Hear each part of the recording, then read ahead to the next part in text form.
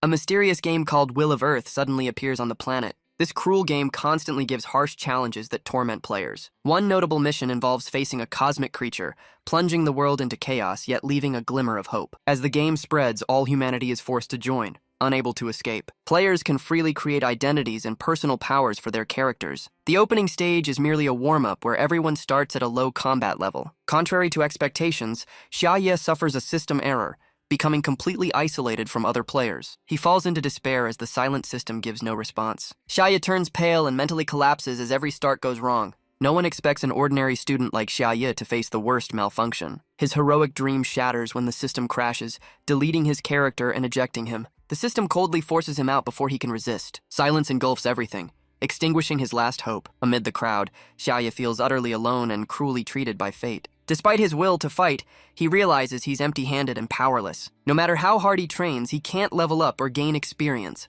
as if abandoned by the system. The locked attribute panel drives Shia deeper into despair. Snow covers the land, but nothing is colder than his heart realizing his helplessness. In despair, he hears mocking laughter about dying a virgin, adding bitterness to his pain. Even so, Shia forces a smile, accepting reality and seeking shelter to survive. He uses whatever he can, relieved that his backpack with beginner medicine still works. Cornered, Shia sits down, planning to find a safe zone and join others. Suddenly, the sky tears open, revealing a dark vortex foretelling disaster. He doesn't know the 82nd calamity is near and can only stare blankly upward. A deadly beam crashes down, destroying the land and turning it into a battlefield. From afar, a blonde man named Luolan watches coldly and murmurs, "It's finally time." What he refers to is the signal for the world-ending catastrophe. From the thick smoke, a grotesque creature steps out, freezing the atmosphere. Shia panics, hiding behind a rock and trembling, asking, "What the hell is that?" On closer look, he suspects it's an unplanned real combat boss. That creature turns out to be a stunning girl Beiel, the supreme demon king of S rank. Faced with her presence, Shia freezes in awe, thinking this world is terrifying. Even in danger, his womanizing nature awakens, fantasizing about being her story's hero. Beiel scans around as if searching for something. She smiles faintly, mumbling that she slept too long and lost her bearings. After a brief look, she exclaims joyfully upon finding her target. She gently takes a small paper from her chest. A subtle yet meaningful move. On the paper is an image of a young man she adores. She vows to wait for the Demon King with love-struck eyes. Beiel, lost in infatuation, hugs the paper and dances like a true lovesick fool. But when she wakes from fantasy, she's irritated by the noisy players ruining her surroundings. The players are horrified, unable to believe an S-rank boss appears at the very start. Though her eyes show some pity, Beiel coldly executes her mission to annihilate all players with a level 27 skill. A massive magic circle flares up, its unleashed energy sweeping everything away. The massacre spreads, screams echo as countless players are crushed by the power gap. Shia watches in shock, trembling and letting out a fearful sound unintentionally. Belial's wicked smile chills him, forcing him to hold his breath and think only of escape. Bad luck continues. Belial's icy gaze lands right on his hiding spot. She walks toward him slowly, each light step like smoke, making Shia tremble and pray hopelessly. Just before death, a blinding light shoots from afar, breaking the suffocating tension. The flash streaks like thunder toward the rock, making Shia scream in terror. The light moves so fast it distorts space, as if reality itself is tearing apart. Shia is stunned, confused by the sudden arrival of a new entity. Even Beiel is surprised, her eyes flashing as the newcomer exceeds all expectations. She mutters in doubt, realizing it's an immensely powerful strike. With superhuman reflexes, Beiel flies up, dodging just in time. She lands gracefully, taking a defensive stance against the unknown foe. Her face twists in anger, furious at being interrupted mid-action. The attacker is Luolan, calmly appearing and teasing her about her temper. Provoked before the crowd, Beiel furiously snaps back, calling him a lunatic. A calm voice replies it's Priest Moser, the level 101 strategist of humanity, smirking at her impatience. His arrival saves Shia's life, while Beiel, still enraged, demands his purpose. Luolan merely says he came to crush the newly descended Demon King. Luolan strokes his chin, cautiously remarking that the prophecy isn't yet clear about his position. Ironically, the place he sought is the same target Beiel hunts for. Realizing his intent, Beiel bursts with fury, vowing not to let him touch her Demon King. Her temper flares like fire under the sun as she charges forward in blazing attack. Luolan stands firm and calm, unmoving like a mountain. Beiel slashes fiercely but hits nothing but air. She launches relentless blows like a storm, yet Luolan dodges smoothly without countering. The more she misses, the angrier she grows, eyes glowing red as he keeps smirking mockingly. Finally, Belial's monstrous nature awakens. She draws an 8-foot whip for a deadly strike. From his hiding place, Shia gapes in awe, as if watching a real-life blockbuster. Her whip cracks down, splitting the ground and raising clouds of dust. Seeing the battle tilt, Luolan decides to strike back after long defense. From midair, he draws the holy silver wind blade, shining coldly as he prepares to fight. The true battle erupts, light and sound clashing violently as Shia cowers amid the divine demonic storm. Once dreaming of heroism, he's now a helpless spectator watching Beiel scream and fight in despair. Just when defeat seems near, she enters Phase 2, her body igniting with reborn energy. The system announces Belial's attack power surges and she gains full control immunity, reversing the tide. She kneels for momentum, then soars upward, forming a lightning vortex through the clouds. Belial roars. Her whip strikes down like thunder aimed to finish Luolan. Facing the assault, Luolan shudders, thinking dying by her hand might be ironic fate. Realizing the duel drags on too long, he takes out a secret talisman, muttering it's time for his ultimate move. Luolan raises the card before Belial just as she swings her whip. At the sight of the image, Belial freezes, her eyes dazed as if hypnotized. His move is a seduction tactic, the drawing of the demon king she adores deeply. Seizing her distraction, Luolan strikes instantly at her weak point. Her obsession backfires as she takes a brutal kick to the face. Belial's regal face twists comically, her queenly grace shattered. The blow sends her flying dozens of meters like a severed kite. The ground rips open, leaving a deep trench showing the impact's power. The once epic battle turns absurd,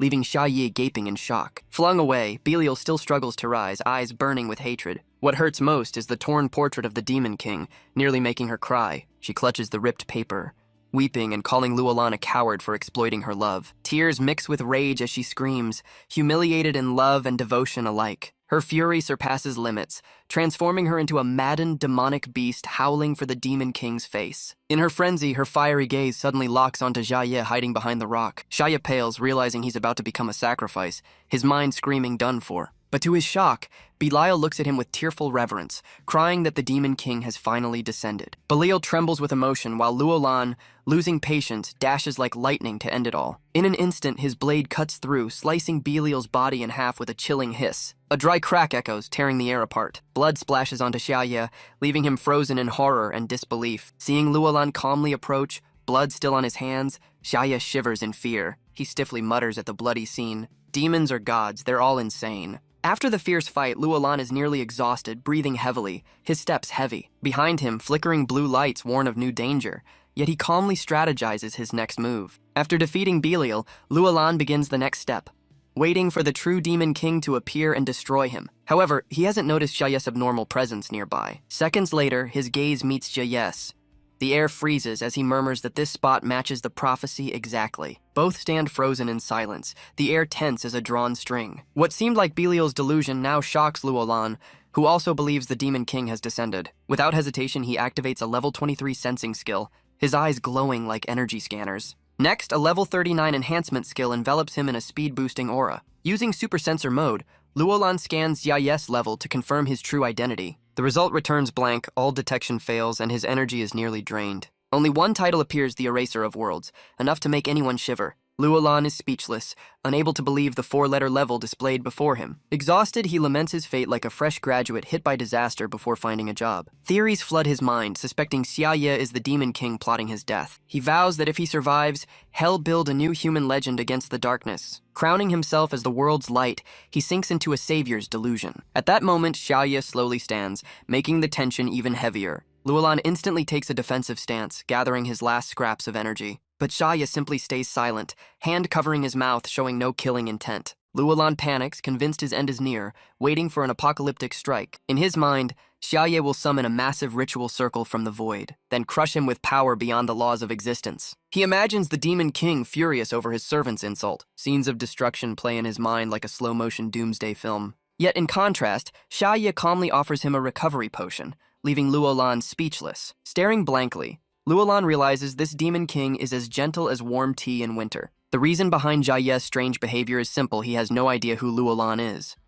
Seeing him near death, Shia sincerely offers his last potion to help. By now, Earth's fusion rate with the other world has reached 30%, blurring both realms. Humanity is officially registered as players, entering the era of war against demonic beings. The overall situation looks stable, with plans proceeding smoothly. As long as the roadmap is followed, humanity will retain the upper hand. A man in a suit smiles with satisfaction, saying that guiding players' growth is the sacred duty of NPCs. They discuss Luolan's situation and seek updates from the Divine Light Command, which monitors the Demon King's descent zone. One member eagerly proposes that killing the Demon King while weak would end the war early. All agree, placing full faith in Luolan, the hero hailed as a genius strategist. The title legendary hero Luolan becomes humanity's symbol of hope. Ironically, that same hero now trembles before the so-called Demon King. One is drained and broken, the other full of vitality. The contrast is absurdly comical. Seeing Luolan frozen, Shia softly asks, "Not drinking?"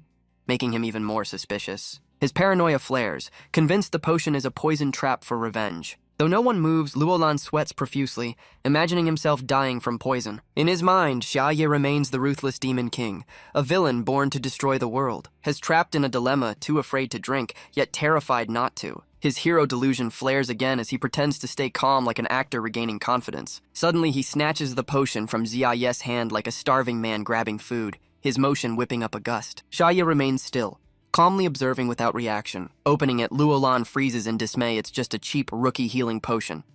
Shia quickly explains, "Sorry, that's all I have left." That harmless act nearly gives Luolan a heart attack. Thinking he's been poisoned halfway to death, he convinces himself the Demon King is both cruel and sadistic, toying with victims for fun. Despite fear, he forces a weak smile, grateful to still be alive. Anxious, Luolan suspects Shia of plotting something and directly questions his intentions. Seeing Shia hesitate, he nervously speaks first, cautiously awaiting judgment, wanting to ask one thing. His question shatters all tension. He simply asks for the location of the newbie safe zone. Luolan looks confused as Shia gently explains it's where beginners learn to grow stronger. Luolan's suspicion flares again, believing Shia targets weaklings for future schemes. Though Shia is innocent, Luolan's wild imagination convinces him the boy plans mass slaughter. Imagining betrayal, he laughs cunningly and vows never to sacrifice humans for self-preservation. After fierce internal struggle, he reluctantly agrees to guide Shia, valuing his own life most. Luolan sees himself as noble, while Shia joyfully thanks him with sincere gratitude. Luolan awkwardly bids farewell, smiling outwardly but seething inside,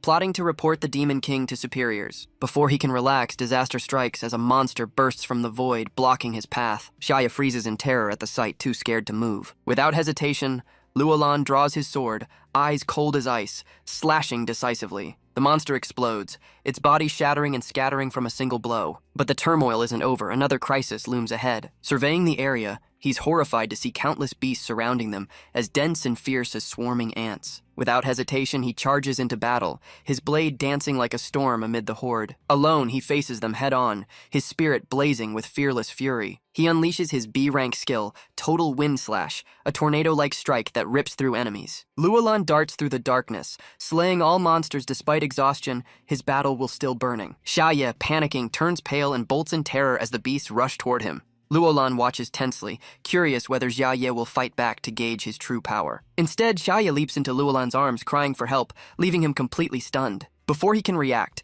another monster charges like a cannonball, heightening the suffocating tension. Realizing danger, Shia swiftly dodges and counterattacks, slicing the monster clean in half. The ensuing explosion obliterates everything, the creature disintegrating before it can scream. Luolan watches with exasperation, inwardly mocking Shia's clumsy theatrics. Even as beasts hover nearby, he doesn't bother to move, his confident gaze showing the poise of a former overlord. Shia still clings to him, admiring his calm authority, unaware this man once planned to kill him. Luolan smirks smugly, convinced that luck and glory still favor him. As Shia keeps holding tight, he sighs and asks him to let go, making the boy blush and apologize. They stand in a desolate open field, the silence like a scene from an apocalypse movie. Shia takes the chance to check the loot he picked up, eyes sparkling with curiosity. They discuss the bisected monster's remains. Luolan casually says NPCs aren't allowed to keep corpses. Hearing that, Shia asks for it instead. Though unsure why, Luolan agrees indifferently. Overjoyed, Shia pulls out a flashy outfit, thanking him excitedly as if he'd won a prize. Luolan just stares wide-eyed while Shia proudly claims its rare divine gear, which he refuses with a sigh. But his joy fades when he realizes his account can't equip clothes yet, turning treasure into trash. At that moment, Shia notices a strange object and eagerly calls Luolan over. They bend down to find a mysterious book filled with emotional passages written for the Demon King. Shia reads it with fascination, while Luolan feels only disgust and fear of demonic corruption. Though safe and rich in loot, Shia feels dejected, recalling how unfair his character creation was. But his optimism quickly returns as he focuses on survival before future plans. Meanwhile, Luolan is surrounded by monsters, fighting fiercely in a dense killing aura. Misfortune continues, exhausted yet still forced to face the relentless horde. Impressed by his bravery, Shia admires him, wishing to become that strong someday. After the brutal battle, Luolan collapses onto the ground, too drained to lift his sword. Pointing ahead, he weakly says that's the safe zone they've been searching for. Shia looks up, eyes shining with hope at the peaceful land before him. After a long day of fighting, they finally reach the University City Jujiama safe haven for low-level beginners. Has stunned to realize the place is the very school he once attended. Meanwhile, elsewhere, Beel's death is mourned by her comrades who set up a memorial altar. The survivors discuss welcoming the Demon King, though only Beiel had seen him in prophetic dreams. Babeloon, the level 102 demon tribe leader, worries deeply, unsure how to locate the Demon King without clues. At that moment, a commanding voice echoes, calming everyone with immense power. The newcomer is Taming, the level 84 7th Heavenly King and S-rank demon leader, bringing Belial's final message. The key item is a painting depicting Shia. Its likeness shocks the entire demon tribe into stunned silence. Taming steps forward with authority, asking for details since she's just arrived and unaware of the situation. Babeloon quickly recounts everything, explaining that Luolan left the Demon King's descent site with a stranger. After analyzing, Taming concludes the person with Luolan is likely the Demon King and compares the portrait to the real image. For unknown reasons, the Demon Intelligence Unit sends an embarrassing photo of Jia, looking like a glitched version of Shinuo. Taming bends down to study it seriously, as if analyzing an academic subject. Though the portrait and photo are the same person, she fails to recognize him and concludes the Demon King is still free and safe. The humiliating photo is tossed into the trash as the demon forces urgently mobilize for a full-scale search. They vow to retrieve the Demon King at all costs without a second's delay. Yet they don't realize their supreme being is leisurely admiring flowers inside the safe zone. The crowded scene overwhelms Shia, who feels like he's at a spring festival. Surrounded by people, Shia suddenly feels small and lost amid the massive crowd. Luolan still thinks Shia is pretending to be naive. Unaware he's genuinely clueless, this misunderstanding soon sparks new chaos. University City Jujiame, their current location, is the strongest safe zone, blessed by gods and sealed from demonic energy. There, no demonic creature, however powerful, can escape the strict laws of this land. Luolan devises a cunning plan to lure the enemy into the safe zone to easily restrain and kill him. He imagines slaying the Demon King and being hailed by prophecy as humanity's greatest hero. But upon entering, the NPC's cheers make him freeze, confused, thinking the praise is for him. The applause lifts his ego, making him believe he's the destined hero descending at the Demon King's birthplace. When someone asks if he's slain the demon, he merely signals silence to avoid exposing his scheme. Soon the NPCs turn to praise Shia as an extraordinary being, leaving him baffled and clueless. They then point to Luolan, proudly declaring him humanity's chosen hero to destroy the Demon King. Then an NPC announces that the item Binding Pen Seal has been completed within the safe zone, making Luolan more wary. A talkative NPC tells Shia the item can seal power, enraging Luolan, who turns red with fury at the nonsense. Unable to bear it, Luolan grabs the NPC by the neck, shouting that they're dooming the world themselves. After his outburst, the NPCs shrink back, confused and frightened like drenched cats. Through their time together, Shia gradually admires Luolan, aspiring to become as strong as him. To Shia, Luolan is a symbol of heroic righteousness and trust. But he has no idea this big brother is secretly plotting his death behind a smile. With just one more step, Shia will become the sacrifice for Luolan's heroic dream. For that moment marks the supposed triumph of justice. The plan begins, and the Binding Pen Seal activates its power. A vast energy wave spreads out as Shia, still confused, mutters, "Power in system?" The two are instantly separated, each standing in a different space divided by an invisible technological barrier. Contrary to expectations, Shia was unharmed, leaving Roland stunned. The impact rebounded onto the building instead of hitting him. The sacred pillar cracked, its fractures spreading like a web as it neared collapse. Roland frowned, a sharp sense of dread flashing through him. He began to suspect Shia was an entity beyond the system's control. At that moment, Shia calmly mentioned something about the system's power. The words sent chills down Roland's spine as if warning of the safe zone's collapse. Panicking, he pressed Shia for his true intentions. The incident at Kusamai University plunged everything into chaos. Inside, carefree chatter continued, oblivious to the danger. Suddenly, a strange energy swept through, freezing every creature for seconds. When they came to, confusion spread as they wondered what had happened. An NPC quickly assured them it was just a minor system tremor. Everyone relaxed, trusting in the divine protection of the sacred pillar. The NPC pointed to the system as proof, though it was morphing into something bizarre. On closer look, all were stunned by its twisted shape, unsure if it had just changed. Despite doubts, the crowd still believed in Roland Humanity's symbol. An NPC urged him to speak words of encouragement to calm the people. But Roland collapsed, clutching his head in despair. He recalled the moment Shia deformed the pillar into a heart shape, a cruel irony. Everything was off plan, Roland thought activating the relic would suppress Shia.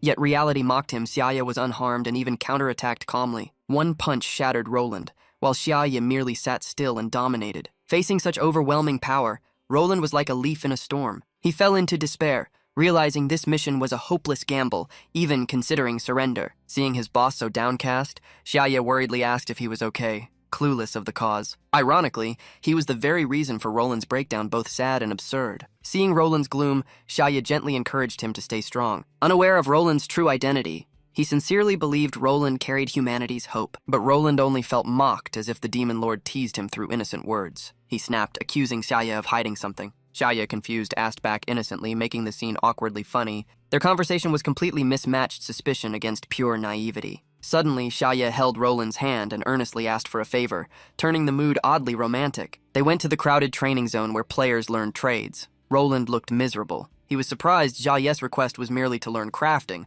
not some strange mission. Shia cheerfully asked if Roland was leading an army to overthrow the demon lord, leaving him speechless with bitterness. Those words made Shia recall his childhood dream of heroism, believing fate led him to Roland to pursue justice. Because of that belief, Shia pressed on despite hardship, leaving Roland dumbfounded and blurting, "Huh?" As he finished speaking, hope lit his eyes, wishing to be taught. One was earnest, the other weary and reluctant, realizing this was a risky move. Before starting, Shia was mocked by instructors for his frail looks and dreamy choice of crafting.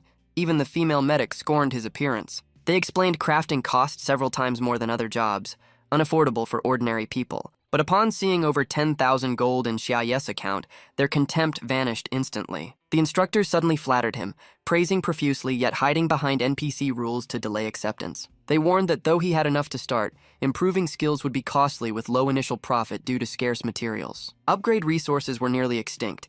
Forcing players to buy from NPCs at outrageous prices, investing in gear was smarter. Despite the sound advice, Shia hesitated, as if holding back something. Roland coldly questioned him, eyes sharp, demanding the truth. Seeing Shia staring, Roland grew annoyed, thinking he was being milked for money. Without being asked, Roland flared up in pride, swearing not to be looked down on. He pulled out a small pouch, proudly saying that was all he carried. Shia accepted it, apologetic since he knew it was borrowed money, softly saying he didn't want to trouble him. But then he calmly added words that stunned everyone. It still wasn't enough. Finding the amount trivial, Shia looked at Roland pleadingly, implying he needed another loan. Catching the hint, Roland searched himself for anything valuable but was still short. He poured out rare items of all kinds only to be told they were still insufficient. Soon he was stripped bare, left with only his underwear utterly ruined. Realizing his misery, Roland raged, shouting that the demon lord had robbed him blind. While he despaired, Hanrei reminded him that low-level skills earn little, and he still had a valuable watch. Tormented, Roland recalled the watch was his father's sacred coming-of-age gift. People whispered about his relationship with Shia, shocked,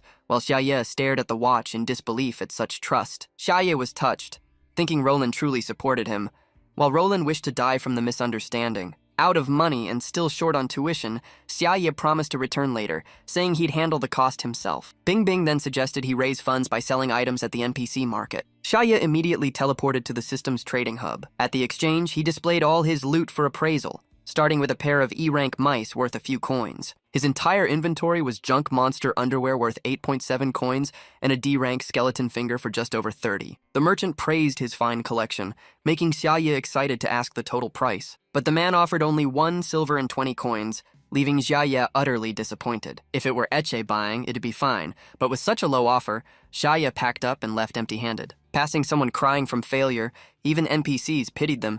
Shia sighed that no one would dare join anymore. Seeing that, Shia felt deep empathy times change, but money still brings misery. He became the shop's second customer, politely asking to appraise a few items. Shia calmly displayed his belongings: sword, cloak, luxury underwear, and the Lee family heirloom watch. The shopkeeper glanced once and froze. All were rare S-rank items. Looking closer, he felt an odd familiarity, as if he'd seen them before. Remembering suddenly, he was horrified they all belonged to Lord Roland. Still in shock, Shia slowly took out another item, stunning the shopkeeper again. It was a seductive lingerie set, making the man speechless. Suspecting it too was Roland's. Shia was truly fearless. Even Beiel Dem's underwear he sold without hesitation. The shopkeeper admired its exquisite design and alluring material. After laying everything out, Shia asked for a total price while the shopkeeper appraised carefully. Not wasting time, he used his level 99 appraisal skill for accuracy. The results left him frozen stiff, eyes wide in disbelief. First was the Great Demon's Horn worth 6.5 coins, then Barion's S-rank chest armor worth 340 coins.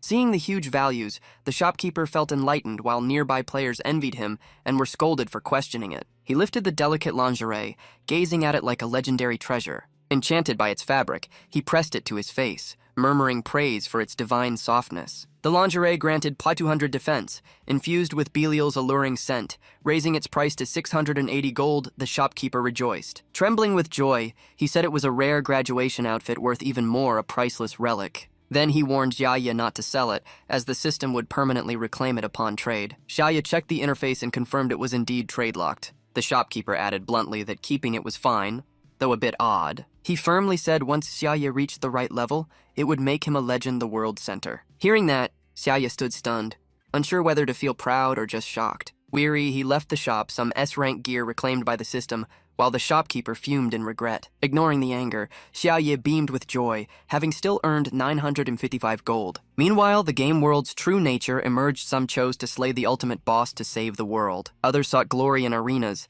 chasing the title of battle champion. Some simply loved adventure, exploring maps for hidden mysteries. The shopkeeper's words sparked Shia's vision of himself slaying the demon lord in radiant glory. He imagined forming a golden squad, hiring elites to win without fighting, defeating the boss with a gesture. In that fantasy, a flick to the demon lord's forehead erased him, and the system announced Shia as the savior. The feeling of being hailed as a great hero filled Shia's heart, just like his childhood dream. With a heavy pouch of gold, he believed heroism was just money away, imagining maidens praising Lord Savior Shia. He pictured a loyal army following him into battle, ready to die without hesitation. One even shouted an oath, asking the boss to rest while they fought in his name. Fired up by that glorious vision, he believed honor awaited him ahead. With full gold reserves, Shia began his production training. The first test: roasting chicken, deceptively hard. Emerging from the kitchen with aroma spreading, he told Hanrei simply, "Done." Seeing the beginner stage completed, Hanrei prepared to teach intermediate level, warning it would be truly difficult. But Shia calmly said he had already reached Grandmaster rank, shocking Hanrei like lightning.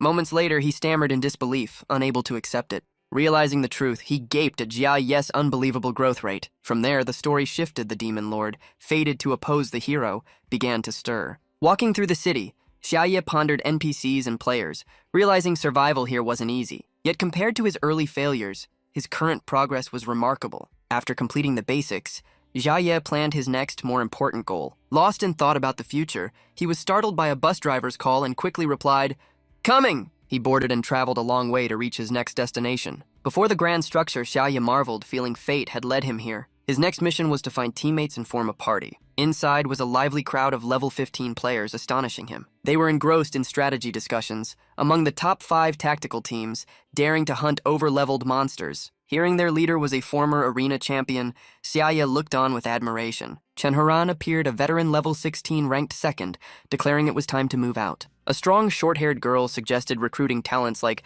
level 15 archer Lu Ju, asking the leader's opinion. But Horan frowned, muttering that more members only meant smaller loot shares. While they argued, a masked assassin appeared, coldly stating a 4-person team was optimal. Suddenly, he grabbed Xiaoyuan and declared anyone slowing them down would be replaced, family included. Xiaoyuan, a level 16 cleric, panicked and promised to do her best not to be expelled. After the heated exchange, they set aside differences, shouted "move out," and departed to hunt their next target. Just as Horan was leaving, a system notification popped up, halting him. It was a join request from someone named Shia. Seeing the young, naive-looking applicant, Horan instantly rejected him, cursing the fool's delusion. But the request popped up again, testing his patience. Annoyed, Horan hit reject a second time with a weary sigh. Thus began a loop, one applying, one rejecting, seemingly endless. Though Shia tried to show goodwill, the other side coldly dismissed him without mercy. Horan's stance was absolute: no new members, no exceptions. Seeing the team closed off, Shia changed tactics, sending a trade request instead. Horan frowned suspiciously, unsure what the boy was up to. Curiosity got the better of him, so he accepted to see what the kid wanted. The moment he confirmed, a huge trade window popped up, startling him. Shia used the Money Smite's pride move, instantly transferring 10 gold without bargaining. Horan was stunned, jaw dropping at the gleaming 10 gold figure. As a money lover, he felt like he'd struck gold his lifetime savings couldn't compare. He quickly calculated that this sum could fund every skill and forge a full elite set. Already strong, with such resources, he was close to becoming a champion. Though overjoyed, Horan was puzzled who would throw away a fortune just to join a team. Reading the data, he froze. Shia topped the charts with 10 gold and 2 stars, absurdly rich. Sweat dripped as Haran battled between rejecting or seizing this life-changing chance. After struggling, he gritted his teeth and hit accept, thinking no one refuses 10 gold. Upon confirmation, the system transferred the full amount into Haran's account. Trembling, he muttered in disbelief that anyone could be foolish enough to gift 10 gold. Before he recovered, another join request from Shia popped up. It wasn't over. Haran now looked at Shia differently, with respect mixed with caution. They met privately. Haran confirmed the mission was to escort Shia to his old home for a vital item, and Shia nodded. Shia explained the area was overrun by level 18 water rats, impossible to cross alone, but Lujo bluntly refused, saying they were busy climbing the ranks, not doing charity. Hearing that, Haran, blinded by gold, changed tone, feigning sadness and blaming her coldness. Then he swiftly posed as a righteous man, declaring the team needed compassion and accepted the quest. The sudden shift left Lujo stunned, wondering who this man was and where the real Haran went. That night, the team still discussed the morning incident involving Shia. Lujo remained displeased, questioning why a top team wasted effort on such a trivial quest. Haran opened his account screen, pointing at the golden numbers, and told her to look closely. Seeing 12 gold total, Lujo gasped in disbelief as if witnessing a miracle. She frowned, guessing Shia had emptied his funds just to obtain one item. Realizing it, she confirmed Shia was after something priceless, and Haran agreed completely. Haran's scheming nature showed he took the quest for profit, targeting Shia's priceless treasure. Hearing this, Xiao Yuan nervously asked for confirmation. Haran coolly admitted the plan to seize it for team power. His plot ran deep. He even mentioned eliminating Shia if necessary, and no one objected. When silence fell, Haran coldly asked about Enlu's whereabouts. She stood atop a lamppost, eyes icy, saying indifferently that victory was all that mattered. Xiao Yuan weakly objected, but Haran coldly dismissed her concerns. Hurt, Xiao Yuan fell silent, her face full of sorrow. With the plan approved, Haran ordered the team to depart immediately. His expression turned cold and calculating, a true predator revealed. The group began escorting Xia to the location he had requested. Along the way, the water beasts were swiftly slain before they could resist. They stopped before an old apartment. Luju confirmed it was the correct place. Standing before his old home, Shia grew emotional, saying he once lived on the 6th floor. Haran feigned kindness, assuring the team could protect him from the level 18 monsters. The group entered the abandoned building. Haran stayed safest, but was visibly afraid. Xiaoyuan felt uneasy, sensing something strange about the place. She realized it was a special level 25 dungeon filled with dense yin energy. Xiaoyuan wanted to stop, but Haran mocked her incompetence. Ignoring her, he coldly said that if she was weak, dying here would be fine. Xia pointed to room 606, confirming it as his destination. He thanked everyone sincerely, expressing genuine trust. Haran smiled wickedly, planning to betray him once the item was retrieved. Xia pulled out an old key and inserted it into the lock. Just as he turned it, Haran lunged forward to stab him from behind. But a giant level 22 sewer rat burst from the shadows, blocking the strike. A sharp slicing sound cut through the air. Everyone froze in shock at the sudden attack. Haran couldn't believe his eyes. The powerful monster struck hard, the team barely dodging and shouting in panic. Haran was horrified. The creature far exceeded the expected level. After the assault, he quickly checked if anyone was injured. Everyone was safe, but Xia had vanished. They discovered a gaping hole beneath their feet. From within, Xia was falling into the dark abyss. The group stood frozen for seconds, minds blank. Haran burst into laughter, delighted to see Xia fall. The crisis reached its peak. Enlu decisively said she would go save Xia. She vanished in a flash, diving down as the mutant rat prepared another attack. Haran sneered that saving him was pointless. Lujo sensed danger, raising her full alert. The three remaining now faced the terrifying level 22 monster directly. Panic spread. They knew survival odds were nearly zero with such a level gap. Lujo despaired, realizing all their progress could collapse from this battle. Seeing no hope, she urged Haran to retreat to survive. But he stayed calm, observing the monster's behavior. He noticed it wasn't attacking, but searching for something. It suddenly raised its head, roaring the Demon Lord's name, claiming to smell his scent. Xiaoye's true identity, the not yet awakened Demon Lord, made him hunted like a celebrity chased by crazed fans. The giant rat panicked, leaning over the pit, shouting if the Demon Lord had fallen. Amid the chaos above, Xia fell freely and landed with a loud thud. Instead of fear, he seemed amused, treating death as something trivial. Living carefreely, Xia saw death as the start of a wondrous system. After a long fall, his lower body finally hit the ground. Instead of dying, he earned the title Iron Lettuce for surviving a 20-meter drop unharmed. Though uninjured, he was now surrounded by unseen dangers. Xia calmly meditated, thinking his teammates would soon rescue him. Rats gathered around, drawn by a strange force, seemingly worshipping instead of attacking. But before reaching him, they were annihilated by an invisible power in an instant. Turning around, Xia froze at the sight of countless rat corpses scattered everywhere. It turned out Enlu had misunderstood, thinking the rats were attacking him, and wiped them out. Though acting calm, Shia was inwardly terrified by the gruesome scene. Enlu emerged from the shadows a cold, elegant assassin. She intended to protect Shia, knowing the area was full of danger. After a few words, she inspected a transparent wall and found it impenetrable. Seeing that path hopeless, Enlu looked for another way, while Shia pointed toward the stairs. Finding it reasonable, she ordered Shia to lead, surprising him since he knew the place better. Seeing his hesitation, Enlu stayed silent, unsure what to say. She then teasingly remarked that if she led, her assassin's mystery would be ruined. After some back and forth, Shia agreed as long as she protected him. She silently followed, watching and guarding him like a loyal shadow. A mocking smile formed within her, thinking men were easily swayed by gentle gestures. Seeing Xiaoye's innocence, she almost laughed, sure he'd realized too late he was being used. When Shia turned around sensing something odd, Enlu struck with a deadly assassination move. But at that moment, Shia turned, holding a roasted chicken meant as a gift, and she stabbed the chicken instead. The unexpected contact left Enlu stunned, confused how a meal blocked a killing blow. Shia explained he'd learned cooking skills and was offering her the chicken for energy recovery. Glancing at her dagger, he asked softly, "Is that for cutting chicken?" Sending chills down her spine. Before she could react, Enlu bolted, abandoning her sandals and dignity alike. Disturbed by his kindness, she fled in confusion, unsure what kind of man he truly was. The image of roasted chicken deflecting her strike haunted her, wondering if it was a divine artifact. She began doubting Xiaoye's true power. Her attack should have downed a level 16 expert. Her suspicion grew that chicken must hide something sinister, perhaps poisoned. Fear twisted into paranoia. Maybe eating it would turn her into a puppet under his control. Though reason warned her, the aroma made her stomach rebel, torn between caution and craving. In the end, instinct won. She devoured the roasted chicken, unable to resist its seductive scent. Knowing it was wrong, she still savored every bite with blissful delight. A euphoric warmth spread through her body, making her feel like floating in heavenly joy. The saying, "the way to the heart is through the stomach," proved true after just a few bites.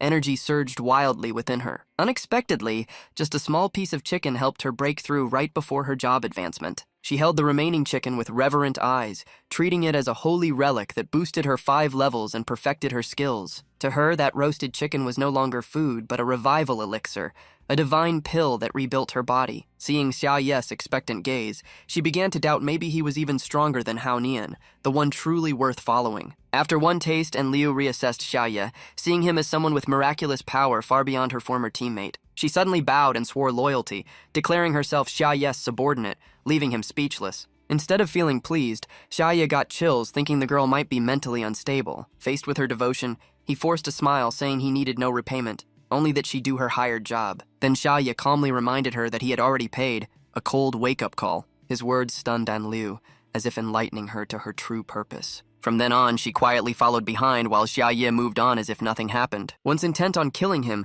she now swore lifelong loyalty, devoting her heart to Lord Xiaoye. At the same time, elsewhere, Hao Nian's team was fiercely fighting a giant mutant sewer rat. After a flurry of coordinated attacks, the monster was left mangled, blood splattering like fireworks. Just when Hao Nian seemed doomed, the rat suddenly lost its will to fight, collapsing like a broken mat. Remembering its past mistake that almost killed Hao Nian, it was filled with guilt and sought death as atonement. Hao Nian froze, unable to comprehend why his enemy killed itself after just one weak stab. Xiaoyan, who had braced for death, was stunned that they not only survived, but won. She mistakenly thought Hao Nian had slain the beast himself, believing he'd just defeated an A-rank boss. In truth, Hao Nian did almost nothing, yet the system granted him the title Peerless Strongman due to strange conditions. From mortal danger, luck suddenly turned, granting him a legendary title and full power boost. Feeling his strength surge, Hao Nian thought he might be the chosen protagonist. Though safe for now, Xiaoyan felt uneasy as dark energy filled the area. In smug pride, Hao Nian boasted that level 22 monsters were nothing before him. While he bragged, Xiaoyan's panicked. Scream warned him to turn around. Hao Nian replied lazily, doubting there was anything worth seeing. When he did turn, he froze. A massive, fierce orange cat stood before him. Before he could react, the cat's swipe sent him flying like a leaf, smashing into the wall. The impact blew a huge hole, revealing the bright night outside in contrast to their tragedy inside. Hao Nian was dizzy, unable to believe how easily he was humiliated. Before them stood the demon cat, an A-rank boss monster, level 35, twice the rat's power. Awakened from sleep, the cat roared furiously, unleashing a devastating assault. Even a light yawn caused violent tremors, waves of energy crushing the air. Xiaoyan was thrown away, landing near Lu Ju, who was barely alive. Gasping for breath, Xiaoyan suddenly realized boss monsters only appear in dungeon raids. The final piece clicked. The building had turned into a deadly dungeon instance. As the group realized this, Hao Nian grabbed a healing potion, shouting that he'd distract the monster for their escape. Before he could act heroic, he took another brutal hit from the true protagonist, the demon cat. In an instant, its sharp claws struck his face so fast no one could even see clearly. Once again, Hao Nian was hurled out of the building, this time even farther thanks to the cat's careful wind-up. Seeing his HP drop disastrously, he screamed for help, begging teammates to heal him. Xiaoyuan instantly activated a healing ring, moving as fast as an emergency medic. Realizing more hits meant certain death, Hao Nian decided to fight back, but the cat moved like a ghost, appearing before him too quickly to block. From peerless powerhouse, Hao Nian was reduced to a living toy for the cat's amusement. The demon cat's casual swipes left him staggering like a comic relief victim. His swollen face bore every mark of humiliation carved onto his once glorious title. Battered and bruised, he comforted himself, calling it just an occupational accident. With his HP empty, Hao Nian despairingly told Xiaoyuan to stop healing and let him go. Seeing the monster's level, Luzhou turned pale, realizing this level 35 boss was far beyond them. She shouted to cover Hao Nian's retreat as quickly as possible. But when Xiaoyuan turned back, Luzhou had vanished, now standing calmly on the opposite rooftop. She had chosen betrayal, coldly saying goodbye and calling retreat the only smart choice. Xiaoyuan was shocked and hurt, unable to believe her teammate abandoned them at death's door. Hao Nian pretended to be dead, hoping to fool the beast, but the demon cat still lunged to finish him. At that instant, the door opened. Xia appeared and blurted out the cat's name, Bao Bao. Both froze as the demon cat instantly changed attitude, ignoring Hao Nian and leaping to Xia like meeting its owner. Bao Bao turned from a raging beast into a gentle cat, eyes pure, cuddling in Xia's arms as if nothing happened. The system confirmed Xia had reclaimed his level 1 pet. The monster was actually his cat, now purring peacefully. Xia calmly soothed Bao Bao, while Xiaoyuan and Hao Nian stood dumbfounded, unable to grasp his composure. They were terrified to see Bao Bao's cold gaze still regal like a monster leader the dungeon boss was Xia's pet. Xia casually went to the kitchen for cat food, mumbling as he checked and realized it was all gone. Hao Nian put an arm around Xiaoyuan, forcing a nervous smile, thinking how lucky they were to survive. He secretly judged Xia as extraordinary, capable of commanding a dungeon boss, deciding to exploit him. Hao Nian glanced at his teammate, smugly praising Enlu for completing her task well. He then sneered toward Luzhou walking away, mocking that Enlu was unlike traitors while she pretended not to hear. The man smirked arrogantly, calling himself a great master untouchable by others, darkening Enlia's eyes. As she approached, Hao Nian softened his tone, coaxing that if she stayed by him, they'd remain the strongest team. But suddenly, Enlu drew her blade and lunged, attacking Hao Nian and Luzhou without hesitation. Both collapsed to the ground, blood spreading like crimson funeral blossoms. Enlu glared at them coldly, saying that touching Xia was a crime punishable by death. Hao Nian lay dying, terrified and in pain, weakly asking why she did it. Enlia's eyes blazed as she replied, trembling with fury that his question was foolish. She swung her blade twice more with brutal force, making Xiaoyuan scream for her captain. After her rage subsided, Enlu coldly said they had no idea whom they had offended. At that moment, Xia appeared with the cat, calmly saying he had retrieved what he needed, making Enlia's eyes light up. Xia pointed to the cat resting obediently on his shoulder, calmly introducing it as his pet. He spoke in a low, remorseful tone, saying before the world fell apart, he never got to be with it.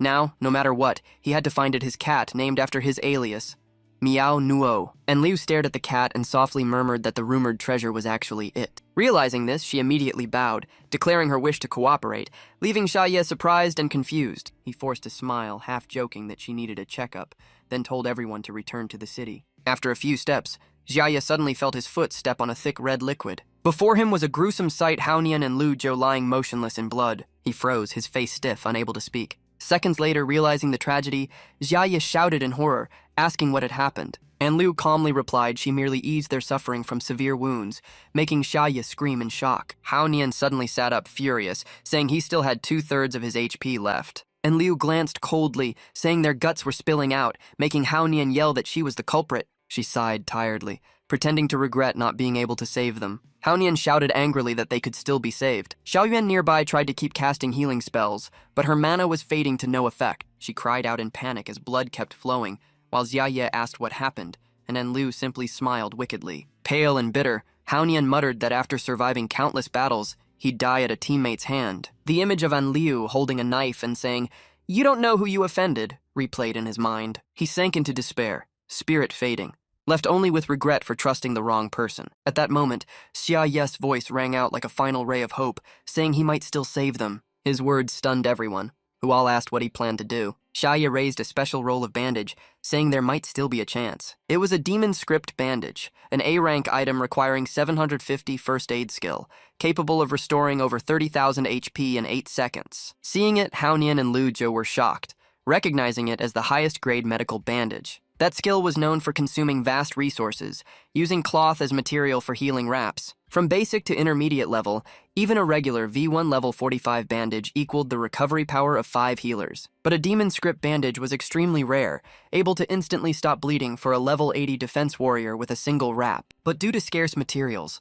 almost no one dared to invest in that skill early on. Seeing their shock, Shia smiled calmly, saying he only leveled first aid early to survive. He was glad it finally proved useful, while behind him Enlu's aura suddenly grew heavy and unreadable. Haonian trembled, realizing the terrifying truth the man he once looked down on had master-level power, endless wealth, and even tamed a dungeon boss. Thinking that, fear surged within him as if facing death itself. Suddenly Enlu stepped forward, her voice strange and full of hidden meaning. Her eyes gleamed, a bewitching smile forming. She thought Shia planned to heal them, only to kill afterward, admiring his cunning even more. Her odd behavior made Haonian and Lujo shiver, their spines chilled. Both turned pale, and Haonian stammered that maybe they didn't need saving after all. Shia knelt down, handing them the bandage, calmly telling them to use it. Choking up, Haonian asked tearfully if they were worthy of such a precious item. Shia scolded firmly, saying not to speak nonsense. Nothing was more valuable than human life. His words made Haonian cry, trembling with gratitude, calling Shia his lifesaver. Then a system window suddenly appeared before Shia, surprising him. The interface showed that someone wanted to trade with him. Shia awkwardly checked his inventory, saying softly that he hadn't planned to take payment but accepted since they insisted. As he finished speaking, Haonian and Lujo froze in shock, while Shia grinned as the system showed all their gold transferred to him. He said seriously that since he took the payment, no one in the team would die. The system immediately announced that treatment of Haonian using the demon script bandage had begun. The glowing bandage wrapped around his body, wounds closing under everyone's astonished gaze. During recovery, Haonian was deeply moved, thinking of the blessing he'd received. He felt not only his body, but also his decayed spirit being purified. A warm feeling spread through him, as if he'd been reborn. But then, the system coldly reminded them that the healer had taken all their assets, leaving everyone stunned. Haonian burst out laughing, saying it was fate's reward, shouting with joy. Suddenly, golden light engulfed them, and the three leveled up together, officially evolving their classes. They felt new power surge through, amazed that not only had their wounds healed, but their bodies were fully strengthened. Then they all realized something strange. Perhaps the bandage was actually an advanced regeneration device, disguised as a healing item. The three immediately knelt in reverence, trembling as they called Xiayi big brother and swore absolute loyalty. He awkwardly waved them off, saying no need for ceremony. After calming down, Xiayi returned to his composed tone, reminding them that each bandage cost 30 gold.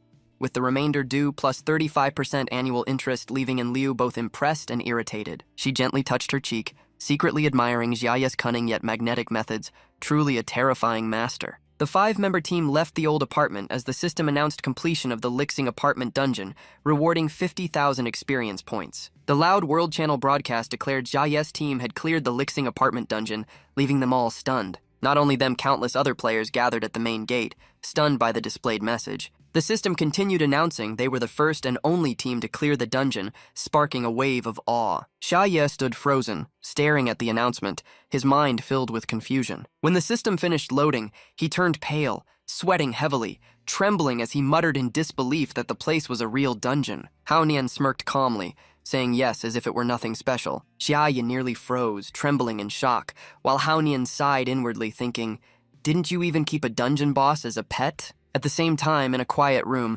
Roland the dungeon's designer was leisurely drinking tea when the world announcement interrupted him. The system repeated the notice 3 times, echoing like alarm bells, shaking the whole room. Roland's eyes widened in horror. He couldn't believe the demon prince had cleared the dungeon he created. In the city of Jujiama University, a reporter spotted the group emerging and shouted excitedly that they had returned. The 5 walked through the cheering crowd, everyone's eyes filled with admiration for defeating a dungeon 10 levels above them. Shia scratched his head shyly, denying credit, while Haonian stood proud.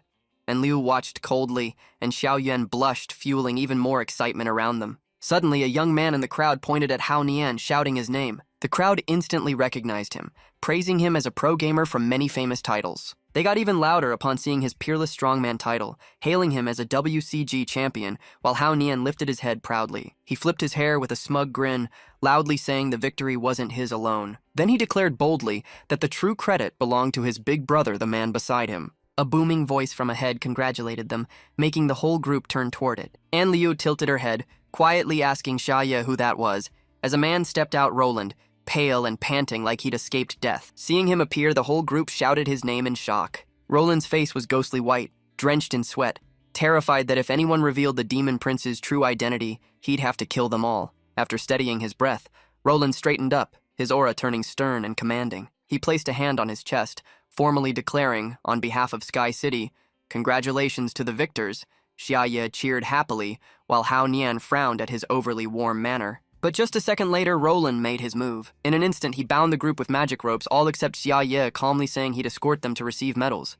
The crowd whispered, confused why only 4 were taken. Quick-witted, Xia explained that he was just the employer, not part of the combat team. The reasoning sounded plausible, calming the crowd for now. But Roland suddenly clenched his fist and slammed the wall, making the area quake. He turned to Hao Nian, smirking with deadly eyes, threatening that talking too much would get him killed early. Hao Nian shuddered, inwardly lamenting that humanity's hope looked more like a god of slaughter. Roland then looked at the remaining 3, his face grave, saying, Xia's identity was far from ordinary. Lujo cautiously questioned him, but Roland lowered his voice, asking in return why Xia's rank and class were always hidden. Lujo casually replied it was probably due to anonymity mode, but Roland immediately denied it. He coldly declared that Xia's info didn't appear not because it was hidden, but because he had none. In other words, Xia wasn't a player.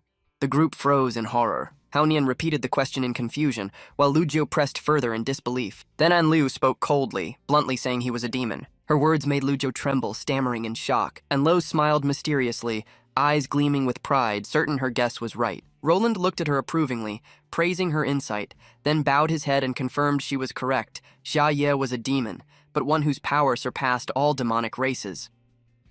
His true identity was the dwelling of the demon realm itself. The words stunned everyone, their voices rising in shock. The girl remained calm, admitting that explanation made sense. Roland looked around and slowly explained he had feigned weakness to be captured safely. They were forced to play support roles to help him avoid disaster. Defiance meant death. Hao Nian sternly reminded him they were humanity's strongest remaining force. Yolander extended his hand, firmly proposing cooperation. Together they would wait for the chance to destroy him. Hao Nian didn't hesitate, shaking hands and declaring faith in victory. Roland departed, wishing success to their alliance. Before fading away, he urged them to protect truth in this world. His figure slowly dissolved, leaving silence behind. Lujo frowned slightly, admitting his power far exceeded imagination. She asked Hao Nian if he truly meant to cooperate with Roland against Xia. He grinned slyly, saying it was just a performance to deceive the NPCs. He knew no one could defeat Xia, so he wouldn't invite doom upon himself. Hao Nian said coldly that those who run shouldn't pretend to wear righteousness. Lujo sighed,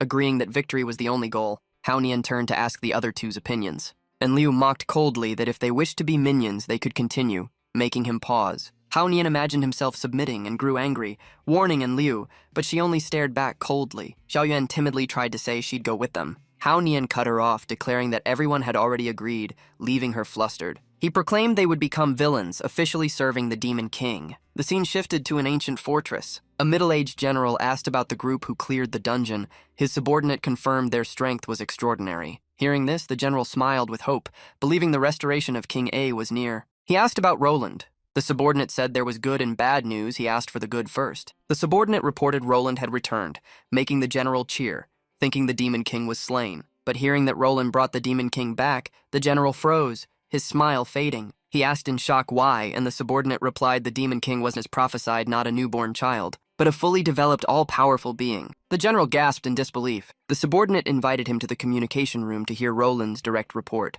Roland walked down the corridor, each step echoing through the hall. The female NPCs in the chamber bowed together, chanting his title. One NPC reported the communication system was ready. Roland nodded in thanks. The person offered support, and Roland politely acknowledged. His face suddenly turned grave, signaling that something crucial was about to be revealed. He looked toward the giant system screen as a voice from it greeted him. The system's stern voice asked about the Demon King and the current situation.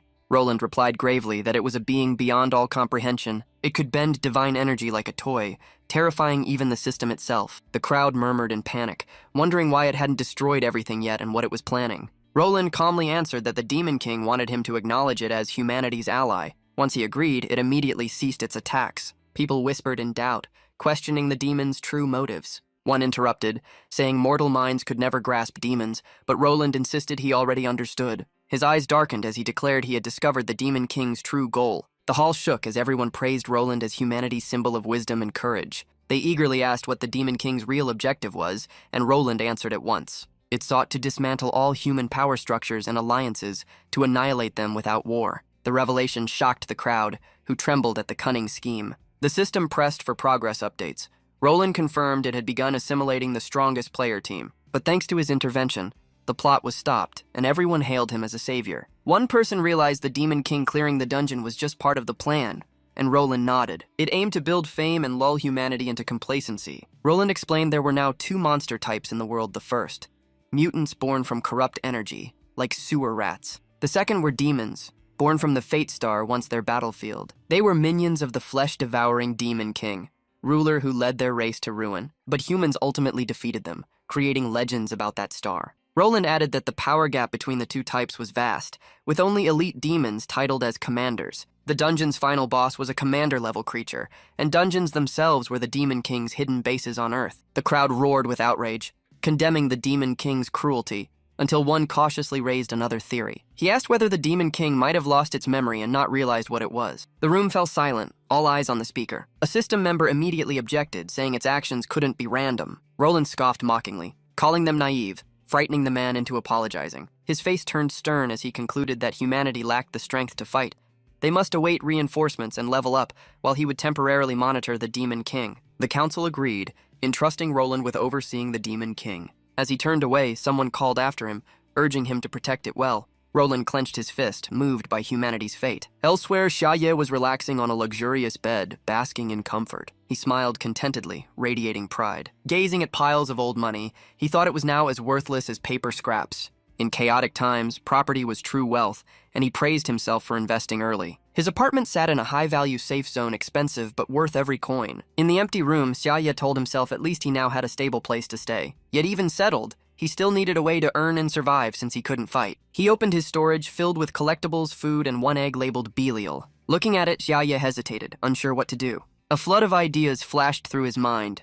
Crafting, collecting to sell, or liquidating items for capital. After a moment's thought, he decided on a course of action. Without hesitation, Shia lifted the egg and said he would sell it first. He cheerfully left the forest, calculating profits from the horns and gear he carried. Although unsure of its use, he sensed it must be valuable. But while walking, Shia suddenly slipped and fell hard. The egg flew from his hand and rolled away, stunning him. Hearing a cracking sound, he panicked, fearing its value was lost. With a twisted face, he stared at the cracked egg, heartbroken. To his surprise, magic patterns lit up and sealed the crack. Shia clasped his hands in prayer, deciding to sell it the next morning. Soon after, he relaxed, bathed, ate, and fell into deep sleep. In the dark, Bao lay still, listening to the sound of water from the bathroom. Suddenly, the Belial egg trembled strangely. A mystical light spread out, enveloping the forming figure inside. A slender white foot lightly touched the ground amid the dim glow. The whole female form emerged, elegant like a goddess awakening after millennia. With a proud, cold voice, she declared herself the great demon Belial,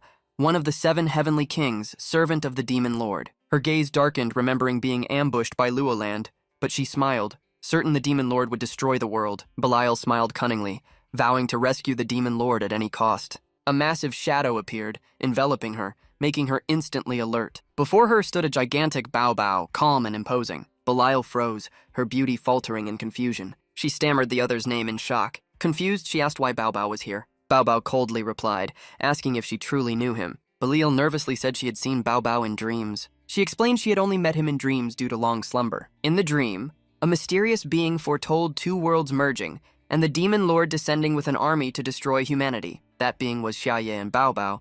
Bao was a demonic commander of beasts, fierce and ruthless. Bao looked intrigued, admitting it sounded interesting. Belial continued, saying that entity guided her to the demon lord's location, so she had been fleeing while waiting for the destined day. Recalling it, she still remembered the desperate chase in the night. At times, starving enough to eat rotten apples, her eyes showed unyielding resolve. She hastily said the demon lord must be rescued after an ambush, but Bao calmly said it wasn't necessary. Belial asked again in shock. While Shia was still bathing carefreely, Bao explained that the demon lord wasn't weak as prophecy claimed. and needed no protection. Its eyes turned serious, declaring its master's true power. With an icy tone, it said the Lord's rank reached 4 digits, making Beiel scream in fear. After calming down, Bao admitted the details were unclear, then shifted to ask about Belial's condition. Belial heard the calm answer. Its current form was just a disguise to stay hidden. A heavy pressure spread as Bao coldly said it was directly linked to the Demon Lord, rendering all ranks meaningless. Belial panicked, sweating, and urgently asked if the Demon Lord's power could be used. Bao recalled the moment Shia found it at level 35, eyes softening at the memory. It proudly boasted of accompanying the Demon Lord for years, closer than anyone else. Belial excitedly vowed to gain the same bond, but Bao quickly shifted tone, saying something serious had happened. Belial immediately asked solemnly. Bao smirked slyly, revealing the Demon Lord had planted them among humans as spies. Belial stammered in shock. She guessed the goal was to destroy humanity from within, but Bao coldly corrected that the Lord's ambition was far greater. Belial dreamily praised the Demon Lord again, making Bao sigh in boredom. Unwilling to waste words, it warned her to keep the Lord's identity secret, even under a humble disguise. Belial solemnly accepted. She eagerly declared she'd play any role, wife or servant alike. Bao looked down on her, saying that despite her dullness, her rescue was surely part of the master's plan. Shia's calm voice called from the bathroom, making both freeze. He stepped out, drying his hair, puzzled by the voices he'd heard. Seeing the tiny Belial on the table, Shia froze in disbelief. She blushed, bowed, and trembled, calling him master, leaving Shia stunned. He lifted Belial curiously, amazed by her small, living form. Shia gleefully exclaimed it must be worth a fortune. After hearing her identity, he smirked at Bao, teasing about her past explosion, which Belial calmly confirmed. She hesitantly asked about her belongings, but Shia casually said he had sold them all. When she asked about her demonic bloodline horns, Shia coolly replied those were gone too. Realizing this, Belial forced herself calm, thinking she was just merchandise, unworthy to complain. She curled up sadly, recalling Bao's words that her rescue had ulterior motives. Her voice trembled as she realized she'd been saved for money and was about to be sold again. Her shoulders shook as she wondered why fate was so cruel. But soon her mood flipped.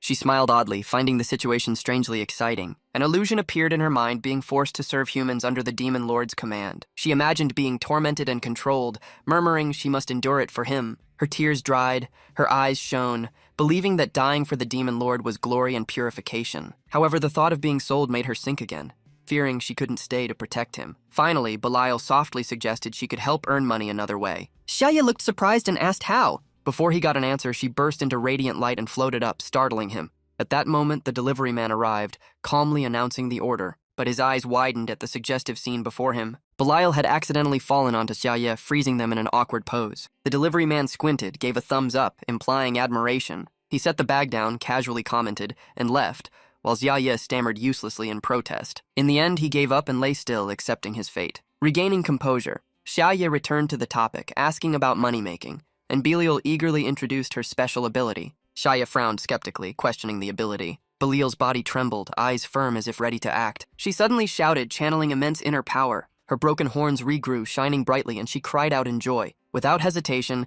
she cut the new horn and offered it to Shia respectfully. Shia stared at the horn, confused and overwhelmed. He finally realized the true meaning of the situation. It was all about the horn. Belial shyly pleaded not to sell her, saying her horns could regrow daily. Shia gently placed his hand on hers, making her freeze. He softly promised not to sell her, declaring her the main heroine bringing steady income. Bao consumed lots of meat and bones, while Belial ate 3 roasted chickens daily, which was costly. But in her small form, Belial only needed a few cookies, minimizing expenses, so she decided to stay small unless cutting horns to pay tax. Belial curiously asked about the next plan, leaving Shia embarrassed for having none. Bao glanced over, mocking her for exposing the master's confusion. Shia calmly replied that the goal was simply to survive a plain answer, yet praised. Belial excitedly learned the lesson. Stay defensive and avoid recklessness. Shia reluctantly agreed, emphasizing the need to build wealth for the final battle. He checked the system panel, planning to buy raw materials for profit crafting. But upon review, he found the market dead and profits meager. Even so, Shia smiled, saying Belial herself was the most valuable asset. Belial was moved, gazing at him affectionately. But to Shia, she was merely a source of profit,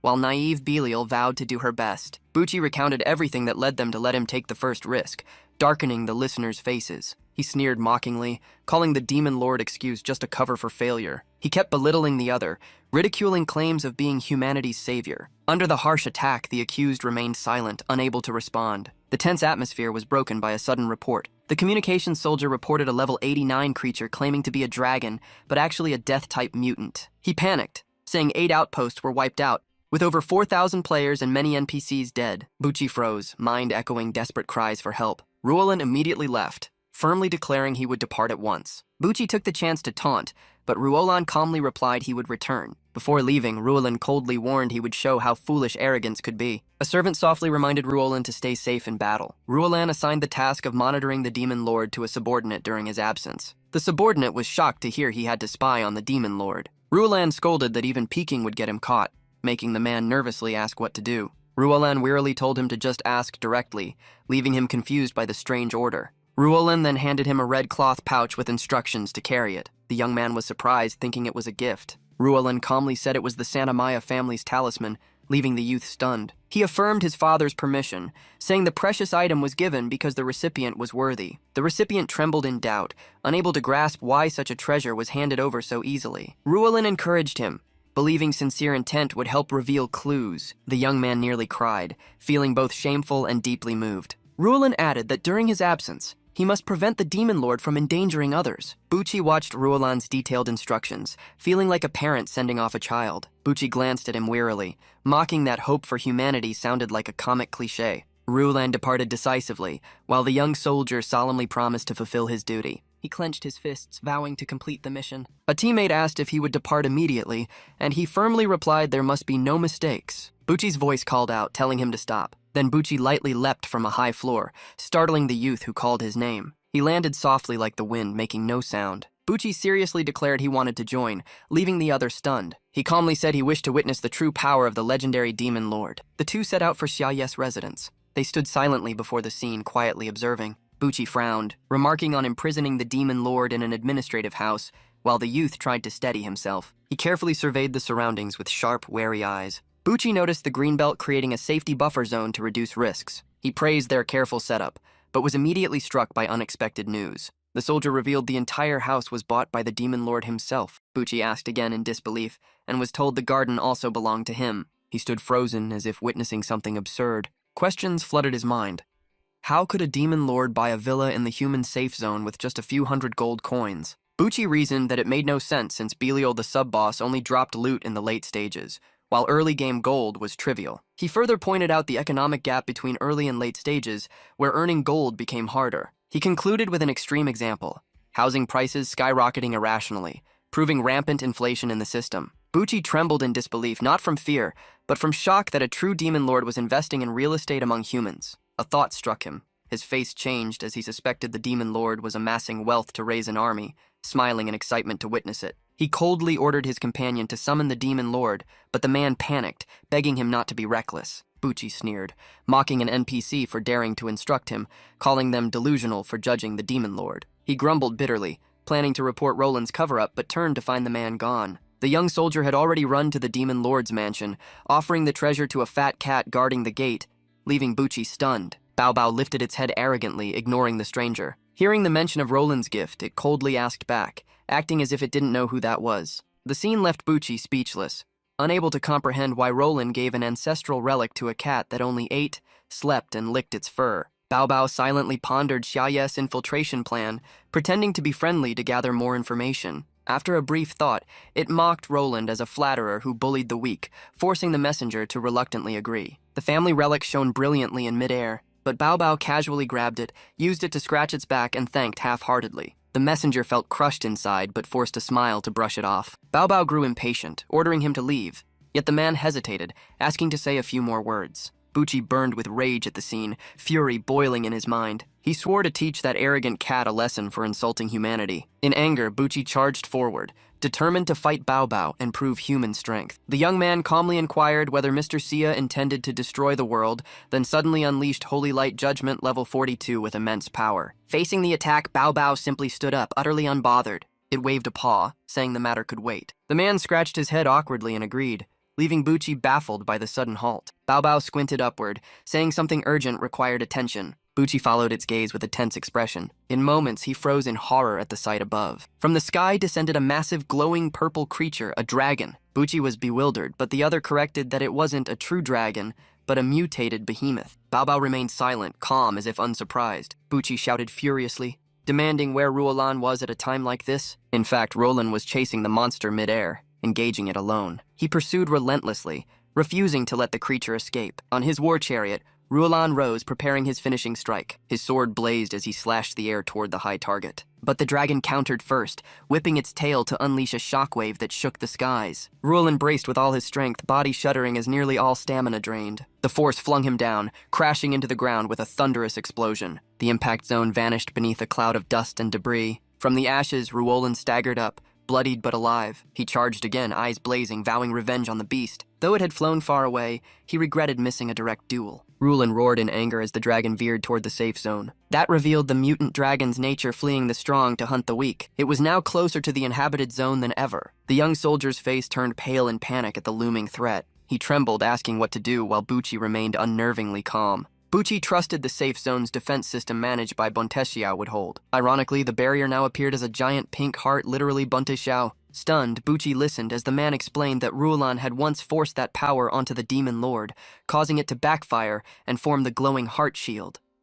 Bucci roared angrily that this was no time for a lecture. The massive dragon was now at the border of the safe zone, just a breath away. Its gaping maw gathered blinding energy, sending chills down Bucci's spine as he thought he was doomed. In that fleeting instant, the deadly beam shot straight toward the protected area. Bucci froze, realizing that without Bunty Xiao, the entire area would be wiped out instantly. In despair, he muttered helplessly once more, "It's over." The beam accelerated, surging forward like a storm of destruction. Suddenly, Bao's eyes flashed with a strange light. Without command, it fired a massive light cannon straight into the sky. The beam pierced through the safe zone's shield as if it didn't exist. Then it shot directly at the distant mutated creature screaming in the sky. The sight left all witnesses completely frozen. Luolan, still chasing the dragon, stopped in shock and muttered, "What the hell just happened?" The nearby soldiers were stunned, unable to believe a single strike had erased a level 84 mutant dragon. The beast was swallowed by the light and exploded into ash, while Bao calmly stretched as if waking from a nap. It spoke lazily. "All right, now if you've got questions, go ahead."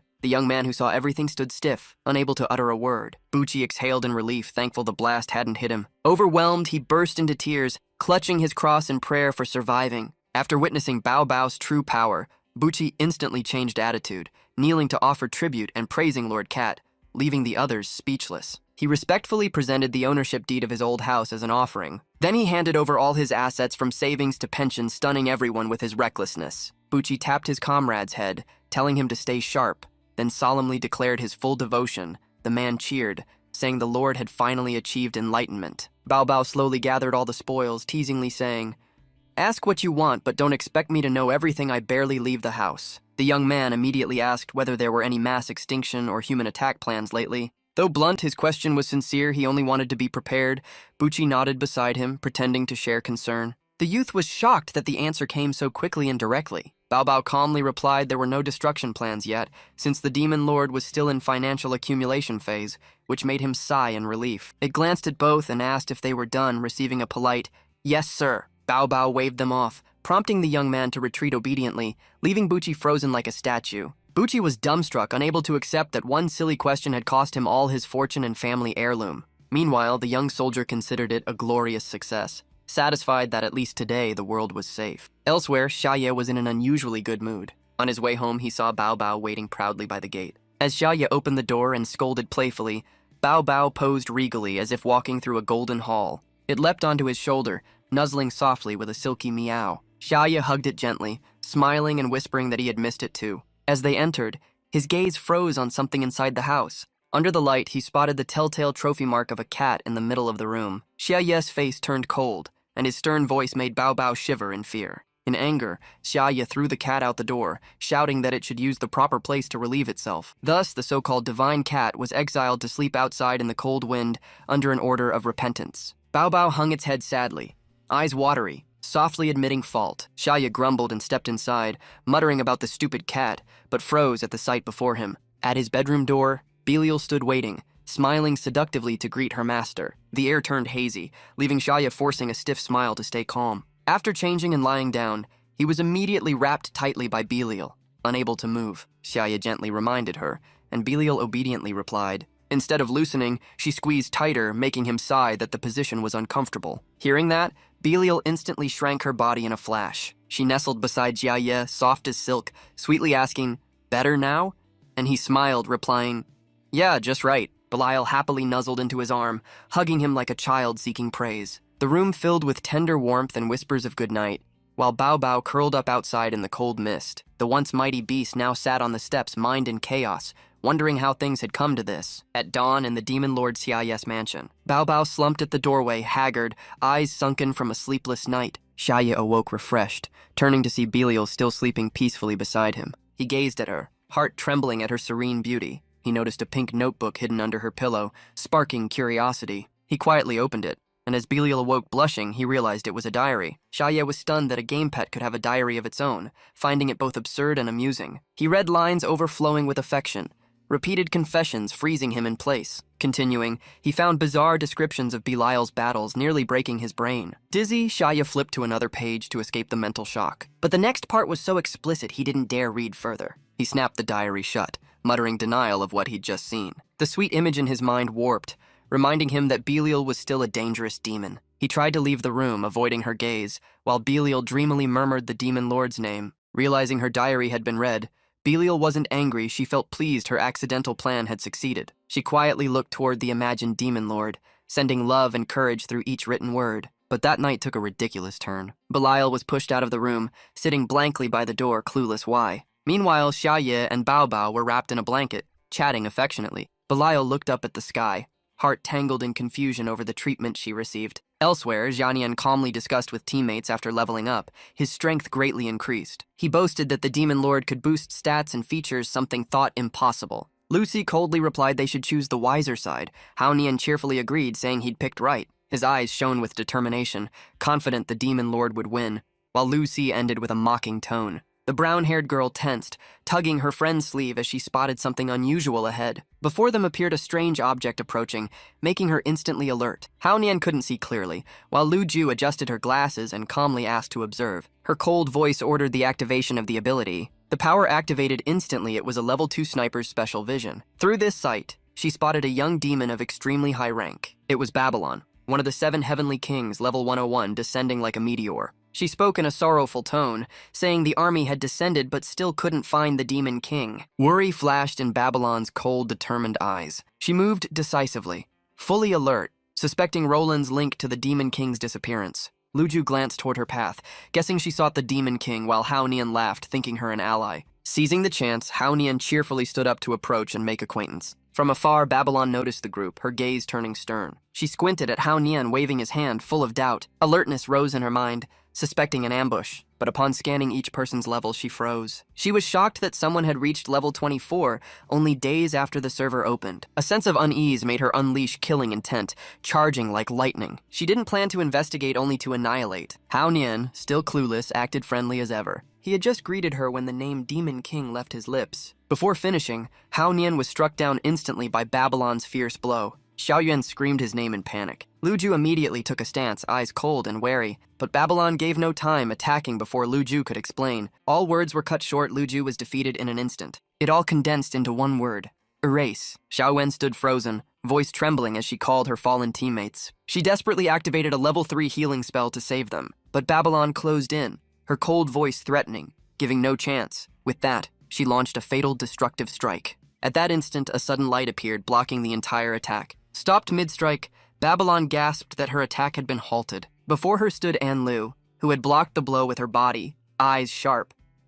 Babylon instantly questioned her identity. Enlu calmly replied, asking to be heard first. Babylon grew doubtful, wondering how an assassin could bear an official token. Looking closer, she muttered in disbelief that her attack was blocked head-on. When the smoke cleared, the one hit turned out to be a chicken, but now it was burnt like roast chicken, leaving Babylon stunned. Haonian struggled to activate his death immunity skill, barely surviving, then drank a healing potion. He spoke weakly, asking Enlu to relay a message to Babylon. Enlu calmly blocked another strike and said coldly it wasn't just a roast chicken. Her words made Babylon pause, sternly asking, "Then what is it?" Enlu answered solemnly, as if swearing, "It's the reward from Demon King Shia." Without hesitation, she launched a fierce combo, forcing Babylon into constant defense. The impact pushed even Babylon, a heavenly king, back injured. The attack echoed her absolute loyalty to Shia. After striking, Enlu retreated and steadied her stance. but Babylon kept her eyes locked on her, unwavering. Then Enlu suddenly unleashed her decisive strike, declaring she'd sacrifice everything for the Demon King. That blow carried absolute destruction erase. Even heavily hit, Babylon managed to stay upright, gasping for breath in exhaustion. In Enlu's hand, the glowing chicken shone like holy relic, and she solemnly named it. Without another word, she hurled the divine chicken at Babylon as a final killing move. After the strike, thick dust rose, covering the entire battlefield. Xiaoyuan froze, unable to believe an ordinary roast chicken repelled a level 101 demon. Enlu landed amid fading smoke, overjoyed that Lord Shia had granted her a life-saving artifact. Tan Haonian silently observed, sensing something strange in the air. Impatient, he shouted for an explanation, claiming their side also served the Demon King. At that moment, the dust began to clear. Babylon struggled to stand, annoyed that someone under level 30 could wield such absurd power. She gritted her teeth, her gaze chaotic, confused, and barely holding consciousness. She roared across the space, vowing to find the Demon King's whereabouts. Haonian's screen flashed a warning. Babylon at 85% HP, entering Phase 2, reason nearly gone, stats skyrocketing. He shouted in fear, realizing Babylon was transforming as explosions of light erupted everywhere. Things spiraled out of control. If Babylon met Bao, no negotiation would remain. Xiaowen rushed over, panicking, asking Haonian what to do. He calmly told her not to fear. Suddenly, Haonian yelled that they knew the Demon King's location. Scene shifted to Xiaoye's house, where Beiel softly asked Bao if her strength was too much. Suddenly, she sensed something unusual around her. She glanced out the window and saw Babylon's figure. Her name stirred old memories. Outside, Babylon rampaged madly, turning the battle with Haonian's group into pure devastation. Belial frowned slightly, feeling she'd met that person before. She tried to recall, but her mind was foggy. Bao joked it might just be a cartoon character. Meanwhile, Haonian tried to stay calm, shouting again, begging Babylon to stay sane. They knew where the Demon King was. Hearing that, Babylon froze mid-transformation, like a beast halted by a familiar voice. Seizing the chance, Haonian urged Xiaoyuan to speak. She nodded and prepared. She explained everything.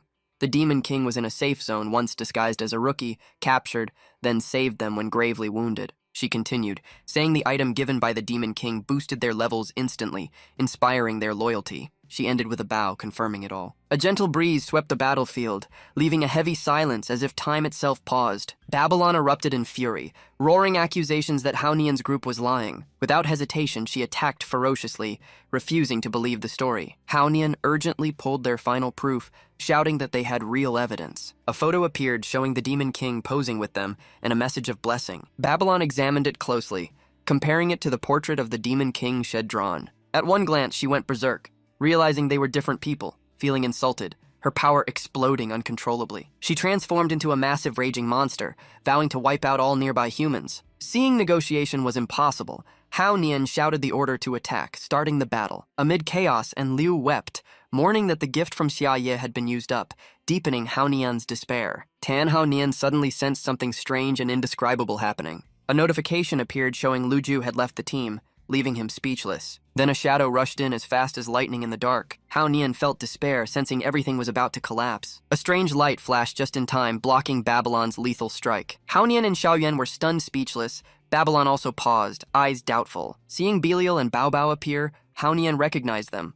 Beiel coldly said they came just in time. Belial sternly ordered Babylon to stop. Bao softly warned that her actions would ruin the Demon King's plan. Babylon gradually realized the situation, her violent aura fading. Belial and Bao prepared to leave, for the Demon King had disguised himself as a human and entered the city. They were executing a critical phase of the grand plan. Babylon, still angry, was gently advised by Bao to stop if she wished to see him. But Babylon couldn't listen, her mind still chaotic. Bao lost patience, turning away in anger. Xiaoyuan realized Babylon was out of control, but Haonian disagreed. From Babylon's view, Bao's words were meaningless sounds she couldn't comprehend. Bao gave a cold, expressionless glance. Its eyes flashed as it snapped irritably. Meow! You're pathetic! It suddenly leapt forward, blocking Babylon's attack. That small body withstood the terrifying strike. Babylon was thrown back, injured, while Bao mocked playfully. The impact cracked the ground, sending violent tremors outward. Elsewhere, Shia was focused on crafting an item. A strange cold wind passed, making him turn suspiciously. But Shia remained relaxed, pleased after earning a fortune from demon horns. Belial and Bao slowly approached the dying Babylon, eyes wary. One asked in a deep tone whether she now understood their language. In Babylon's eyes, only a cat meowing meaningless sounds remained. She weakly replied amid dizziness, I Don't understand cat language. Bao suddenly recalled forgetting to switch communication mode after meeting its master. It glared at Beiel for not reminding it, but he smiled awkwardly, excusing that he forgot he could speak.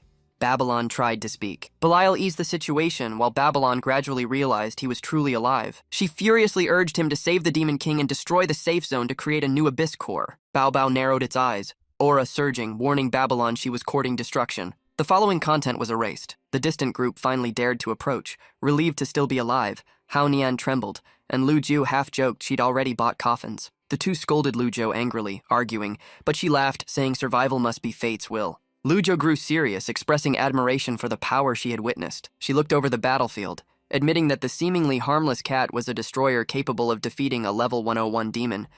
Belial was now explaining things to Babylon, who nodded repeatedly. Lu Jiu spoke in a low voice of praise. Hao Nian agreed, and Xiao Yuan stood dazed in silence. In the end, everyone agreed they survived thanks to Lord Xia's grace. In a dark corner, Enlu hugged her knees, crying quietly. Feeling the blessing from Xia now faded like the wind, the three nearby looked at her with pity. In another space, Xia had just returned home, calling out loudly for Bao. The house was quiet, no one around. Xia guessed little Luan had gone out to play. His mind instantly imagined countless bad scenarios, anxiety rising. A strange premonition made Xia stop, growing alert. Looking toward the door, he saw Tan Hao Nian's group old companions from the dungeon run. Xia emotionally thanked them for bringing Bao and the others back. Hao Nian scratched his head awkwardly, saying it was just coincidence that he was the one saved. Xia started to speak but stopped. Hao Nian held Xia's hand, suggesting they drop formalities and call each other Anian and Aye. Xia was shocked but pleased. Xia invited the group inside while Anian proudly said he had brought a special gift. Xia curiously looked at their shoulders and noticed two small pet-like creatures. Anian explained they were pets found along the way, a level 1 Babylon, capable of lifelong bonding after signing. Upon seeing Xia, Babylon's eyes lit up, emotionally calling Lord Demon King, as if reuniting with someone dear. Anian extended his hand, revealing a tiny but serious-looking girl in his palm. Xia stared blankly, wondering why he kept being gifted demon-like creatures. He politely declined, saying he couldn't raise more pets, though inwardly just wanted to avoid them. Xia suggested they keep her, but both Anian and Babylon looked at him expectantly. When rejected, Babylon froze, eyes welling with tears, heart sinking. She placed her hand over her chest, questioning if she was still worthy to stay by the Demon King's side. That thought made her tremble with unease, slowly forming a decision. She gently removed the two horns from her head and offered them respectfully to Xia. Xia was shocked, but Babylon softly explained her body was special. She grew 3 new pairs daily. Babylon bowed deeply, reverently presenting her gift, inviting her master to accept it. Touched by her sincerity, Xia hesitated briefly, emotion flickering in his eyes. He stopped resisting, gently lifted her onto his shoulder as a formal gesture, then smiled and welcomed everyone inside. Thus, Babylon officially became Xia's pet, worth 12 gold and 98 silver per day. Belial was so stunned he could only mumble in disbelief. Back home, Xia led the group, smiling awkwardly and apologizing for the mess. Anian quickly waved off the concern. The group stepped inside, curiously examining every corner. But as soon as they crossed the doorway, a powerful aura surged, making everyone dizzy. Xiao Yuan panicked and asked Anian what that was. Seeing their confusion, Xia smiled lightly, explaining it was just some weapons he'd forged for practice. As he finished, the scene left everyone speechless. They all gasped in shock upon realizing those basic weapons came with armor sets. Sweat beaded on Anian's face as he glanced around the room filled with neatly arranged armor like a military depot. Xia then pointed to another corner, calmly saying it was where he displayed hand-carved dolls made in his spare time. With an innocent smile, he asked if they looked cute. Anian forced a shaky laugh, praising awkwardly to play along. The others turned pale with fear, silently screaming as the house looked more like a disguised armory. Xia casually explained he had planned to sell them, but couldn't find a fair price, so he stacked them at home. Anian nodded stiffly in agreement. Suddenly, Xia turned back with a friendly tone, saying they could freely pick a few basic items to take, while the mid- and high-tier ones were reserved for sale. Hearing that, Anian froze, unable to believe those terrifying things were just basic. He bowed his head, convincing himself it made sense since Xia was beyond normal standards. Finally, Anian forced a smile to accept reality. Even so, he politely said it wasn't proper to accept such valuable items. Xia laughed, saying monster drops were stronger than his crafts, leaving Anian and Xiao Yuan embarrassed and silent. As soon as he sat down, Anian sensed something odd, looking as if he'd discovered a cosmic secret. He stared at the chair, trembling, asking if it was radiating demonic energy. Xia calmly replied that the sofa was self-made and safe to sit on. Anian turned pale, sat stiffly, sweating heavily, realizing not only the chair emitted energy. He looked around and saw the whole room from ceiling to floor brimming with demonic aura, while Shia casually told Beiel to pour tea. Belial walked over gracefully with a tray of tea radiating dark energy, making Anian shiver. He clearly felt even the tea carried immense demonic power, his heart racing wildly. Holding the teacup, Anian felt as if thrown into a soul furnace, eyes hollow. Shia softly said the tea was brewed with well water from the backyard to save costs. Anian forced a laugh, asking if it was from the eternal well, praising outwardly while inwardly screaming. He thought Shia truly turned eternal into its literal meaning. Memories since entering the house replayed, making him realize everything bore the breath of the demon realm. He panicked, wondering if the entire house had been fully demonized. After a moment's silence, he laughed bitterly, admitting he'd been too naive. With such inhuman crafting output, Shia was clearly a transcendent force, and obedience was the only way to survive. Sensing the tension, Shia smiled and invited everyone to drink tea. The group snapped back to reality, responding in unison and sipping. Shia turned, his gentle yet sharp tone asking if a major battle had just happened near the safe zone. He guessed it might have been their fight with Babylon, flashes of combat crossing his mind. Anian scratched his head nervously, admitting it, trembling in fear of blame. But Shia simply sipped tea, praising how fiercely they fought yet survived, tone calm. Anian misunderstood, heart pounding, thinking punishment was coming, hastily explaining it was all unforeseen. Shia calmly said all ended well. Confusing Anian further, he smiled, saying the fact they were alive and sharing tea was the best outcome. Hearing that, Anian patted his chest, apologizing earnestly that they came immediately to report without delay. Shia nodded, sipping tea, remarking how lucky they were to still live. Anian sighed in deep relief. He told himself Shia must have tacitly accepted their allegiance. Shia smiled, telling everyone to keep drinking, and they obeyed instantly. He suddenly turned to Enlu, asking about the roast chicken from before. She was moved to tears, believing Shia already knew about the battle and the sacred meaning of that chicken. Shia opened his system panel, squinting with a smile, saying he still had plenty left and it was taking up space. He shared his portion with everyone, and the system notified that Enlu received 20 roast chickens. The whole group also received their shares, stunned in disbelief. Enlia's eyes welled with emotion, touched to be granted a relic symbolizing ultimate victory. She swore never to betray Xiaoye's trust. Immediately after, she coldly declared that no one would ever break that faith, her sharp gaze intimidating her teammates. Seeing Enlia's fierce aura, Anian quickly averted his eyes, thinking she was unstable but safe as long as the Demon King trusted her. He felt relieved that things seemed peaceful again until the doorbell suddenly rang. Shasha looked up at the screen notification, softly saying a guest had arrived. The visitor was Roland,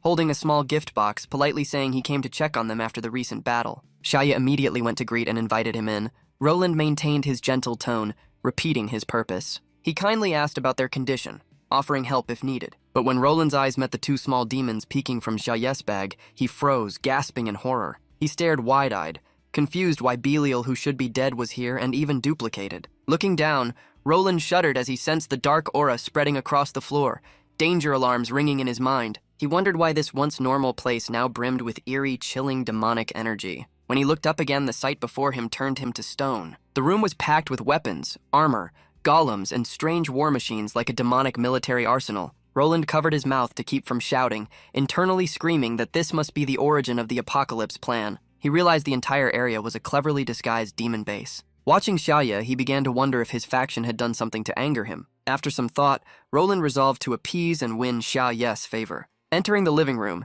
he noticed Hao Nian's group present and was stunned they were the same team from the Qingjing instance. Hao Nian was equally shocked, his mind in chaos seeing Roland there. Roland trembled, sensing a strange connection between them, stammering, "Could it be you all?" Soon after, he sat beside Shia, appearing calm but secretly smug, convinced his suspicions about the Demon King's unrest were right. He subtly gave Hao Nian a thumbs up, signaling alliance against destruction, making Hao Nian even more uneasy. Shia narrowed his eyes, softly asking if they knew each other before. Roland nodded in confirmation, while Hao Nian stayed silent. Shia remarked solemnly that they must be suffered much resolving the chaos. Roland frowned, thinking it was sarcasm, cautiously replying that casualties were inevitable. Shia sighed, saying the world was fascinating and he didn't want it to fall, only regretting he lacked the strength to preserve it. Suddenly, Roland had a flash of inspiration, loudly declaring that only they could save the world. Hearing himself, alarms rang in his mind. He was sure Xiaoye planned to destroy everything out of boredom. He bowed his head,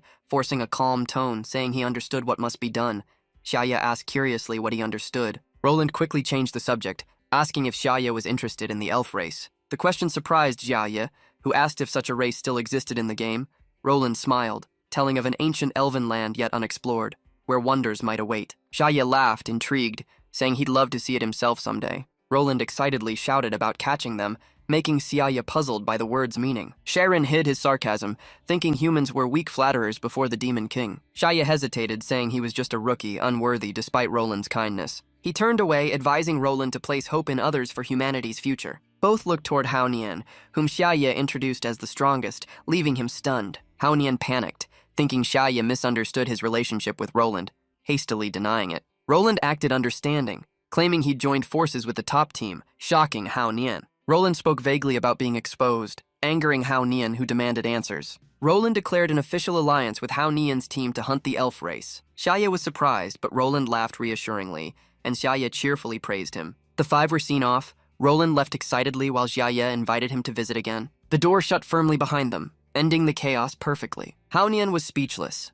internally screaming over being mistaken as part of an enemy faction. Roland calmly assumed they were just intimidated by the Demon King's arrogance. He reassured them that once they brought the elves back, the situation would turn despite the Demon King's wariness. Hao Nian, not listening fully, angrily threw a powerful punch toward him, but he redirected it at the last moment, smashing the wall instead of Roland. Roland stared at the deep dent in shock, utterly speechless. Hao Nian furiously asked if Roland was deliberately causing trouble. Roland froze, then spoke sternly, admiring Hao Nian's boldness. Hao Nian sneered, challenging Roland with arrogance. He focused strange energy in his palm. In a blink, a massive roast chicken appeared, making Roland scream in terror. Roland gawked while Hao Nian smugly boasted of his power. Roland calmly declined, saying he wasn't hungry. Lu Ju angrily scolded the captain for being stupid, but was silenced by Hao Nian. After calming down, Hao Nian reminded himself not to ruin the Demon King's plan to infiltrate humanity. Roland coldly asked why he was angry, while Hao Nian demanded the true goal of their alliance. Roland, repairing the wall,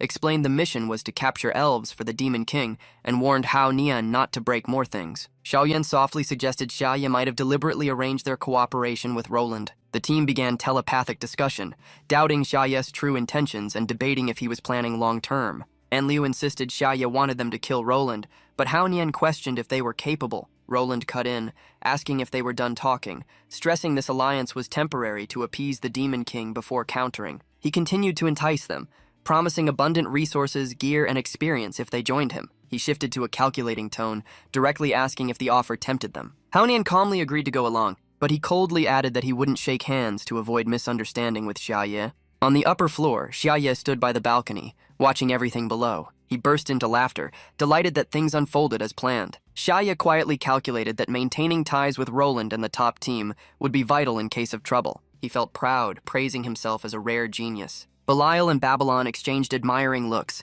acknowledging the Demon King's deep cunning. At the area sealed by ancient talismans, Hao Nian stopped suspiciously to observe. He asked for confirmation, and Roland smiled, affirming it was the right place. They stood before a massive magic sphere, the gate to the ancient elven nation. An unopened, high-level zone. Roland solemnly declared they must unseal it to enter. He added he didn't know what lay inside, only that the creatures there surpassed anything known, even stronger than invading demons. Roland began explaining about the elves, a race parallel to humans and demons, a sub-branch of this world. Lu Zhou and Xiaoyuan dozed off, leaving Hao Nian barely listening and mumbling responses. Roland frowned, asking why he didn't already know since the storyline explained the races. Hao Nian awkwardly admitted he skipped that part to rush progress. Roland sighed and continued, saying the world was born from myth, where the god Shenming Moxie fought demons for millennia. He said weaker races vanished, leaving one race capable of opposing both sides. Hao Nian interrupted in surprise. Roland confirmed it was the elves, a species mastering nature's power, able to tilt the world's balance. He said the elven princess sacrificed herself to seal the entire race, turning them into legend. Roland asked if he understood. Hao Nian replied yes, mocking that even the neutral side couldn't escape extinction. Roland said beyond the gate lay the elves' homeland, but wasn't sure if any survived, as the system blared warnings urging them not to enter. Hao Nian complained about the danger, but Roland calmly replied that if the Demon King wished it, risk meant nothing, showing he'd brought his clan's treasures. He solemnly displayed bizarre items from his spatial bag poison traps, hell chains, and cursed weapons. Then he pulled out more odd, useless trinkets, arranging them while chuckling. Hao Nian and Lu Zhou were speechless, unsure how to react as humanity's hope prepared demonic gear to please the Demon King. The group entered an ancient cave covered with talismans.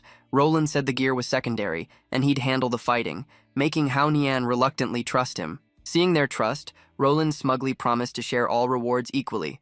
Hao Nian replied sarcastically, Roland grew more arrogant, praising himself as a world-blessed genius, oblivious to Hao Nian's coldness. They crossed a long bridge while Roland kept lecturing about saving resources and unseen dangers. Then the group walked on a blood-red path as he rambled until the system cut in, announcing an A-rank monster battle. Roland panicked, shouting that he wasn't ready while Xiaoyuan trembled, admitting he accidentally triggered the trap. A massive crimson beast named Blood Howl Beast appeared, roaring that humans must not trespass the elven sanctuary. It lowered its head arrogantly, its voice echoing as it demanded they retreat forever. Faced with its might, Du stayed silent and still. Seeing no reaction, the beast assumed they were scared and arrogantly offered mercy if they obeyed. Xiaoyuan hurriedly apologized, making the beast blush awkwardly, but before he could finish, Du coldly ordered everyone to step back so he could face it alone. The group quickly retreated, leaving Du alone, though he felt a brief emptiness before turning as a sound came from behind. Roland then pulled out a strange glowing item, introducing it as an S-rank demonic artifact called Hellbreak Mode. The system described it as boosting all combat stats by 30% for 5 minutes, after which the user became exhausted and slowed by half for 30 seconds. Du instantly unleashed his power, his body engulfed in golden lightning like a war god descending. As thunder struck the Bloodhowl beast, the group gasped, shocked that such a strong foe was being overwhelmed. Hao Nian confusedly wondered why humanity's hope was using a demonic weapon. Xiaoyuan nervously urged them to support Du, her voice hesitant. But when she turned, she was horrified to see her teammates relaxing casually, one even saying it wasn't serious. Xiaoyuan froze, unable to believe their indifference amid a deadly battle. Ahead, Roland and the Bloodhowl beast clashed fiercely, shaking the ground. Roland spun midair and struck with a powerful palm, shouting to finish the enemy. The Bloodhowl beast recoiled in fear, turning pale purple and trembling as it begged for mercy. But just as victory seemed near, the artifact's effect ended, and Du lost all his power, returning to normal. Both opponents looked awkward, their eyes meeting as if thinking of just hugging it out. But the Bloodhowl beast quickly roared, reclaiming dominance and declaring its counterattack. It stomped hard, cracking the ground as dust rose like a storm. From its back, it drew a massive heavy weapon to deliver a fatal blow. The giant axe came down right where Du stood. Xiaoyuan screamed in fear, urging everyone to save Du before he died. But the beast didn't stop, raising its weapon for another strike. Suddenly, the space lit up as a mysterious figure appeared amid white mist. Roland knelt in shock, recognizing the figure and exclaiming, "Mr. Qin." He quickly warned Hao Nian not to fight, since he clearly wasn't the beast's match. Du stared at Hao Nian's hand in disbelief he was holding, a half-eaten roasted chicken leg. Without a word, Hao Nian suddenly charged, using the chicken leg as a weapon. Roland turned pale and shouted, asking if he planned to bribe the boss with food. Du screamed in despair, telling Hao Nian to stop, saying the boss didn't even like snacks. Roland muttered helplessly that the Bloodhowl beast was technically a chicken-type creature, making the scene even more absurd. The enraged beast roared that a level 26 fool dared challenge it. It raised its axe again for a finishing strike. But Hao Nian's face darkened as he activated the skill Roast Chicken Empowerment. With a thunderous cry, his attack shone brightly across the space. The shocking result: the Bloodhowl beast was completely annihilated, leaving the group cheering in disbelief. Roland stood frozen, stammering, unable to comprehend what had just happened. Luolan looked at Hao Nian admiringly, believing it to be a divine weapon granted by the Demon King, while Xiaoyuan wondered if each person might get 20 of them. Immediately after, Roland furiously grabbed Hao Nian's collar, shaking him and yelling why he didn't use it earlier, while Hao Nian calmly replied that Roland had said he was already prepared. Du straightened his tie, solemnly stating he'd believed his endurance was enough to defeat the monster after its weakened phase. Roland calmly interrupted, suggesting they check the boss rewards and summoned a glowing green gem. He declared the loot belonged to Hao Nian's group, then wrapped his hand with rune cloth for self-healing. As Hao Nian admired the gem, Xiaoyuan urged him to open it quickly while Luolan doubted his luck and wanted to do it herself. After a moment, Hao Nian opened the chest, pulling out many items, his eyes lighting up with satisfaction. He quickly calculated the profits, realizing the money and materials were enough for long-term growth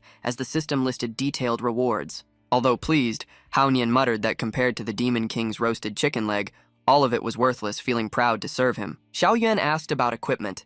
Luolan confirmed none, and Hao Nian chuckled that trading one chicken leg for this much was fine.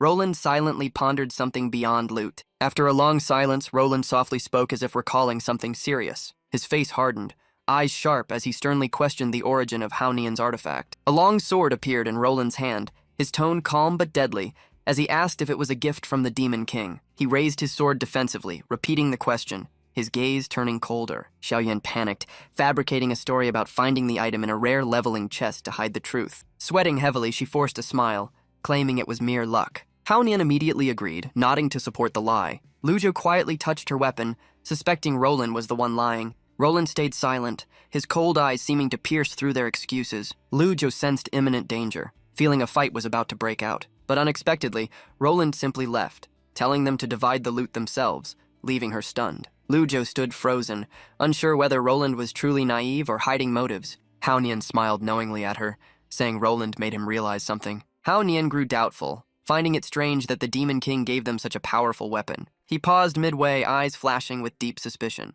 Lujo anxiously pressed him to finish his thought. Hao Nian suddenly concluded that the Demon King actually wanted to raise the elves, which Lujo excitedly agreed with. Hao Nian explained that the Demon King had anticipated the map's difficulty and gave the artifact so they could survive. He subtly hinted that finding the elves was a gesture of goodwill toward Xia, which Luju instantly understood. Their coordination impressed Hao Nian, who praised her, while Luju confidently replied.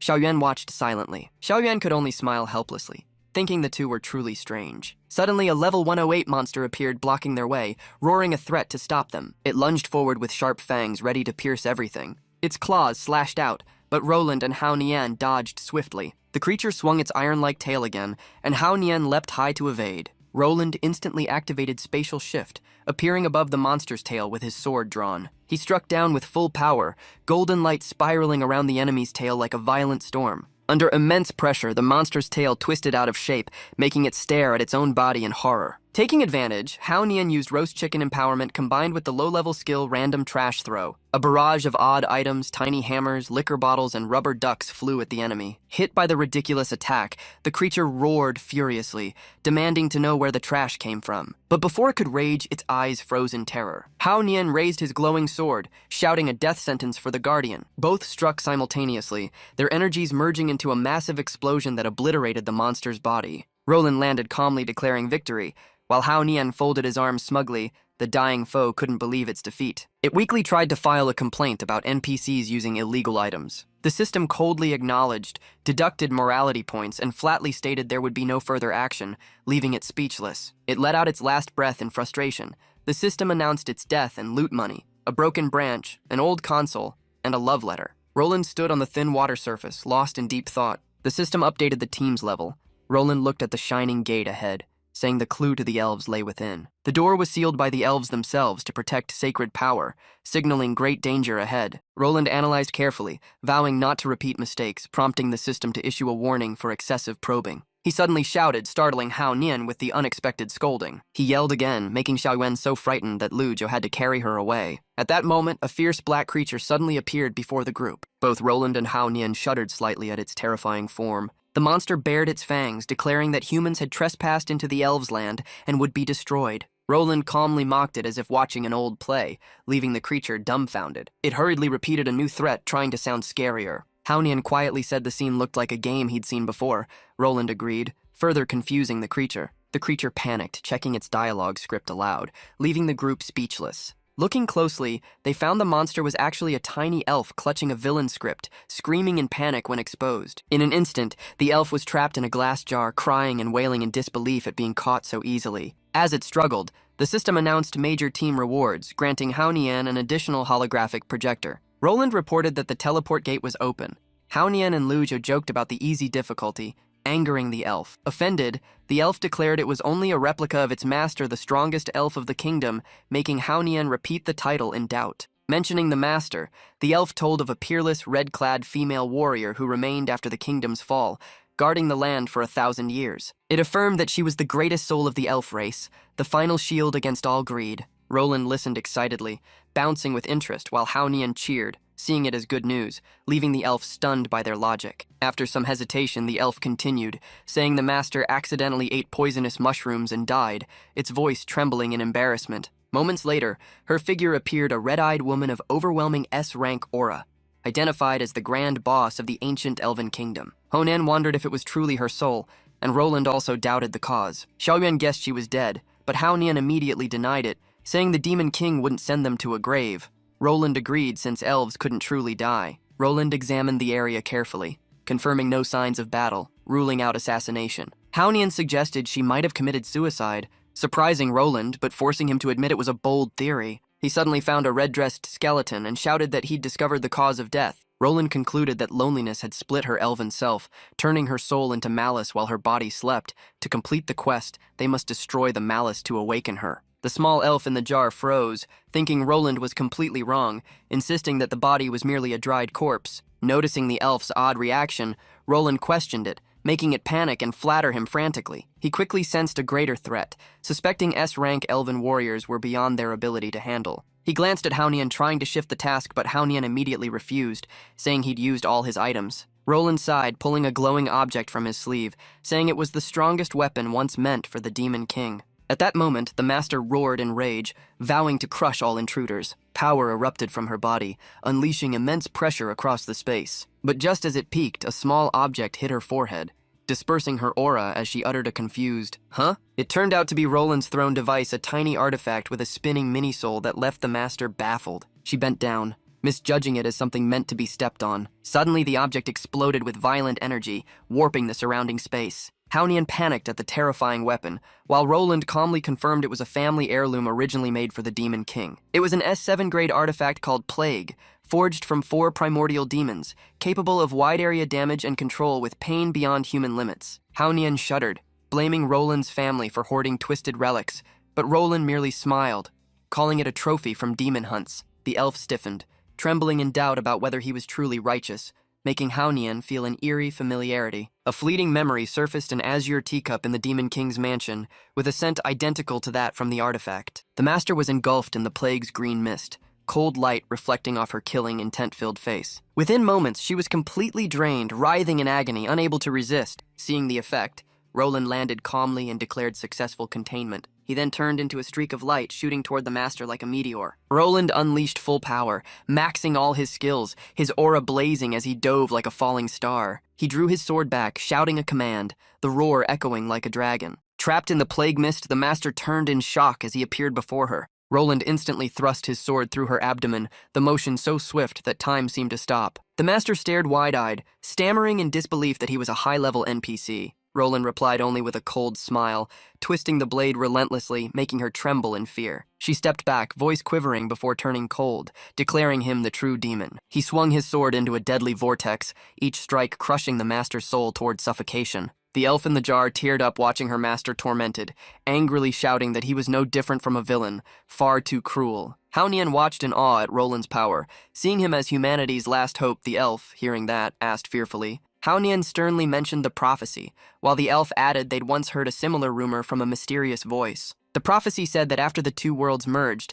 the one who wielded a gun would lead humanity to destroy the Demon King, becoming the final hope. At this, the elf bowed its head in despair, saying that hope was actually the greatest source of despair. Meanwhile, despite being bound, the master forced herself up, roaring that her 1,000-year will could never be destroyed. She gathered her last strength, shattering the chains and unleashing one final surge of violent power. Facing the destructive wave, Roland calmly noted that the plague's effect had expired. Seeing the master's HP drop to 3%, he muttered regretfully that it wasn't enough to finish her off. The master still screamed, vowing not to let humanity defeat her. She charged in fury, speaking of the child her race had once protected. Roland responded coolly, maintaining his defense. He delivered the final strike with pity in his eyes, lamenting the tragic fate of a forgotten elven warrior. The killing slash pierced her neck, her spirit body dissolving as fragments of light scattered like ash. Roland sighed softly that her life ended by poison, and her afterlife still met the same fate. Silence reclaimed the space. The master's body lay motionless as Roland turned away,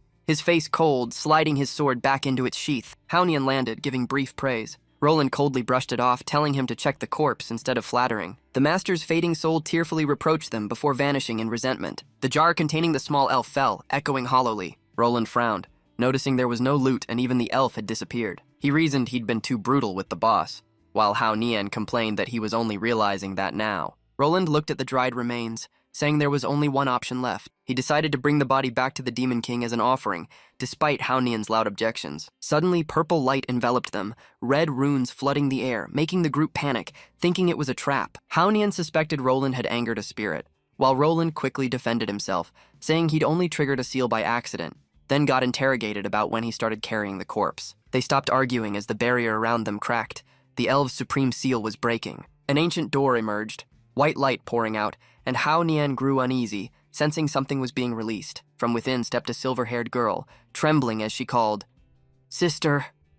Master? It was the elven princess Shini, awakened after 1,000 years, searching for her lost sister. But upon seeing her sister's corpse slung over by strangers, she froze in shock. The trauma was too great. Shini, newly awakened, collapsed, turning to stone midair before hitting the ground unconscious. The group stood dumbfounded, staring at the last living elf cracking like a rice wafer right after revival. Amid the tragic silence, Roland casually remarked that her crispness was still friable, leaving everyone speechless. He suggested Hao Nian switch roles so he could handle the glue repair, even proposing to remove her head for easier patching, making the petrified princess tremble as if about to shatter. Suddenly, a brilliant light burst from where the princess lay. A rainbow light tore through space, forming a portal between dimensions. The beam shot into the atmosphere, both magnificent and terrifying. When the light faded, Shini turned to ash, leaving only a charred body and faint red embers. Hao Nian was choked with grief, unsure what to do, while Roland's cold sarcasm enraged him. As he despaired, Enlu appeared, coldly threatening to kill them for failing before committing suicide. Luju calmly ordered a search of the ruins to check for survivors. Xiaoyuan immediately followed, and Liu approved, while Roland suddenly noticed something strange about the princess's corpse. From her chest emerged a red gem, the legendary Alpha Stone, the core of elven intelligence. It was the artifact the princess intended to destroy, sealed for 1,000 years, an S+ relic containing ancient wisdom. Roland examined it, concluding it could shake the heavens since it held all elven knowledge. Hao Nian asked in awe if owning it meant wielding the elves' full power, rivaling gods and demons. Roland grew dangerous, vowing to use it to escape the Demon King and erase his humiliation. Hao Nian immediately stopped him, suspecting Roland's intent to betray the Demon King. Roland sneered, revealing his plan to overthrow the Demon King with the stone, leaving Hao Nian silent. Hao Nian suddenly laughed as if realizing something, making Roland suspicious. He declared he now understood why the Demon King had sent him with Roland, forcing the latter to listen. Half joking, Hao Nian said everything had been in the Demon King's plan from the start. He told Roland that the Demon King had long known the Alpha Stone's location, shocking him. He explained that the Demon King sent their team to monitor and prevent elven power from falling into human hands. Hao Nian proudly stated he was honored by such trust from the Demon King. Roland coldly refused, saying the stone must belong to humanity to fight the Demon King. He reached for the stone, believing it was humanity's chance to restore honor. But as he picked it up, Roland realized it was just a cheap ore, not the real Alpha Stone. He froze in disbelief, while Hao Nian's group used the moment to flee, with Luju urging everyone to run. Roland called out calmly, and Hao Nian grinned mischievously, revealing he had the real stone. He teased Roland, explaining he'd swapped it in an instant using the C-rank skill street trick. Roland's tone turned dark as he accused them of betrayal, asking coldly if they thought they could defeat him. Hao Nian replied calmly that alone he couldn't, but with Luju, it was different. Lujia's eyes sharpened, preparing to strike without hesitation. She unleashed 10,000 roast chickens volley, summoning roasted divine chickens radiating energy and aroma that disoriented the enemy. Roland's eyes widened, stammering in disbelief at the sight before him. Luju immediately commanded the divine flock to charge like a cavalry across the battlefield.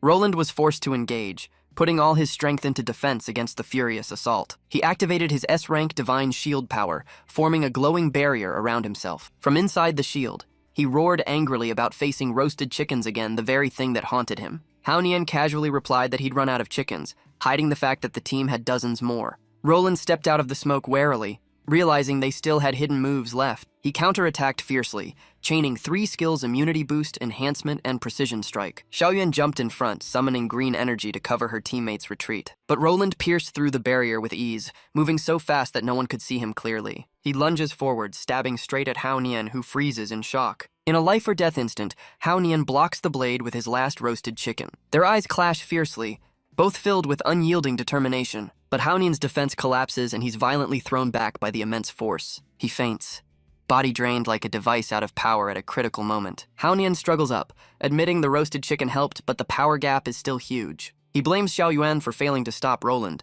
and she pants that she tried her best. Xiaoyuan regains focus and vows to stop him again. She casts a level 4 Starfire spell, firing a barrage of powerful energy shots. With the enhanced roasted chicken, the attack reaches extreme damage and pierces space. The explosion lights up the sky like dawn breaking through the dark. Luju marvels at the glorious scene like divine power descending. Roland, though surviving, is badly hurt, hair messy, furious to seize the stone. From behind, Enlu secretly strikes with level 6 backstab to end the fight dishonorably. Roland reacts instantly to block the stab as the wisdom stone gleams nearby. Hao Nian sees it and memories flash like lightning. He recalls he accidentally dropped the stone when he was thrown earlier. Panicking, Haonian shouts for Enlu to grab the stone. She rushes forward, but Roland snarls and counters swiftly to block her. He slams the sword hilt into her stomach, making Enlu collapse in pain. Roland focuses entirely on the stone, eyes burning with killing intent. Just as his fingers near it, Luju suddenly kicks it away with precision. The stone flies toward Haonian as she shouts for him to catch it. Haonian leaps to grab it, while Roland immediately turns to chase. The stone is within Haonian's reach, victory seems his. But a touching TV dialogue suddenly shifts the whole scene. Shia calmly picks up the remote and turns off the TV casually. He tells the two at home that the TV is fixed and goes to rest. Both reply. On the way to his room, Shia feels proud his master crafting skill saved money. He walks while considering which skill to train next for long-term plans. The two servants watch, quietly praising their master's talent and sacrifice. Back on the battlefield, Haonian rejoices as the stone is within reach. But Roland suddenly appears behind, pushes Haonian aside, and picks up the stone easily. Haonian jumps up angrily, seeing Roland holding the stone triumphantly. He growls, asking how Roland teleported there.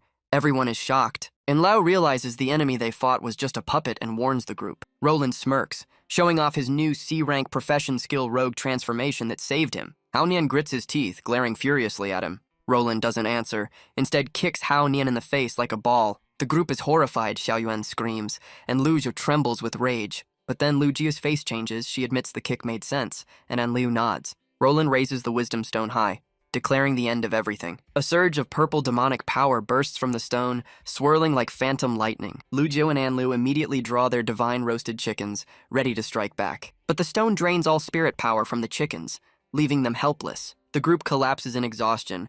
Luju bitterly realizes the true might of the S+ stone, while Xiaoyuan fears the Demon King's wrath. Roland approaches Haonian, coldly accusing him of betrayal. He scornfully asks why the human leader risks his life for the Demon King. Haonian sneers that Roland has no right to say that. Roland calmly speaks of faith in humanity's future, but Haonian mocks that prophecy. Roland only looks back with disappointment, refusing to argue. He turns away. Haonian asks if hell killed him, and Roland says there's no need. Before vanishing, he warns they'll understand the consequences once the stone reaches Sky City. Luju sighs as Roland leaves, and everyone suddenly regains energy. Haonian admits in frustration that the mission has completely failed with the stone lost. Xiaoyuan tears up, fearing the Demon King's fury.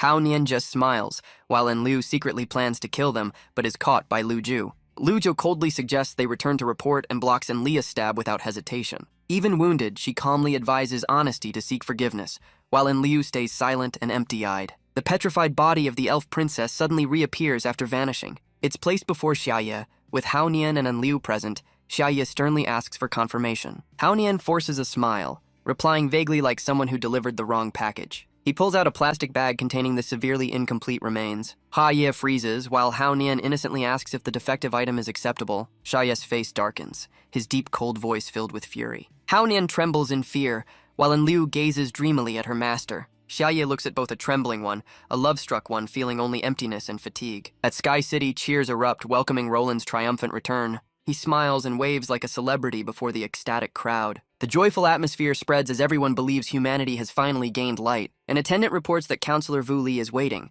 Roland simply replies and walks in. Inside is a grand council hall with a central round table under solemn light. Vu Li Di Ke, one of the 12 counselors, stares coldly and sternly questions Roland. The other counselors turn to listen as one asks about the true hope Roland mentioned. Roland steps forward, raising the crimson stone Hong Xiao Fo, declaring it the treasure he won for humanity. The glowing red gem floats in midair, its light silencing the entire council. At the same time, Shia softly asks his two confused subordinates, as if nothing serious happened. He observes the charred elf princess's body, thinking this strange souvenir must still be expensive despite the burns. Haonian and Enlu freeze, shocked by Shia's calm joy. Both quickly adjust. Haonian relieved the master isn't angry, while Enlu believes she's specially favored. Shia examines the corpse with interest, confidently saying he can repair it thanks to prior similar research. Haonian panics, fearing Shia might use glue like Roland once did, leaving Enlu disillusioned. Shia calmly analyzes the main damage at the chest, saying if that area is restored, the rest is easy. Haonian recalls Roland's words that the chest holds the elf's essence. The explosion was self-destruction to prevent power theft. That act meant the princess chose death herself. Haonian bows, whispering her soul has merged with the world's source, never to return. He expresses regret, while Shia merely sighs that it's a pity. Suddenly, Shia takes out a box, seriously saying he can replace it with a spare chest he once built. Haonian freezes, unable to understand what Shia means. Shia carefully measures and adjusts, muttering that the skin tone matches well. When the new chest is complete, He looks proudly at it like a masterpiece. He puts on gloves, calmly saying he's not good at fighting but skilled at doll repair. All his focus is on the work, trusting his instincts to guide him. He believes that finding the universal switch in the body can restore everything perfectly. A system interface appears, prompting like a game. Everything ready, press F or B to repair the elf. Shia confirms the command it's time to act. He channels full focus, connects the chest to the body, and a light flashes, signaling success. Golden hair reflects the glow. Shia marvels at its realism as Hao Nian cheers at the revival energy. Hai Ni, the elf princess, awakens, still dazed after a long slumber. The first thing she sees is the red-eyed man watching her closely. The sight shocks her, body stiff with surprise. She panics upon realizing it's the Demon King, screaming inwardly. Unease rises as she looks down to check her body. Touching the new chest, she's stunned to find her once proud treasure gone. She freezes, horrified by the drastic size loss, screaming silently in disbelief. Her spirit collapses. Hini desperately wishes to sleep forever to escape the shame. Hao Nian trembles, realizing she's truly come back to life. He looks at Shia in terror, convinced he wields power beyond life and death. Shia tilts his head, noticing Hao Nian's strange reaction. Thinking he's worried, Shia jokes that this souvenir doll looks very lifelike. Hao Nian is stunned, horrified, hearing Shia call the elf princess a doll. He nearly faints in shock while Enlu mutters doll in confusion. A thought sparks, she misunderstands that Shia has a special hobby of collecting living dolls. She drifts into fantasy, imagining Hai Ni as a prized collectible enchanted by Xiaoye's cold charm. Her heart races, dreaming of being cherished the same way, while Hao Nian awkwardly forces a smile to cover the scene. Hao Nian respectfully offers Shia a green orb with solemn words. Shia gladly accepts, but the orb suddenly glows and turns into a bell, screaming a curse of destruction. Yet Shia shows no fear, laughing that it could serve as a door alarm bell. Hao Nian rejoices at his acceptance, while Shia modestly apologizes for not having a return gift, which Hao Nian quickly dismisses. Princess Hai Ni opens her eyes slightly, hearing everything and realizing she's merely an item in their trade. She grows curious about what could make humans betray the elves and quietly listens. The three remain unaware, chatting about food. Shia asks about roasted chicken, and Hao Nian proudly says he ate it all. Shia happily congratulates them, saying their enjoyment is enough. He warmly offers salted chicken next, making Hao Nian thank him excitedly. Hearing chicken, Hai Ni freezes, furious she was traded for such a trivial meal. But the aroma of salted chicken makes her tremble with reluctant craving. Though resisting, she still swallows hard, tempted by the scent. She quickly regains focus, realizing the real danger she's under the Demon King's control as Hao Nian's group prepares to leave. As they exit, a cold wind blows, erasing the traces of what just happened. Lujo approaches to ask about the situation.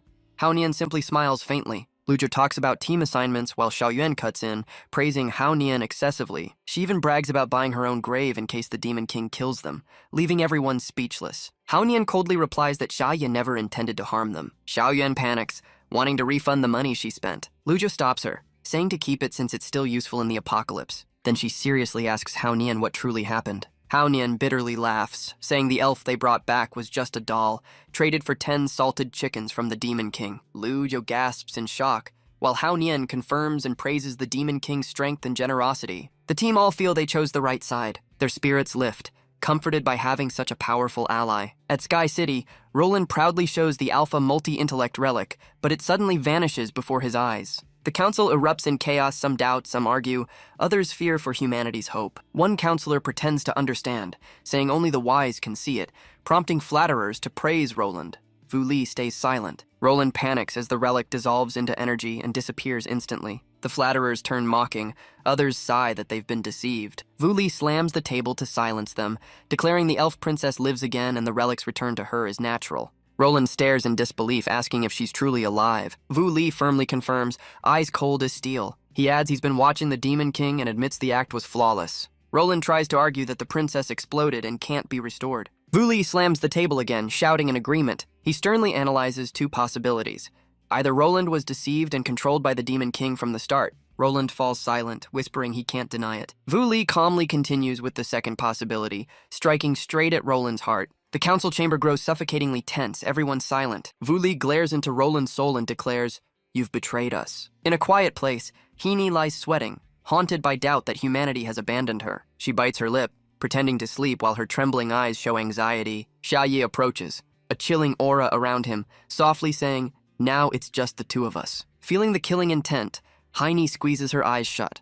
Terrified, he knows she's awake. She plans her move, gathering spirit energy to fight if needed. Xia suddenly places his hand gently on her head. He sits beside her, speaking gently that no one can harm her anymore. Hearing this, Heine feels oddly comforted, warmth spreading through her confusion. She wonders why the Demon King can make people feel so safe. The room brightens softly, filled with dawn-like warmth. But when she views Shia through elf sight, his image turns terrifying. Instinctively, Heine curls up small. Shia is puzzled why she's shrinking again. At the same time, Roland spots a familiar NPC holding documents and gasps. Vuli erupts in rage, declaring Roland a traitor and cornering him. Roland tries to stay calm, ready to defend himself. But Vuli waves his hand, ordering immediate action. Lasers rain down from above, with another beam striking from the opposite side. The two beams intersect, forming a transparent energy cage trapping Roland. Roland is horrified at how easily he's caught, while everyone stands shocked. From afar, NPC number 7 rushes in, shouting that Roland is humanity's last hope. But before finishing, a massive force strikes him from afar. Roland watches in terror as his loyal subordinate smashes into the wall,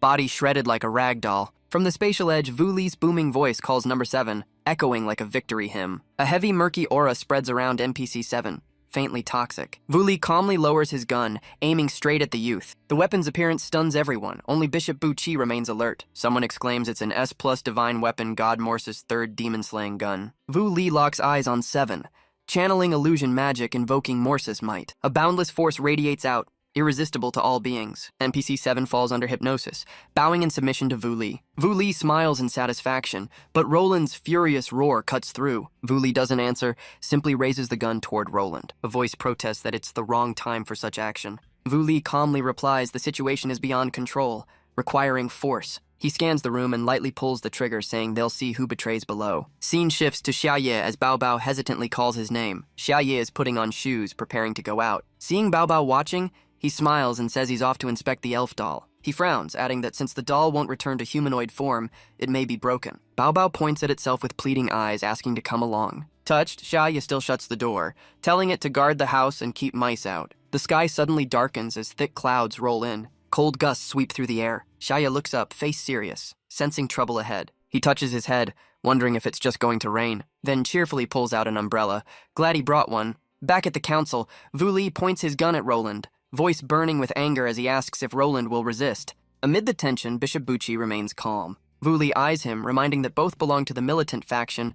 Buchi nods. He glances aside, thinking if there's a chance. Hellfight remembering the cat that once slew a level 84 monster. But now, summoning God Morse's divine weapon is the last card, strong enough to rival the Demon King, though the outcome is uncertain. If given a chance to turn the tide, he wouldn't waste it and asks Roland's opinion. Roland hesitates, sensing something wrong. Buchi turns to Vuli, proposing open war and that Vuli himself should strike, as only the wielder of the demon-slaying divine weapon is fit to face the Demon King. Vuli stares silently, not answering yet. Then he nods, holstering the gun, admitting the point is valid. Buchi takes the chance to request withdrawal. Vuli waves firmly, declaring approval to act. Roland, trapped in the cube, shouts for him to stop. But Vuli only smirks coldly, declaring Hell personally confront the Demon King to prove humanity's worth. The words terrify Roland, who yells that the Demon King isn't someone to trifle with. Vuli doesn't hesitate, snapping his fingers and saying Hell confirmed that himself. He coldly orders Roland to await news of victory in the cell, making the cube dissolve. With a simple gesture, Roland vanishes from the room as if erased. From above, Vuli looks down on his subordinates, declaring the launch of the Demon King assault campaign. He commands a lockdown on all trading systems, guilds, and the safe zone Ku-Ra-Me. Then he orders NPC evacuation from Zone Zamai, clearing the battlefield. Even Botagan is sealed off, though it barely matters. From the black clouds, Vuli's massive warship emerges, tearing the sky like an apocalypse messenger. Vuli orders Automaton number 3 Bolisi to lock onto Sujamai sector and prepare to fire. Humans below can only watch the giant object in fear and confusion. Buchi steps forward, asking softly if Vuli truly plans to abandon Ku-Ra-Me. Vuli coldly replies that Ku-Ra-Me will soon be a battlefield, so keeping it is pointless. Buchi nods in agreement. But then he smirks slyly, thinking if Vuli wins, his own future will shine bright. In the sky, Vuli roars the command like thunder. All forces march! On the ground, countless soldiers raise gleaming weapons ready for war. Even if they can't kill the Demon King, they must reclaim the elf princess. Vuli lifts his head, voice resounding like a vow. He orders full media connection, preparing for a global broadcast. He wants the world to witness humanity's light of hope. At the same time, Shia arrives to find the shop closed and frowns in confusion. Finding it strange, he senses something wrong. A naive thought flashes maybe today's a holiday. But suddenly, chaos erupts as townsfolk flee screaming warnings, leaving Shia frozen. He looks around blankly, thinking they might be celebrating. A distant shout tells him to run because Buan Tai Gang has shut down, leaving him wide-eyed in confusion. He wonders if even divine systems get holidays how humane. While daydreaming, a sheet of paper falls before him. He picks it up. It's a newspaper with the headline, "Zamai District Property Prices Plummet." He mutters the words, still processing. Then his knees give way as he realizes the situation is out of control. Footsteps thunder behind him. An armed squad advances. Steel barriers rise, gleaming, killing intent filling the air. Shia realizes he's surrounded. Leading them is Vu Li, coldly declaring the target has been captured. Shia looks dumbfounded, asking what crime he's accused of. From the pouch at his side, tiny High Knee pokes her head out, yawning and asking if she overslept again. She freezes upon seeing the armed army, crying out in panic. A thought flashes. Could the war between humans and demons reignite because of her, repeating past tragedy? In the tense air, Shia gently reassures her, saying not to fear and that he'll count to 3. He begins counting 1, making every soldier tense up. High Knee bursts into tears, pleading not to fight the Demon King since none can win, while Vu Li and his men hold their breath as Xia continues. 2. High Knee realizes she caused this chaos and wonders if she deserves happiness. When 3 ends, Xia suddenly doesn't attack but dashes away, shouting for everyone to run. High Knee watches in disbelief as he flees instead of fighting, frozen in shock. A human demon asks Vu Li whether to pursue. Vu Li stops him, suspecting it might be a trap. Moments later, they see Xia staggering before collapsing like a cut kite. The soldier asks again, and Vu Li frowns, saying it looks even more suspicious. Even so, they bind Xia, who trembles in fear, face pleading. One soldier sighs that it's too easy. Vu Li nods, admitting he was startled too. Vu Li asks if they checked the elf or the wisdom stone. The man replies Xia scared them too much to search. High Knee hides behind a rock, watching everything unfold. She observes, filled with doubt. She wonders why Xia, though powerful, didn't resist his strength is unpredictable. High Knee grows confused about his true purpose. Vu Li calls out loudly, startling Shia, who responds nervously. Vu Li sternly orders him to hand over the elf. Shia looks surprised, realizing their goal is the elf. He grins slyly and asks what price Vu Li is willing to pay. The words stun everyone into silence. High Knee sadly realizes Shia intends to sell her. Vu Li is also speechless, unable to believe Shia would sell the elf to him. The air grows chaotic in silence. No one understands what's happening. Shia laughs gleefully, saying if he'd known earlier, he wouldn't have been afraid. He exhales in relief, while Vu Li's suspicion deepens. Vu Li thinks the elf is a treasure equal to divine relics impossible to sell so casually. He concludes it's all an elaborate ruse. Vu Li refuses to be fooled like Luolan, shouting in fury. He declares he won't pay a coin and gathers his energy. The scene falls into utter stillness. Shia snaps back angrily,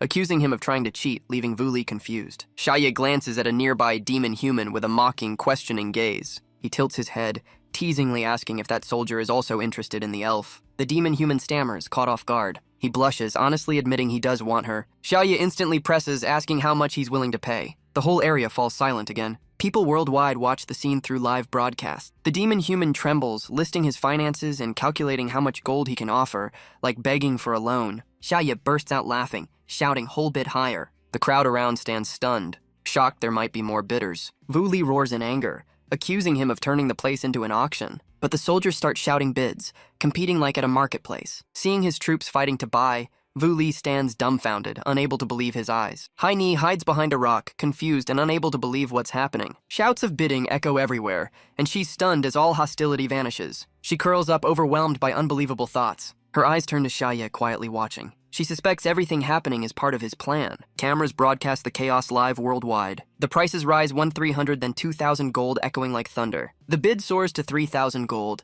Shia sits cross-legged, smiling at the sound of money pouring in. He laughs triumphantly, full of joy. He shouts, asking if anyone wants to bid higher. Though outwardly tense, he secretly celebrates victory inside. A demon reports to Yuli that global social media is joining the auction. He explains it's because Yuli's live stream lets everyone watch. Yuli angrily says outsiders can't understand the true value of the spirit. The demon scratches his head, saying they just comment she's strong. That strange phrase echoes in the air like an inserted ad. Yuli freezes in shock, eyes blank. He steadies himself and asks where they get the money to bid. The demon honestly answers their crowdfunding. All three are speechless, thinking only, crowdfunding? Really? High Knee, a forgotten being of the era, wonders what crowdfunding means. The concept is explained as a collective investment method where participants share rights and duties. Money floods to the battlefield like a waterfall. Yuli panics and orders the broadcast cut off. Soldiers rush to obey. High Knee feels admiration, realizing Shia not only shattered enmity, but united the world. She hides behind the rock, eyes sparkling in silent praise. To High Knee, Shia now seems extraordinary and radiant. Meanwhile, Shia feels satisfied, seeing free advertising with his souvenir sale as a rare profit. He thinks if Xiaohao gathers more goods, their group will all get rich, praising buyers as if they found divine relics. At the same time elsewhere, Xiaoyuan and Haonian sense the Demon King thinking of them, as their mission board reports a 1,500 EF reward. On the battlefield, Haini steps out trembling, calling Xia Ye. Their eyes meet. With tears, she chokes out, asking if he truly intends to sell her. Her words leave Xia Ye speechless. After a moment, he calmly says he's just trying to survive. Images of cruel enemies flash in his mind, eyes cold. Xia Ye explains that if he didn't hand her over, they'd take her by force. Haini asks why not resist. Xia Ye replies that fighting only breeds more hatred and bloodshed. In his mind, he sees himself beaten brutally for daring to resist. His words deeply move Haini, making her see violence only begets violence. She realizes that's why the world stays trapped in war. She understands Xia Ye bears the sin of war to break its vicious cycle. A demon king with such compassion must be someone truly extraordinary. Haini softly says that if it's Xia Ye, perhaps a peaceful world could be born without bloodshed. Xia Ye is stunned to hear those words from her. He looks at her emotionally as Haini trembles, vowing to devote herself to the ideal of peace. Just as she swears, the auction sound rings. Xia Ye is stunned as the bid hits 5,400 gold. Haini freezes, displeased, while the cold voice continues to confirm the bid 3 times. A demon announces Yu Li's victory, yet he feels no joy. Yu Li lowers his head, thinking it's worth bankruptcy if he can use the spirit against global financial powers. But if he obtains both the spirit and the third descender, ultimate power will be his. With a weary face, Yu Li tells himself to stay resolute. He brings the gold bag for trade, but the system reports an error. Both are shocked. The notice reads, Haini's soul is bound to Xia Ye, transaction impossible. Yu Li stares at his empty hands, eyes darkening. Haini sits in his palm, whispering inaudible words. Suddenly, she flies into the sky. Yu Li watches in disbelief, unable to react. Haini lands on Xia Ye's hand, solemnly declaring the contract complete and him as her master. Xia Ye awkwardly apologizes to Yu Li, saying he never expected this outcome. Yu Li yells angrily, accusing him of mockery. Xia Ye panics, trying to explain. He pleads to clarify everything. Haini, now sitting on Xia Ye's head, mocks Yu Li that it's over and he should stop dreaming. She adds teasingly that he's too old and not her type. Xia Ye frantically stops her while Yu Li stands frozen. In rage, Yu Li draws a gun at Xia Ye, shouting to stop immediately. Xia Ye trembles in fear. At that moment, an unidentified object appears in the sky. Yu Li threatens to fire the cannon first. The massive cannon begins charging energy. On the ground, a cat grooming itself notices the anomaly, eyes flashing alert. The cannon's energy condenses, nearing firing level. Inside, technicians follow Yu Li's orders, shouting readiness to fire the pseudo-demon cannon Babo Lot. Target confirmed.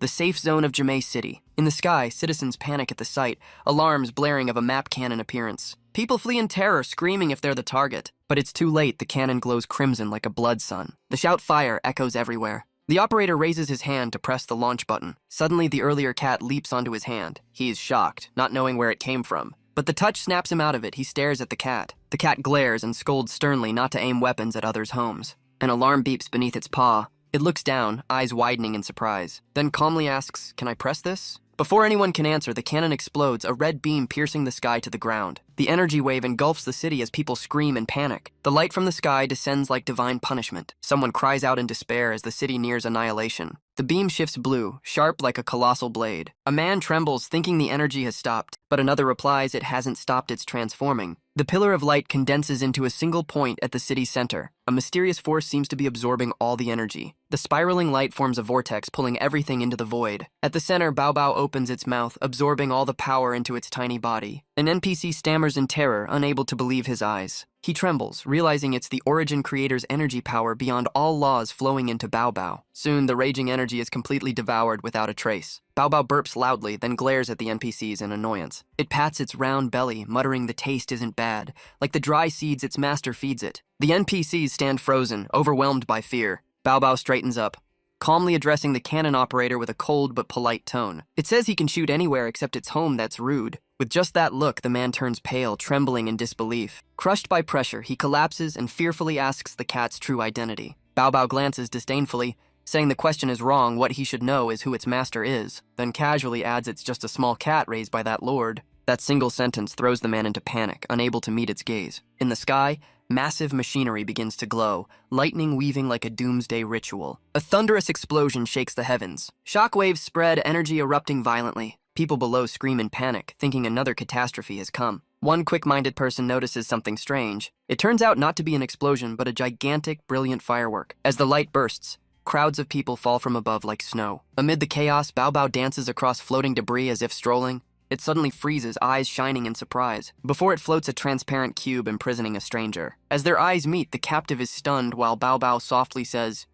"You are," then grins mischievously intrigued. It snaps its fingers lightly. The cube shatters, fragments falling like mist. The freed man looks around, bewildered by what just happened. Before he can speak, Bao Bao leaps over the ruins and disappears. That man, Luolan, stands still, unable to believe he's free. On the ground, the crowd watches the metallic fireworks fall, torn between fear and awe. Someone exclaims in disbelief that even steel has turned to light. A pale youth says no one could survive if it fell, but his red-clad friend laughs and points upward. As Luolan descends gently, the crowd erupts in cheers, hailing him as a savior. All falling metal shatters into dusts of light. Each fragment becomes a star. Luolan has saved the entire city. He stands tall among the crowd, walking with heroic grace. Many girls rush to praise him, eyes full of admiration, some calling him their idol, others his devoted fans. Luolan, slightly embarrassed, humbly says he didn't do much, yet some still beg for his guidance. Suddenly he senses a familiar gaze from afar. On a rooftop, Bao Bao sits cross-legged, watching him mischievously. It smirks,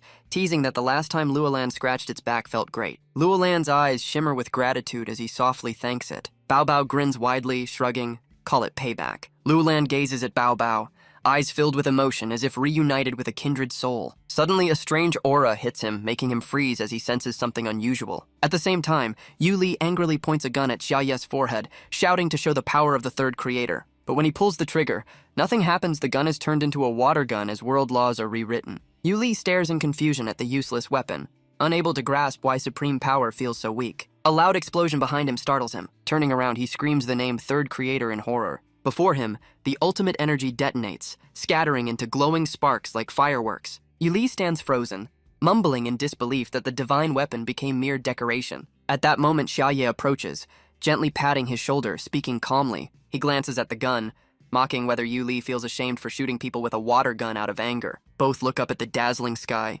Shia softly laughs, calling it a grand celebration firework worth the setup. Yuli mentally collapses, screaming inwardly in denial. Shocked and disoriented, he staggers toward Shia with empty eyes. Seeing this, Shia steadies him, making Yuli flinch in fear. He raises his head, eyes trembling with unease. Shia smiles faintly but coldly warns that such pranks are over the line. He sternly adds that since Yuli isn't entirely evil, hell just warned him others might have beaten him already, and demands an answer. Yuli collapses to his knees, hands clasped, tremblingly pledging obedience. On a rooftop, Beiel crosses his arms, smirking that the Demon King never needed saving. Babylon beside him gazes at Shia admiringly, calling the Demon King's move wise and flawless. They conclude, claiming the Spirit Princess, defeating top-tier humans, destroying the ultimate weapon, crushing his foes while every step executed perfectly. Shia suddenly glances toward the roof, sensing something. But only the wind remains. Belial and Babylon have vanished.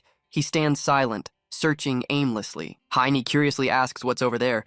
Shia indifferently says it's just his imagination. He dusts off his hands, deciding to head back since the deal failed. Heine asks in surprise if she can really go home with him. Shia coldly replies she's bound to him now, so she has no choice. He sarcastically asks if she's worth selling, then sighs, learning she's useless. He mutters, hoping the vacation ends soon, while two cloaked figures secretly watch. Even from afar, Xiaoye's words echo like a prophecy of collapse, stunning the two. One hurriedly reports that Xiaoye and Heine have departed. Yuli now kneels, eyes lifeless, endlessly repeating apologies. He trembles, begging for forgiveness in a fearful voice. The two nearby can only sigh, eyes filled with helpless pity. One laments how foolish Yuli's actions were. In the broadcast, Xiaoye and a brown-haired man appear amid celebration.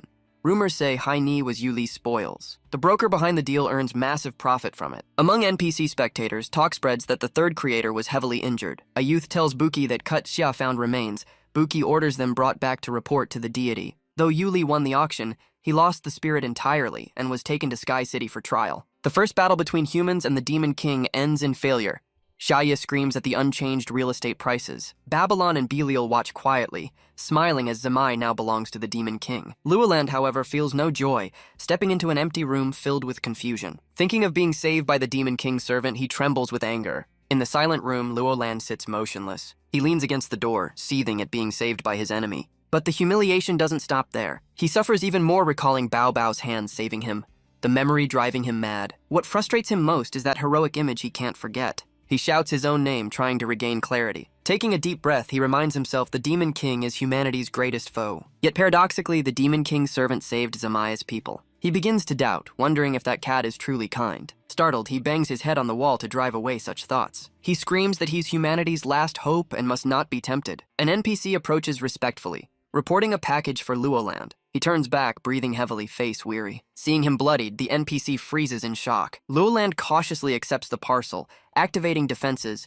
reminding himself to beware the Demon King. Then he notices a letter on the box sent from the Zami district. Opening it, he finds a heartfelt thank you note from someone he once saved. Inside lies a cute handmade cat on rainbow cotton, a small token of gratitude. Luolan gazes at it, eyes gleaming, murmuring it's so cute it's scary. He sighs, leaning against the door, heart heavy as if stabbed. His face flushes, breath quickens, and one thought fills his mind. He mutters disbelief at the emotions rising inside him. At the same time, Shia receives a new message notification. Seeing Luolan's name, Shia smiles, glad he got the gift. He heads to the bathroom, hanging a towel and calling softly inside. From within the steam, Haine's gentle voice answers. She soaks in warm water, feeling relaxed and touched by Xiaoye's concern. She secretly thinks the Demon King is not only strong but also refined. But recalling the prophecy, her face pales in fear for humanity's fate. Thinking of Hao Nian's group, she grows cold, believing none are fit to lead the world. She tells herself that if the Demon King ruled, war might finally end. She resolves to use her wisdom to help him achieve that goal. Murmuring a name for their future child, she blushes at her bold thought. Suddenly, footsteps and a chilling aura appear. Beiel stands before her. The demoness coldly warns Haini not to meddle beyond her role. Under that icy gaze, Haini trembles, speechless. Babylon steps forward, placing a hand on her shoulder with a spine-chilling smile. Haini panics, wondering if they truly serve Shia. Feeling their terrifying aura, she swallows hard and stays cautious. She senses their energy differs from the Demon King's, strangely dangerous and unstable. She fears they're defying his orders to seize the spirit's intellect. As they grip her shoulders, Haini trembles, realizing that though the Demon King shows mercy, his subordinates remain ruthless and bloodthirsty. Haini hesitates between resisting or yielding, fearing both the Demon King's misunderstanding and being killed. Suddenly, Beiel shouts, scolding her for arrogance. Babylon joins in, both hurling insults while Haini trembles silently. Seconds later, Haini senses something odd. Her fear fades as their words sound like cheap acting. Beiel irritably laments the hardships she's endured chasing their master, while Babylon complains about having to play the villain despite her nobility. Beiel suddenly cries out, declaring she sacrificed everything for the Demon King. Babylon nods dumbly in support. Then Beiel covers her face, trembling and weeping about enduring for the Demon King, leaving the others stunned. Haini suddenly awakens, eyes shining with realization. She bows her head, trembling, moved to tears by her own naivety. She understands the Demon King's path of peace is full of trials. He must balance power and compassion, maintaining dignity in a hostile world. Even mighty demons train hard to serve that ideal. While she knows nothing, she silently thanks the Demon King's wisdom and courage for protecting her. She softly tells herself to postpone the idea of bearing a child. Babylon and Beiel grow annoyed at her silence, asking why she won't react. Seeing Haini still bowing, both get angry and rush to attack. Beiel instantly casts magic, her demonic power surging violently, threatening to shatter space. Her eyes turn crimson, gaze sharp as blades slicing toward Haini. Haini clenches her fists, channeling all energy for a desperate strike. Power gathers as Beiel raises her hand to unleash the deadly blow without hesitation. But at that instant, her hand freezes midair as Haini bows, softly begging for their guidance. The word sisters leave Beiel and Babylon stunned, moved beyond words as if hearing the impossible. Belial's demeanor softens, her eyes gentle, voice tenderly asking what help Haini needs. Haini explains she's the last surviving spirit of a fallen kingdom. She says she wishes to serve Shia but feels lost about rules, duties, and his words. She pleads for their guidance, afraid of being cast out and alone again. Her sincerity touches the two demons, their eyes softening with pity. Beiel quietly says only they can help her. Babylon smiles in agreement. Their anger fades as Babylon proudly introduces herself as the 101st Heavenly King, promising to protect her. She boasts her shape-shifting skill, often turning into a giant form of strength. Beiel gently introduces herself as the sole prophet who first heard the Demon King's prophecy and discovered him. She points outside where Bao Bao lies, revealing it as the future master of demonic beasts who once destroyed the divine weapon number 3. She explains that by the Demon King's order they disguise as low-level pets to infiltrate humanity. Babylon adds its part of his infiltration strategy. Beiel tells Haini to just fulfill her role. The Demon King always provides reward and food. Hearing this, Haini finally understands, happily realizing the nickname doll is just part of the Demon King's plan. She smiles in gratitude, gently proposing the three become first-rank sworn sisters. She extends her hand, eyes glimmering with sincerity. Without hesitation, the two demons place their hands over hers, answering in unison. Haini beams brightly, shouting to follow the Demon King's ideal, vowing to build a peaceful world. Her words make Beiel laugh, excitedly replying their goal is to destroy humanity so demons can rule. All three shout, "Peaceful coexistence," while Bao Bao watches slyly from outside. The cat grins, thinking the Demon King favors it above all. Haini sits quietly, recalling her royal past and days of being served. Now she's diligent, happily reporting to Shia that the laundry is done. Every morning, she carefully prepares fresh breakfasts as if picked straight from the garden. By afternoon, she fixes the bed, cleans the room, even warms Jiaye's blanket for restful sleep. She's so attentive she clears puddles and uses magic to grow plants just to keep her master's shoes clean. When Jeannie reaches grade B, her name is officially recorded in the Yang Ni household log. Her devotion makes Xia feel relaxed and deeply satisfied. Outside, the scene shifts to a red car, where a voice reveals the Demon King still lives and is gathering power to strike back. An NPC inside reviews files on the Demon King's subordinates. Babylon can destroy cities, Hugh resurrected as a servant, Belial spreads chaotic prophecies, Hai seduces with charm, and Bao Bao, the deputy manager of the Qingxing dungeon, wields over-tier power. While scanning the files, the NPC gasps in shock, prompting his partner to ask what happened. He lifts Bao Bao's file, praising endlessly and even voting it as his favorite, causing his teammate to frown and warn him to stay serious. The partner suggests Belial might surpass Bao Bao, but NPC number 12 frowns and strongly objects. NPC number 7 smiles, drawing in the air, saying the Spirit Princess made the Demon King temporarily abandon his urge for destruction. That remark sparks a heated argument, the car swaying wildly like a scene from random comedy. When calm returns, NPC number 12 remarks that since the spirit appeared, even other races have become strangely active. He wonders how a double-digit spirit could make someone like Yu Leng to believe he could overthrow a 4-digit Demon King. NPC number 7 leans against the window, calmly saying it's beyond their authority. Inwardly, he thinks the spirit's influence is so strong it draws every race toward her. Finally, they agree their job is simple: monitor the Demon King's supermarket trip and escort him back. The scene shifts to Xia at the supermarket, thrilled by discounted flour, planning to buy more for Hai Ni to bake cookies. But standing between two price tags, he frowns as if facing a life-or-death decision. Just as he's about to choose, Highness' gentle voice says she can eat Neil cakes, freezing Xia in place. He looks at her sadly, torn between pity and awkwardness. Hai Ni quietly walks away, murmuring wistfully, "It's fine to dine alone." In her heart lingers a lonely emptiness like dusk smoke fading in twilight. Seeing her like that, Xia sighs softly, leaving the flour behind with thoughtful eyes. Hai Ni asks in surprise why he isn't buying it. He smiles, saying it's better to pick something more necessary. She silently watches his fading figure, eyes reflecting quiet contemplation. The two stop by a pet shop, where Xiaye generously buys 2 cat beds worth 50 gold and 3 silver. A brand new blanket was bought for 50 gold and 40 silver. Then he chose a new bed, costing another 6 gold and 20 silver. After paying, Xia smiled and said he would settle the bill. She replied with a bright smile. He went to the counter to pay while she waited silently outside. Resting her chin, she gazed at the new items, her mind drifting in thought. Meanwhile, at Belial and Babylon's home, the two were chatting happily. Suddenly, a fierce sensation froze them as they sensed looming disaster. Xia carried 2 bags and gently called Hini to return. Nearby, an argument broke out. A man was cursing angrily. He snatched back a bag, pushed down a woman, and shouted violent threats. His companion yelled as they finished the robbery and fled together. The scene turned chaotic, food scattered everywhere. The old woman trembled as she sat up. A strange mark on her forehead made Xia worry. He didn't wait for her reply, bent down to gather the items with dusty hands. After a while, she sighed and told of her unfilial son's cruel behavior. Xia helped her sit, listened, then asked gently. She said her son often took money to train, though it hurt her. She, a backpack seamstress, spoke sadly about being robbed and beaten by her son. Her sorrow turned to anger as she told how he harmed her little dog Xiaobai.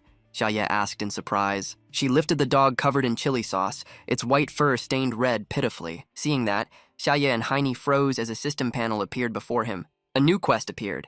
Clean Xiaobai. Reward 200 experience points. Xia read the notice, wondering if the old woman endured this daily. She said tearfully that Xiaobai always tried to protect her because he understood people's hearts. Tiny and slow, Xiaobai looked pitiful. Xia stroked its head, moved, and decided to help bathe it. Xia accepted the mission. Heini volunteered eagerly, making him agree gladly. He assigned the task to her.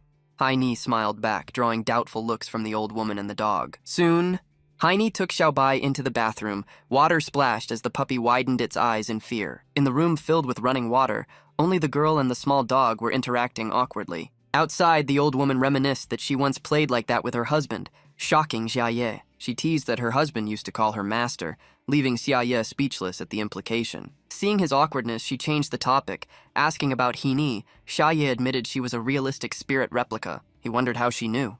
She calmly said she had watched the auction's live broadcast. She said Shia's face was famous enough for anyone to recognize. He could only smile awkwardly. She was surprised that such a rare spirit was brought out like a pet, leaving Shia confused. Her suspicious gaze softened, warning him to be careful since many covet spirits. She cautioned that danger was near, and at that moment a monstrous hand grabbed Heine in the bathroom. A giant wolf appeared, licking the spirit girl's head and eerily declaring it had found its target. It introduced itself as Han Lang, a subordinate of Lord Fenji, sent to capture the spirit. He sneered, boasting that this so-called safe zone was meaningless and easy for him to breach. Facing him, Heine calmly recognized the name Fenji Ji and guessed he was a wolf-type mutant. Han Lang praised her rare intelligence among spirits. He went on about his master Fenji Ji, a genius destined to rule the world. Elsewhere, a gray-furred figure sat before a screen, watching everything. That was Fenji Ji, a being of unknown rank, his eyes glowing brightly in the night. Staring at the flickering screen, he gave a single command: capture her. The live broadcast of Heine filled with countless stunned comments. Han Lang, receiving the order, smirked arrogantly, claiming none could stop his kind. Heine calmly replied that she already belonged to one master. Han Lang gripped her wrist, mocking if that master was the weak man or the ugly old one. She sternly warned he'd only get one mistake before paying the price. He sneered, licked his tongue provocatively, refusing to bargain with inferiors. Han Lang closed in, mocking that she was too scared to resist. He boasted proudly that his unmatched senses could track her anywhere, even underground. Then he insulted her weakness, saying she had no power to fight back. Outside, Shia walked slowly, puzzled why someone hadn't appeared yet. He counted on his fingers and laughed, thinking he'd noticed something valuable, with the old lady agreeing. But a sudden intuition made him freeze, realizing Heine had been bathing unusually long. He hesitated, considering checking inside, but held back. Seeing a special symbol hanging on the door, he sighed in defeat. In the end, Shia decided to wait patiently. Inside, Han Lang kept tempting her, promising a better life if she followed him to meet Fenji Ji. Heine only frowned slightly, remaining silent. Suddenly, a white blur lunged and bit his arm. It was Xiao Bai. Caught off guard, Han Lang roared in rage, staring at the bleeding bite. He cursed the small creature as a worthless weakling. Heine was stunned by the dog's reckless act, her heart swelling with shock and emotion. Han Lang, furious, grabbed the dog's head, shouting as he prepared to kill it. He hurled the dog against the wall like throwing away trash. A faint, painful whimper echoed sharply through the room. Heine froze, staring at the small body thrown aside, eyes blazing with fury. Han Lang ignored it, pulling her closer and demanding obedience. Her face turned cold as she declared the first sin insulting the Demon King was blasphemy. Her eyes flared with killing intent as she announced the second sin insulting the royal bloodline of the Spirit Princess. Han Lang, confused, mocked her words. She raised her hand, spirit energy swirling as she revealed her self-sealed immense power. Sweat streamed down his forehead as his voice trembled. At that moment, Xiao Bai's body glowed blue, absorbing Heine's energy. Trembling, it still forced itself to stand with all its strength. Its eyes shone strangely, startling Han Lang that it was still alive. Weak but determined, Xiao Bai let out a resonant growl of willpower.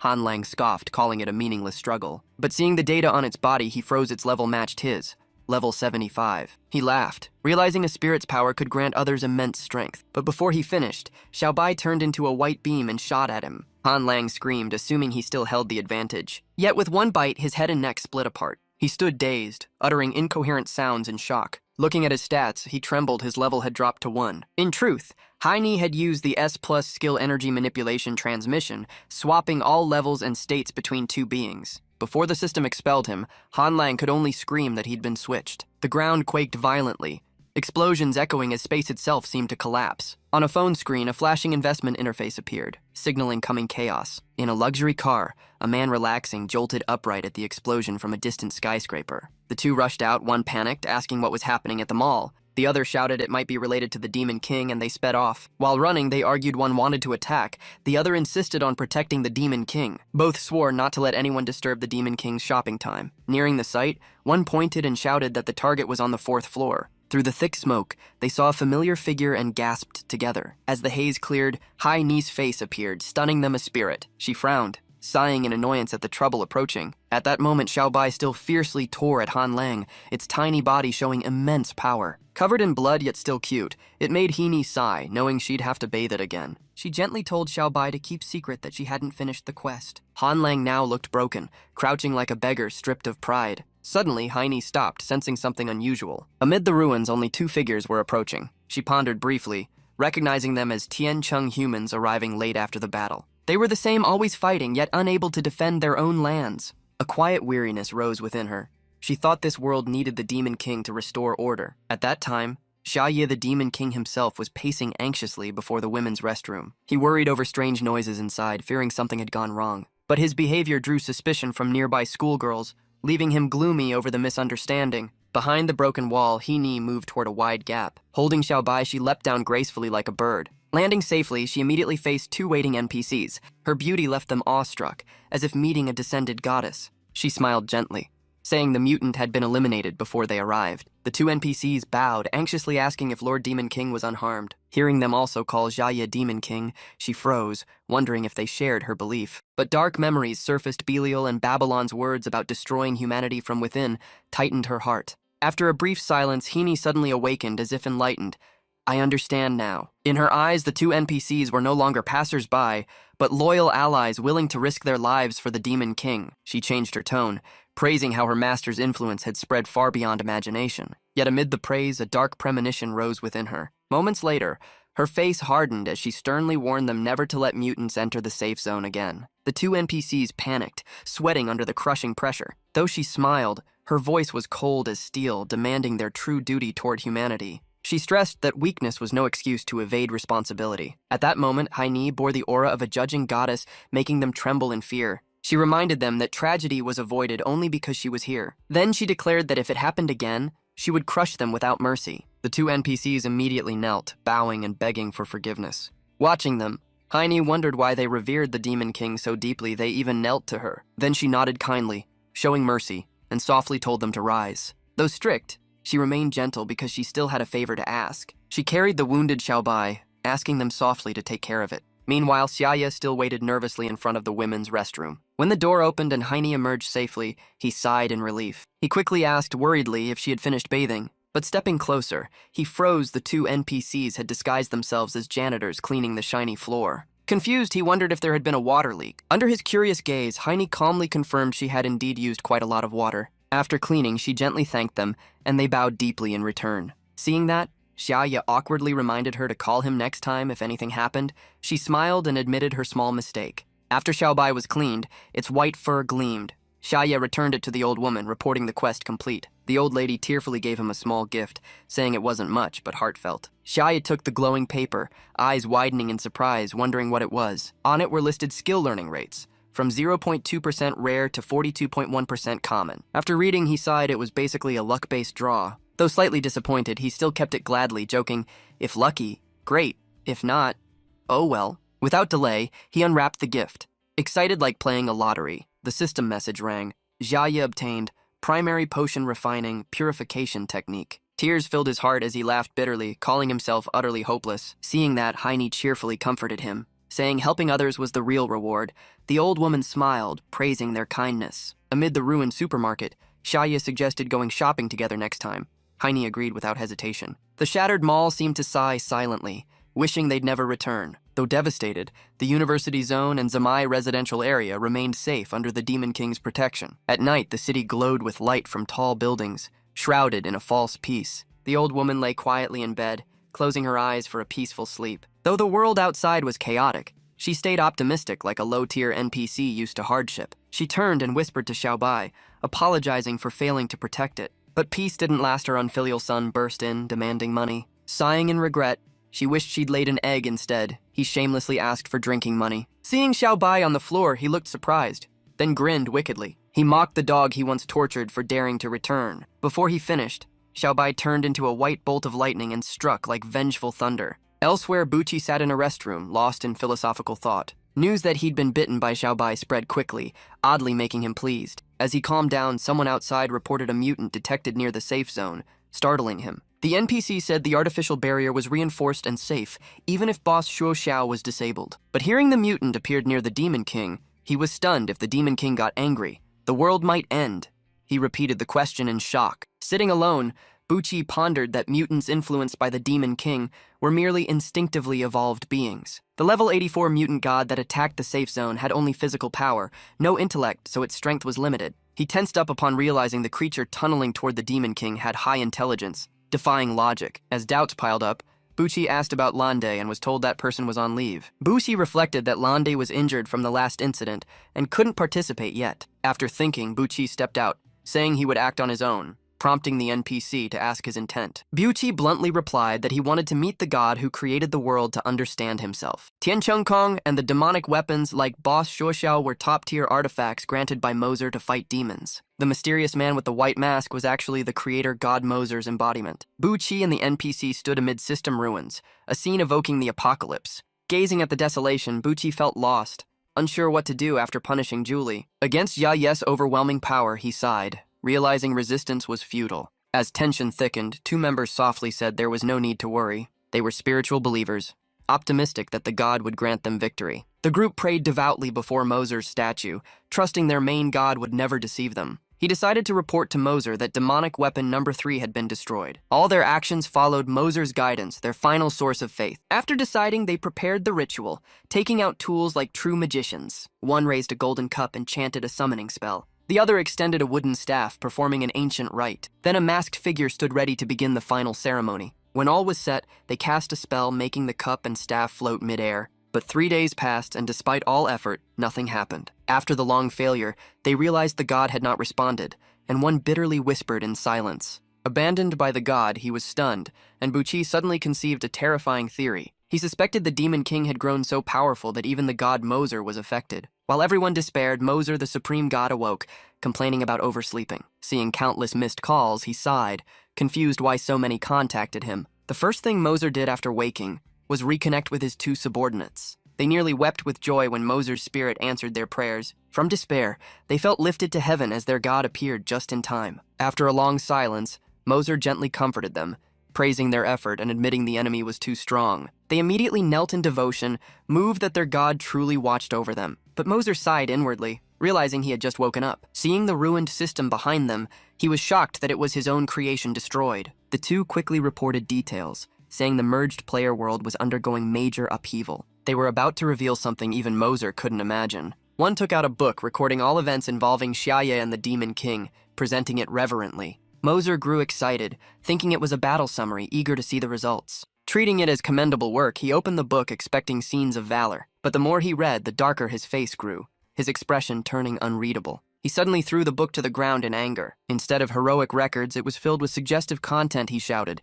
accusing them of turning the mission into a romance plot. The two calmly explained that direct battle now would be suicide, since the Demon King was far stronger than expected. Moser angrily asked if they were blaming the gods, the argument heating as they insisted the vague prophecy left them defenseless. Feeling blamed, Moser bitterly asked if they dare face a 4-digit level Demon King. They countered that misinformation caused their loss. The quarrel exhausted Moser until he exploded, claiming they were indirectly blaming him. Seeing the god enraged, they instantly knelt, flattering him and taking all blame to calm him. Moser softened, sitting down benevolently, saying their situation deserved forgiveness even if they blamed him. Though outwardly reverent, they inwardly despaired at how tangled things had become. Moser fell silent, letting the air sink into stillness, yet he remained uneasy, realizing the enemy was strong enough to destroy weapons he himself had forged. What troubled him most was Yaye's hidden potential untapped power so dangerous, he had to choose between 2 paths. One was to patiently wait for the players to grow strong enough. The other was to descend himself and destroy Yaye. But as the thought arose, he quickly suppressed it, knowing it was mere impulse. At that moment, violent energy surged from the statue, thunder ripping across the sky. The two before it were filled with awe, believing they were witnessing divine power. The massive machine before them glowed brightly, releasing energy that shook the entire space. Moser's awakening restored the system and recreated divine weapon number 3, proving his supreme power. Buqi and his comrades were moved by the miracle, praising their god's brilliance. Moser calmly placed his hand on the pink keyboard, signaling a new era after Julie 1 where humans must grow stronger to survive. Suddenly a handgun appeared midair and fell before Buqi. Moser declared Buqi the new wielder of divine weapon number 3, entrusting him to protect humanity. Buqi was stunned, unable to believe he'd been chosen, his mind spinning under the burden. Moser explained he chose Buqi for his courage and desire to live, though in truth it was mere fear of death. Buqi nervously admitted that even with the weapon restored, they still might not defeat the enemy. Instead of comforting him, Moser calmly said if he died, his soul would ascend to heaven. Hearing that, Buqi turned pale, sweating heavily at the chilling comfort. The two beside him felt both envy and admiration, thinking reaching heaven was a rare blessing. Buqi quickly offered to give them the honor, but they hurriedly refused. Moser passionately proclaimed that humanity had never bowed to any power, and this time would be no exception. Buqi, however, prayed silently like a man facing execution, begging for mercy to live a bit longer. While the others failed to understand him, he kept muttering prayers, lost in fear. Even entrusting his fate to the gods, Buchi still trembled, paralyzed by dread. After finishing the arrangements, Moser felt relieved, believing progress from Yolander's generation would suffice. He placed his hopes on Roland, the young war god seen as a shining star among men. Roland consistently showed extraordinary virtue, his resolve growing stronger under great responsibility. From the beginning, he never feared sacrifice, training endlessly and fighting every foe to the end. To Roland, no matter how strong the Demon King was, he would never retreat. He was humanity's symbol of faith. After praising Roland, Moser's expression darkened. He ordered the summoning of Jia, the renowned demonic weapon number 1, shocking his followers. Moser's tone turned sharp, commanding that Jia be brought back at all costs to protect humanity's final hope. On the front lines, Jia was maintaining peace, crushing all assaults when he received the urgent summon. The stern general simply nodded, accepting the mission without another word. Standing by a cliff, Jia looked down and calmly said he understood the situation. He gave a cold smirk, mocking that the demon race was lucky he hadn't yet returned. Then he turned, gritting his teeth and vowing to reclaim the divine weapon Li Bao and annihilate the demons. Jia was one of the 12 high counselors, a man of immense authority in Holy City Tiankong. Unlike appointed counselors, he inherited the role through his family bloodline. The Li clan had long been pillars in the war against demons, and Jia Li was an undefeated war god who won 49 battles wielding divine weapon demonic crusher number 1 given by Moser. Mountains of demon corpses testified to his fearsome reputation, a cold, cunning, and merciless general. The whole battlefield called him the iron-blooded demon magus. Upon returning to the Holy City, he suspiciously asked why Moser allowed him to retreat. The NPC replied directly that it concerned Lord Roland. Hearing that name, Jia froze, his face changing with unease. He lowered his voice in disbelief. "Did you just say Roland?" Emotions burst forth. Roland Li, his only son and heir, was the first to descend to Earth to guide humanity. On the battlefield, he was merciless, but as a father, he was proud of Roland's excellence. He believed Roland was humanity's guiding light, chosen by Moser to bring victory. Since childhood, Roland had never disappointed him, so news of trouble shook him deeply. Entering the room, he sternly ordered the NPC to report Roland's achievements on Earth, but all he saw was an empty room, with only a belt lying on the floor. Jia stood stunned, mind blank, unsure what was happening. Suddenly, he turned and demanded to know where the clan's 1,000-year inheritance treasure had gone. The NPC turned pale with fear, speechless before his wrath. Realizing there was no escape, the NPC confessed everything that had happened in the rear base. After hearing it, Jia froze. Roland had offered all the treasures to the Demon King and hunted monsters for his pet. That his son aided Shia instead of destroying him made Jia furious, though he tried to stay calm. Despite the raging anger, he reminded himself to keep reason he had never feared armies, yet wavered for his child. He forced himself to think as a father, seeking the true reason behind Roland's acts. Unaware that Roland had survived 7,749 life and death trials, he still believed his son had his reasons. The NPC tried to say Roland only borrowed the wisdom treasure, but Jia roared. He said he'd pet Santa Maya, not take the whole house. Realizing his fury might explode, he calmed himself, thinking Roland was simply overburdened by duty. As the sky dimmed, the golden dusk inspired a sincere idea. Maybe he needs a therapist, and he did it seriously search for top experts and handed the list to Roland. Roland held the paper expressionless, unsure whether to laugh or cry. He softly apologized, saying his father misunderstood and things weren't as they seemed. Jiajia's face hardened as he asked if Roland knew why their clan had never fallen. Roland replied it was due to absolute faith in the Supreme Lord Moser. Jiajia nodded, saying that faith was the true source of their power. Then he drew out a glowing pendant, the divine artifact Demon Magus Head number 1, granted by Moser during the Zuzener Cataclysm. This artifact amplifies power based on absolute loyalty to Moser, serving as a gauge of faith. Only with full devotion could it unleash its might. The words made Roland stiffen slightly. Jiajia proudly boasted he had never lost to demons, and couldn't see what made them fearsome. He then said times had changed and declared Roland humanity's last hope.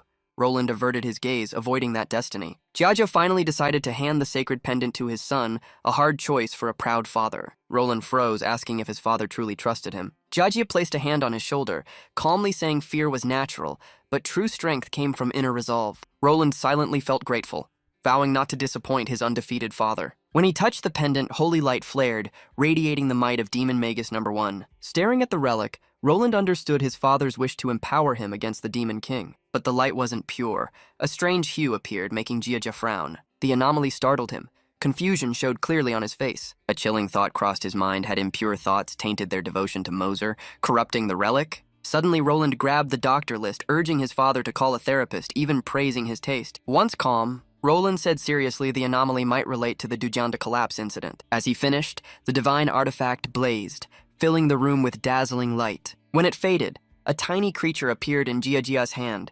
He muttered in disbelief as if he'd won a claw machine prize. But it wasn't a toy, it was a fierce-looking cat radiating killing intent. Black mist poured from it, red eyes burning like coals, lethal at a twitch. Shocked, Jia recalled that the system only held 13 artifacts granted by Moser. He instantly recognized it as Bentagang Demon Magus No. 8, the Absolute Seal Divine artifact, once split to create 66 safe zones. Using his experience, he reasoned that Yuan instance, Demon Magus No. 3, represented pure essential power. That force could turn faith into combat energy beyond normal limits. He affirmed that the greater the spirit, the stronger the might, like Demon Magus No. 1's boundless power in the Zuzander War. Even 3 supreme artifacts couldn't harm Xia, leaving Jia horrified by their failure against the Demon King. He looked at the tiny cat, thinking it harmlessly cute. But it was actually a miniature monster of unfathomable strength. Jia grew excited, believing it could change the tide even against stronger foes. He urgently asked Roland where the cat came from.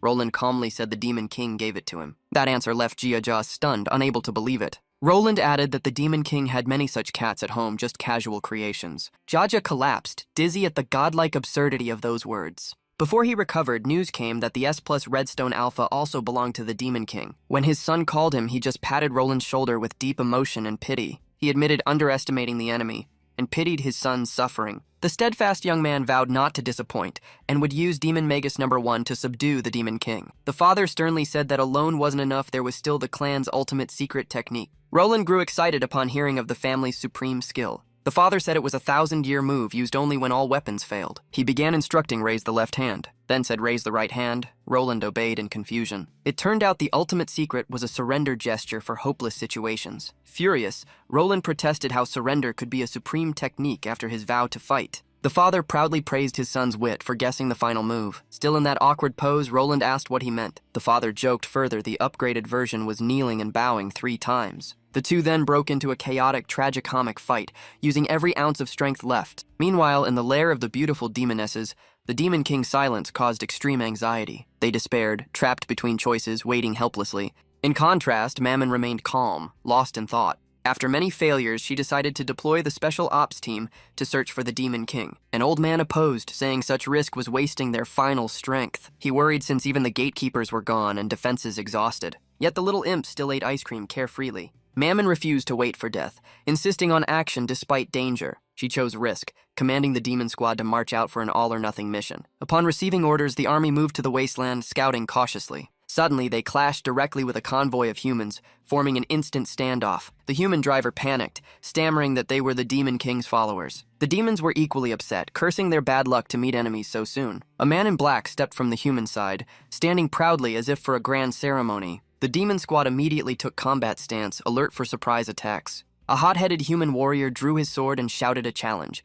merely to boost morale. The demons responded as one charged, yelling to annihilate the enemy, igniting a bloody battle. Both sides stood ready, waiting for the signal before clashing, weapons thundering like storms. A massive crimson explosion tore through the sky, shaking the entire battlefield. Humans and demons alike froze in terror, unsure what had just happened. A new force appeared, Fenrir, an unrecorded S6 class anomaly. It gazed at the chaos in disbelief, muttering as if trapped in illusion. The true enemy was now Fenrir, a super being beyond all levels, symbol of annihilation. Humanity fell into despair, facing 2 overwhelming powers at once. It turned out Fenrir appeared only because it smelled food simple yet disastrous. Everyone could only pray as the beast charged like death incarnate. From that moment, the tragedy began. Fenrir seized a human, the outcome unspeakable. In ravenous hunger, it bit off its prey's head, turning battle into a blood feast. Fiji quietly looked at his hand, saying his power had grown again. The creature held level 5 Fanzizer Energy Rage Force, able to absorb and evolve by devouring others,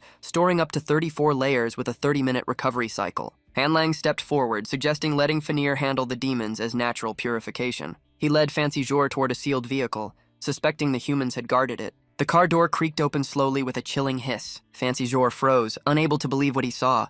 Inside were terrified children, trembling eyes staring at him in despair. The scene cut to Bucci.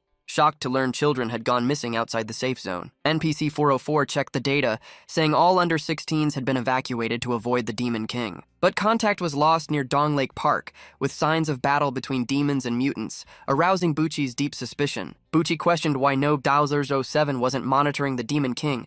NPC 404 immediately reported. Data showed the Demon King left his lair early morning and went straight to the safe zone center. On the way, he helped an old lady cross the street, then stopped to feed a stray cat. Next, he exposed a pervert on a bus and was titled a model citizen. After that, he opened a stall in the plaza, chatting for 3 hours without a sale. And now he had returned to his den for a nap. Hearing this, Bucci slammed the table, furious that the Demon King hid evil under fake virtue. He sternly ordered NPC 404 to keep investigating the missing children without conclusions yet. After subordinates left, NPC 404 realized the flaw lay in the evacuation plan itself if exposed.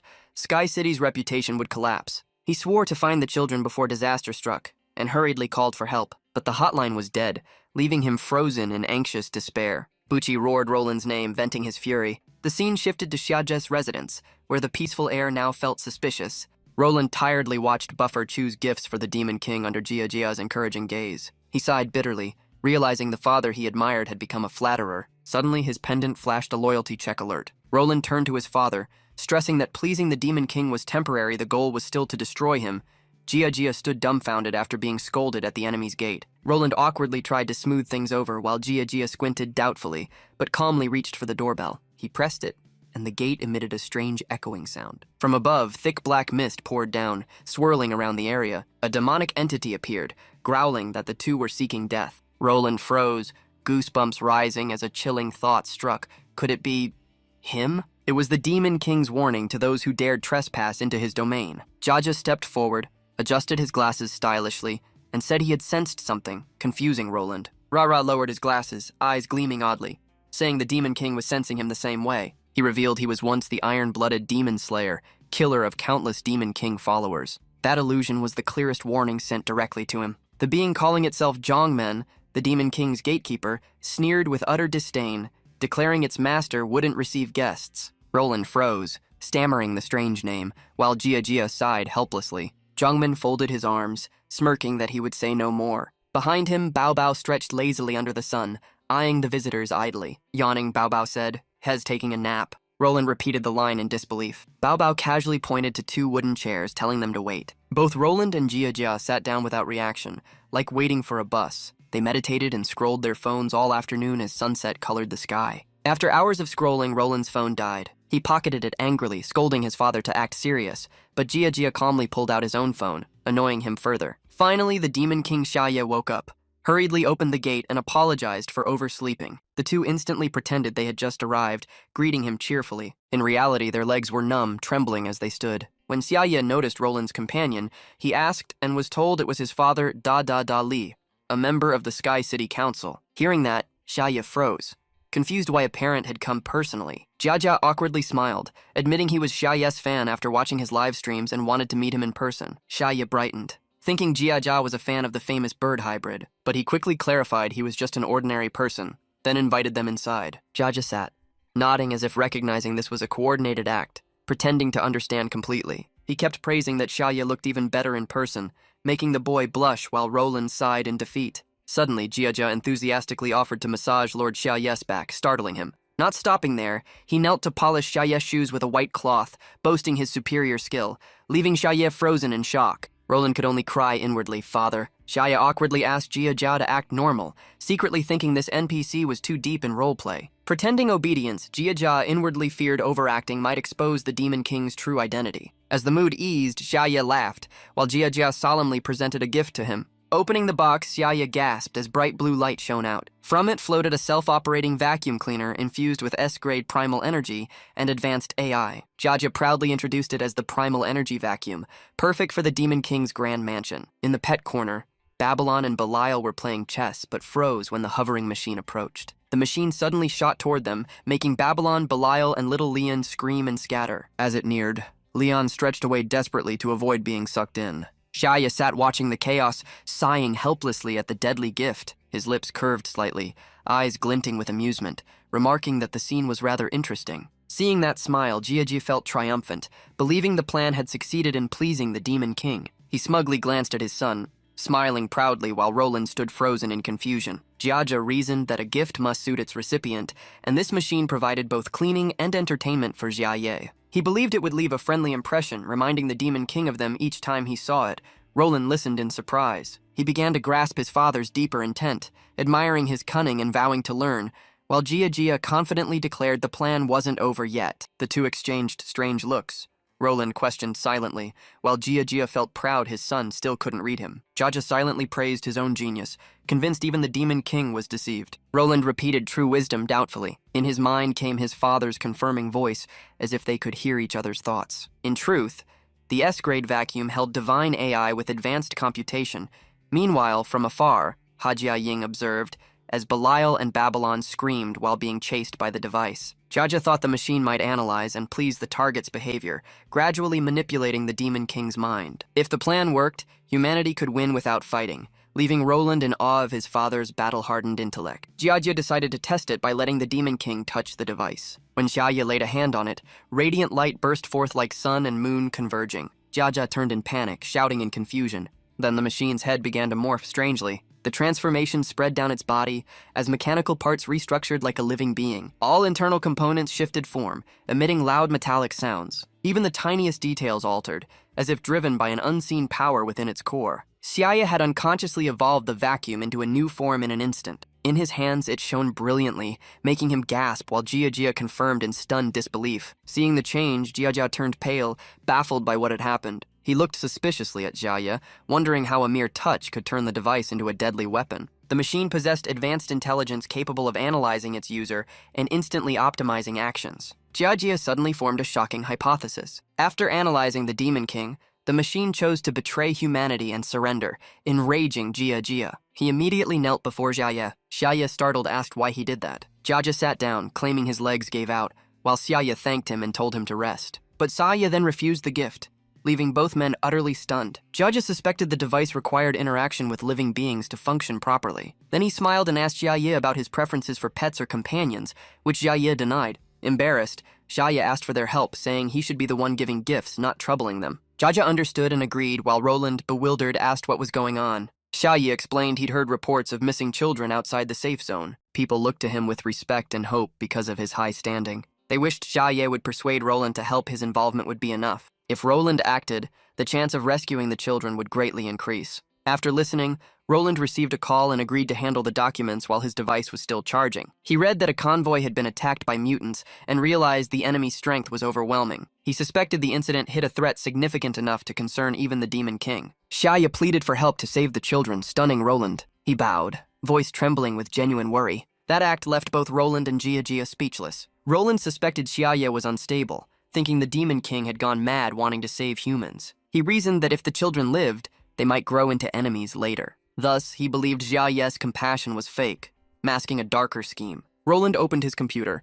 showing data proving the mutants had abducted, not killed, the children. He concluded that with a clear purpose, their survival chances were high. Hearing that, Shia burst into tears of relief. He kept repeating his thanks, leaving Roland silently staring. Inwardly, Roland scorned Xia for overacting but pretended to believe. He restrained his irritation, reminding himself to stay calm. He feigned emotion, clasped Xia's hand, and echoed his hopeful words. Then he firmly declared he would save the children at all costs, earning Xia's heartfelt praise. Xia promised to inform everyone and await their victorious return. Roland left determined, while Jia was stunned by his son's convincing performance. In his monitor-filled office, Roland ordered the Zamai Zone NPCs to scan for strong mutations within 100 km and observe for 3 hours. Outside, the NPCs confirmed they were filtering out organized mutant groups. Roland added that players must prioritize capturing carnivorous mutants. He also commanded the collection of all clues tied to the missing children. He told himself he would be the first to know once a lead appeared. In his heart, he silently told the Demon King to await good news. From afar, Jia watched Roland, moved by his devotion to the Demon King's task. He realized the Demon King rejected advanced tech just to rely on Roland proof of growing trust. With that thought, he felt at peace and prepared for the coming council meeting. Jia resolved to stabilize the corrupt authorities so Roland could work freely, seeing it as his duty. He then set down his weapon, assigned the divine AI to support Roland, and quietly departed. When the weapon touched the wall lit up red with crossing laser grids, freezing him in shock. The weapon's electronic voice announced a link to Sky City's network, monitoring the entire area and reporting directly to the Demon King. Jia sighed, accepting that the AI had betrayed him. But then he realized the real reason the Demon King rejected the technology and cried out in shock. He exclaimed in terror that the Demon King was truly vicious to the bone. At the same time, Shia reassured the people, confirming that Luolan had acted, and the rescue would surely succeed. The surrounding crowd shouted that Sky City had launched massive search missions with huge rewards. Hearing that, Shia felt relieved and encouraged as things seemed to go smoothly. An old woman and others added that completing missions would raise reputation and offered trade benefits in Sky City. The praise made Shia's face brighten with a radiant smile. A strange mix of joy and nostalgia rose in his heart, but some cautious whispers about the mission's danger made him slightly disappointed. A curly-haired woman asked, and Shia shyly said he probably wouldn't join. Yet the next morning, he still went out with a simple sign to recruit teammates. However, no one stopped to notice, everyone just walked past indifferently. Some others eagerly grouped up to take on missions. Suddenly, a surprised voice called out, recognizing him, making Shia turn around curiously. It was the blue-haired class monitor, a level 19 assassin who worked in the shadows. He sneered that Shia, once famous, was now alone, leaving Shia to smile awkwardly. In an old alley, a young man in jade-green clothes idly played with 2 coins. Before him, a fat boy begged for mercy, as the gang threatened to leak his photos unless he paid. They bragged that thanks to the class monitor, they could easily profit, while a woman flattered him as a genius photo hunter. Noticing the class monitor nearby, the woman screamed in fright. Beside Shia, the class monitor patted his shoulder warmly, chatting like old friends while Shia replied modestly. The woman mocked, saying the monitor was recruiting again, while others doubted Shia was even a classmate. The monitor generously tossed Shia some coins, speaking as if granting him favor. Shia held 3 bright silver coins, unsure whether to feel glad or uneasy. He glanced at the group, lips moving as if to ask something. He carefully asked the monitor's level ranked 3,145 globally at level 19. The monitor frowned and mocked that Shia knew nothing about the player world. Shia packed up his papers and politely asked to join their mission team. He sincerely expressed his wish to learn from experienced players. The monitor laughed scornfully, saying Shia was dirt poor yet wanted to cling for profit. Shia calmly replied he could pay, but was cut off and mocked as a broke amateur. At that moment, the system announced, Shia sent a trade offer with 2 real gold coins, freezing the air. The monitor froze, staring at the number in disbelief. He did the math and realized that amount equaled all his lifelong savings. Shia smiled, saying the hiring fee was 5 gold coins, plus 3 as a bonus after completion. He added casually that this rate was still cheaper than top world teams, leaving them stunned. Fury surged as he clenched his teeth, overwhelmed by jealousy. He hated that Shia, once a nobody, now outshone him after just 1 livestream. Envy drove him to plot secretly to lure Shia into a deserted area to rob and humiliate him. The class monitor quickly changed attitude, pretending generosity by saying money didn't matter. He hid his scheme behind moral words, feigning friendliness for the class's sake. As dusk fell, the group went outdoors. A jade-clad youth warned Shia not to move carelessly or face anomalies. Shia laughed, joking that the monitor should protect him since he still owed money. The monitor drew his weapon, saying calmly he wasn't interested in rewards, while his team were thugs at levels 21-22. Shia stayed focused on writing notes and sorting mission papers. When finished, the system granted him the rare title Friend of Heaven City, thrilling him as fame rewards neared. At night, the monitor urged to leave, but Shia asked to stay to finish his report. Finally, the 2 departed while the rest wondered why the mission suddenly changed. The monitor signaled his men, plotting silently to strike in the dark. His group acted natural, showing no sign of deceit. Sensing danger, Shia cautiously asked about the path they were taking. The monitor grew wary, thinking Shia suspected something, but he only pointed at bushes, saying he saw monsters. He warned that wolf-shaped beasts here were far above normal levels and hard to fight. Realizing the peril, Shia ran and shouted for everyone to scatter, but suddenly a hand shoved him hard toward the waiting beasts. Stunned, Shia realized he'd been betrayed, eyes full of fear. In the darkness, a mystical light shimmered like mist among the trees. Thanks to quick reflexes, he dodged the monster's claws, furious that his team tried to sacrifice him. After the betrayal, Shia was thrown into a damp stone dungeon covered in moss. The cell door locked tight, cutting him off from the outside world. Realizing he was still alive, he sighed in relief and cheered quietly. He swore to only join strong teams next time, never cheap ones again. A child's sob echoed through the silent chamber. The sound froze him, suspecting someone else was there. Turning around, he found the missing children huddled in fear. They were indeed the same kids reported missing without a trace. There were also guards and players imprisoned with them. Shia smiled bitterly, realizing even experts couldn't escape this trap. He understood the captives were alive and suspected a dark plot by the beastmen. A girl in yellow cried loudly, saying she wanted to go home. Amid despair, Shia suddenly pulled out a hot roast chicken. The children stared at him in astonishment, as if witnessing magic. But a girl in a red dress coldly refused, saying its cholesterol was too high. Embarrassed, Shia smiled and showed his sword, but she mocked it for not glowing or looking cool. Helpless yet patient, he gave her a Sailor Moon figure, making her suspect he came from a fantasy world. The question left Shia speechless, as he muttered that coaxing kids was harder than fighting. The girl curiously asked about the shiny bottles, and he said they were purification potions that removed minor negative states. She held a blue vial,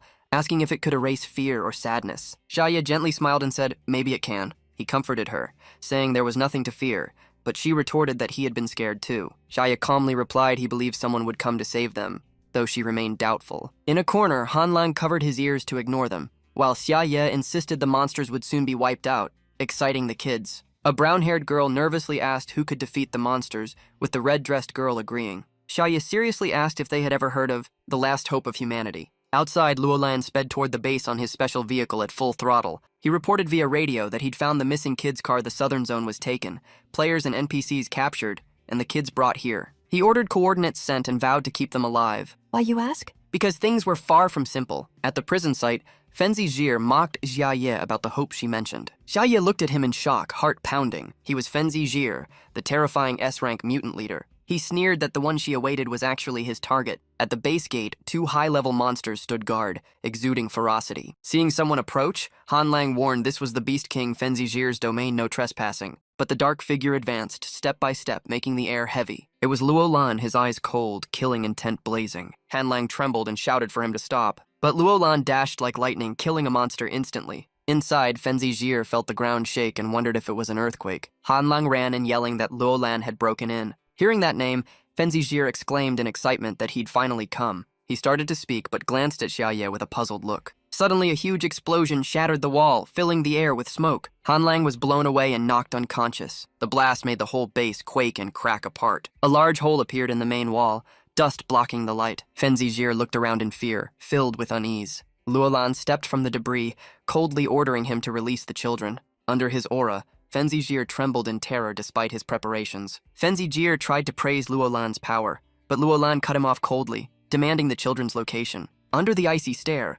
Fenzi Jir pointed shakily at Xia and the kids, insisting none were missing. Seeing Luolan, Xia was so moved he could barely speak, eyes brimming with tears. Luolan met that gaze and froze, feeling a surge of emotion. Then he noticed the Demon King's presence and grew suspicious. Xia shouted joyfully that he had truly come and even saved her. Fenzi Jir was trapped between the crushing auras of Luolan and Hazard. Hearing Xia's call, Luolan was startled, his heart trembling. He wondered if Xia had summoned him to test him, then began calculating. He resolved to prove himself, drawing his sword as his aura soared. Fenzi Jir panicked, trying to stop him, but lightning-fast sword energy struck first. Luolan's eyes blazed red as he commanded coldly that none be spared. The terrified children fled and begged Fenzi Jir for help, leaving him confused about who the real villain was. Luolan charged forward at light speed, striking with thunderous force. His blade swept past, grazing Fenzaiser before he could dodge. The impact shook the ground violently, dust swirling like a storm. The creature froze in shock, recognizing the familiar sword technique. It was the sword art of the last hope, the one called Leng De Li. Fenzaiser's face twisted grotesquely, barely human. Fancy leapt back in panic, shouting for Luolan to stop. He yelled that capturing humans wasn't meant for slaughter. He only wanted to draw human leaders' attention for a meeting. The base fell silent, the air still as if time had stopped. Xia realized the creature truly had no intent to harm Luolan. Staring at it, she suspiciously asked its real motive. Fancy, now an S-rank mutant, coldly reminded Luolan of his current level. Luolan frowned and replied curtly, "Level 101, huh?" Fenzi cut in proudly, boasting of his power to devour sentient beings and level up through gluttony. Fancy calmly said he reached level 101 in just 2 days, wielding 15 tiers of power and surpassing divine limits. He smiled smugly, asking Luolan what if an unbeatable being like him sought alliance with humanity. Fancy pondered, realizing his true goal was coexistence, not war with humans. He eyed Luolan shrewdly, flaunting power only to gain leverage in negotiation. He studied Luolan's every move, finding him increasingly unreadable. He noticed Luolan wasn't surprised, only watching the people behind, leaving him uneasy. Suspicion surged, afraid Luolan still resented the past. He tried to ease tension before being attacked. So he softened his tone, saying he captured humans to seek talks and even saved them. Luolan asked coldly, "Saved them? How?" Fancy explained he'd killed the demons ambushing them. He bragged proudly of his heroic act. The room grew heavy and silent, no one dared breathe loudly. The onlookers were stunned, unable to tell if he was a hero or insane. Luolan murmured in a deep voice, "I see." Fancy misunderstood, thinking Luolan accepted him, thrilled to have gained trust. He went on, explaining he took the teens only to keep them safe from monsters. But Luolan's icy, pitying gaze left him confused. He tried again, pleading for cooperation with Luolan, then loudly declared they shared the same enemy, the Demon King. Hearing that name, Luolan broke into a sweat, panicking as the wolf failed to notice the Demon King right behind him. In danger, Shia shouted for silence, drawing his sword to warn him not to speak further. Shia, amused, joked that the wolf's reasoning actually sounded fair, nearly making Shia choke. Luolan was too stunned to react, utterly bewildered by the scene. Hearing Shia's words, he slowly lowered his sword and said calmly, "Go on." Fancy, thinking he had support, proudly proclaimed himself a master negotiator. But his next words froze everyone in place. He boldly declared his plan. Mutants would destroy demons in exchange for ruling all monsters and living peacefully with humans. He grew increasingly excited, utterly convinced his plan was flawless. But the response was only heavy silence. No one dared breathe. Luolan glanced at Shia, silently asking for guidance. Shia smiled softly, innocently agreeing that the idea sounded good. Luolan forced a smile and nodded as if realizing something. A theory flashed in his mind. The Demon King had sent him here to destroy any chance of alliance. That meant the Demon King already knew of the mutants' evolution and schemes. Every move was within the Demon King's grasp, a mind of terrifying ambition and control. Fancy, still naive, believed he was nearing victory and a mutual pact. But Luolan shattered that illusion with two cold words. "I refuse." Fancy froze, mind blank, unable to grasp what happened. He stammered why, in utter confusion. Luolan didn't answer, charging forward with one thought: the Demon King was watching. Fancy roared in anger, demanding to know why, offering to negotiate. But Luolan stayed silent, unleashing a fierce sword assault that made the wolf howl in rage. It screamed in despair, begging for another chance to talk. But Luolan had decided, burdened yet resolute, to end it here. He raised his sword and declared coldly that he represented the Demon King to eliminate the foe. Fancy was stunned, mind-spinning, unsure who the real side was. The sword flashed, cleaving the wolf apart in a single strike. Luolan stood tall amid the smoke, saying that though both were level 101, his battle experience far surpassed the wolf's. As the smoke cleared, his figure loomed solemn and mighty over the ruined field. From afar, Shia stood stunned, whispering disbelief at hearing Luolan call himself the Demon King's agent. He couldn't understand what was happening, suspicion rising within. A faint voice came from the smoke: the wolf wasn't dead, murmuring doubts about humanity's complexity. It realized Luolan would never agree, so it begged for mercy, offering to free the captives and slay demons for humankind. Luolan froze, shocked beyond belief. He began to analyze, uncovering another layer of conspiracy. A thought struck him. Perhaps the Demon King wanted to stop him from showing mercy to this mutant. With that, he coldly refused, breaking Fancy's spirit completely. Fancy pleaded to live as a dog under Luolan's command, but Luolan replied firmly, no. He lowered himself further, offering full submission. Yet the answer was still no. In despair, he howled to the sky, demanding why everything was forbidden, unable to comprehend Luolan's mindset. Dodging blows in agony, he confessed his only wish to let his kind survive. Then his eyes turned blood red with hatred, vowing if humans were heartless, he would show no restraint. Fancy unleashed all 50 tiers of gluttony, power soaring to level 131, shaking the entire space. At the same time elsewhere, Moser coldly repeated his earlier warning. A subordinate asked why he once said mutants lacked intelligence, and Moser calmly replied that the Demon King's power caused their evolution. The subordinate asked why he hadn't said so sooner. Moser snapped, saying they couldn't think for themselves. Did they expect him to spoon-feed every thought? The man fell silent immediately. Finally, Moser turned away and said coldly with contempt, "What a pity." His subordinate looked up doubtfully, asking, "Pity for what?" Moser smirked and said a potential alliance had turned into a threat, referring to the bond between Luolan and Fenzizer. On the battlefield, Fancy coldly taunted Luolan, asking if he truly believed it couldn't win. Luolan instantly tightened his grip, body tense like a drawn bow. Fancy's eyes now burned only with hatred, blazing like an apocalyptic fire. Realizing its intent, Luolan shouted that the enemy planned to annihilate everyone. He barked rapid orders to activate all survival and defense skills. Everyone deployed barriers, cloaking, and protective chants at once. The girls joined in, casting light spells and blessings in unison. Only Shia stood confused amid the chaos, frozen without reacting. Luolan unleashed his ultimate defense divine power shield, rank S. At that moment, Fancy gathered all power, releasing a world-shattering attack. As the fierce energy stormed forward, whispers spread Roland's shield might not hold. The group's life bars dropped, breathing constricted under crushing pressure. Yet amid the storm, Shia was shocked to feel no pain at all. Luolan strained to endure, mind reeling from the power gap, thinking he just needed one more enhancer, but it was too late. With no choice left, he lunged straight at Fancy, determined to end the rampaging mutant. Facing a level 131 creature, Luolan knew he fought far above his tier. truly barehanded against a boss. He gritted his teeth, glancing at Shia, blaming, "I obeyed the Demon King. Why hasn't he helped yet?" Shia, meanwhile, just wondered why he didn't feel hurt, making Luolan think he was acting. Fancy roared, unleashing his ultimate move, shouting, "Die, last hope of humanity!" Shia trembled, calling Luolan's name with a pounding heart but didn't move. Luolan fumed inwardly, cursing, "I'm dying here and you're still watching!" Then a child's voice rang out clearly, "Brother, I'm here to help!" Luolan turned to see a green bottle flying at insane speed. The bottle smashed straight into Fenzizer's head with a heavy thud. Instantly, gas burst from the bottle, turning his body solid like metal, completely petrified. With a crash, the giant wolf toppled like a felled tree. All eyes turned to Luolan, everyone in shock, but thick smoke obscured the view.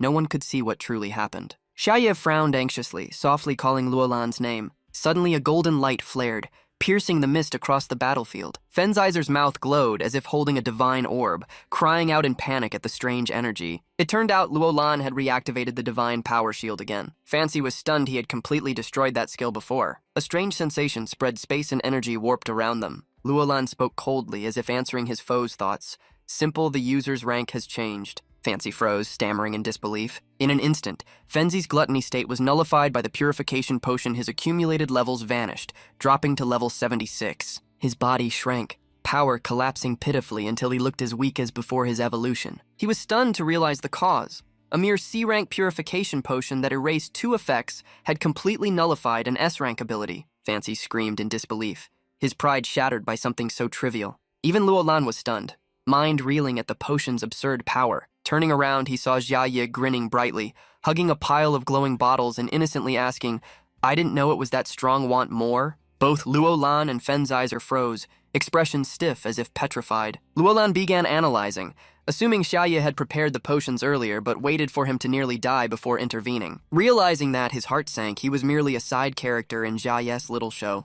Regaining composure, he sternly asked the wolf if it had any last requests. Fancy shouted angrily that he never meant harm, claiming he'd been driven to desperation. Luolan's voice turned icy, saying those were his final words. Fancy stammered a single "I" before falling silent. He turned and ran, yelling that he wanted nothing more to do with humans. As the smoke cleared, Xia ran to Luolan's side, eyes shining gratefully, thanking him for saving him again. He naively said he'd only planned to do a small mission for rewards but ended up in disaster, lucky to be rescued. Luolan recognized that familiar fake innocence, how Xia always reverted to his harmless act afterward. Understanding it all, yet powerless, Luolan only sighed quietly. He played along, dramatically saying his presence alone was enough to stop chaos, making Xia cheer excitedly. Luolan smiled faintly, subtly reminding him to return to the capital after this. Xia asked in confusion, unsure if it was truly over. Luolan stared blankly, and Xia cheerfully replied that the mutant had already fled. Luolan affirmed the evil aura was purified and no longer dangerous. Xia still doubted it, saying even purified,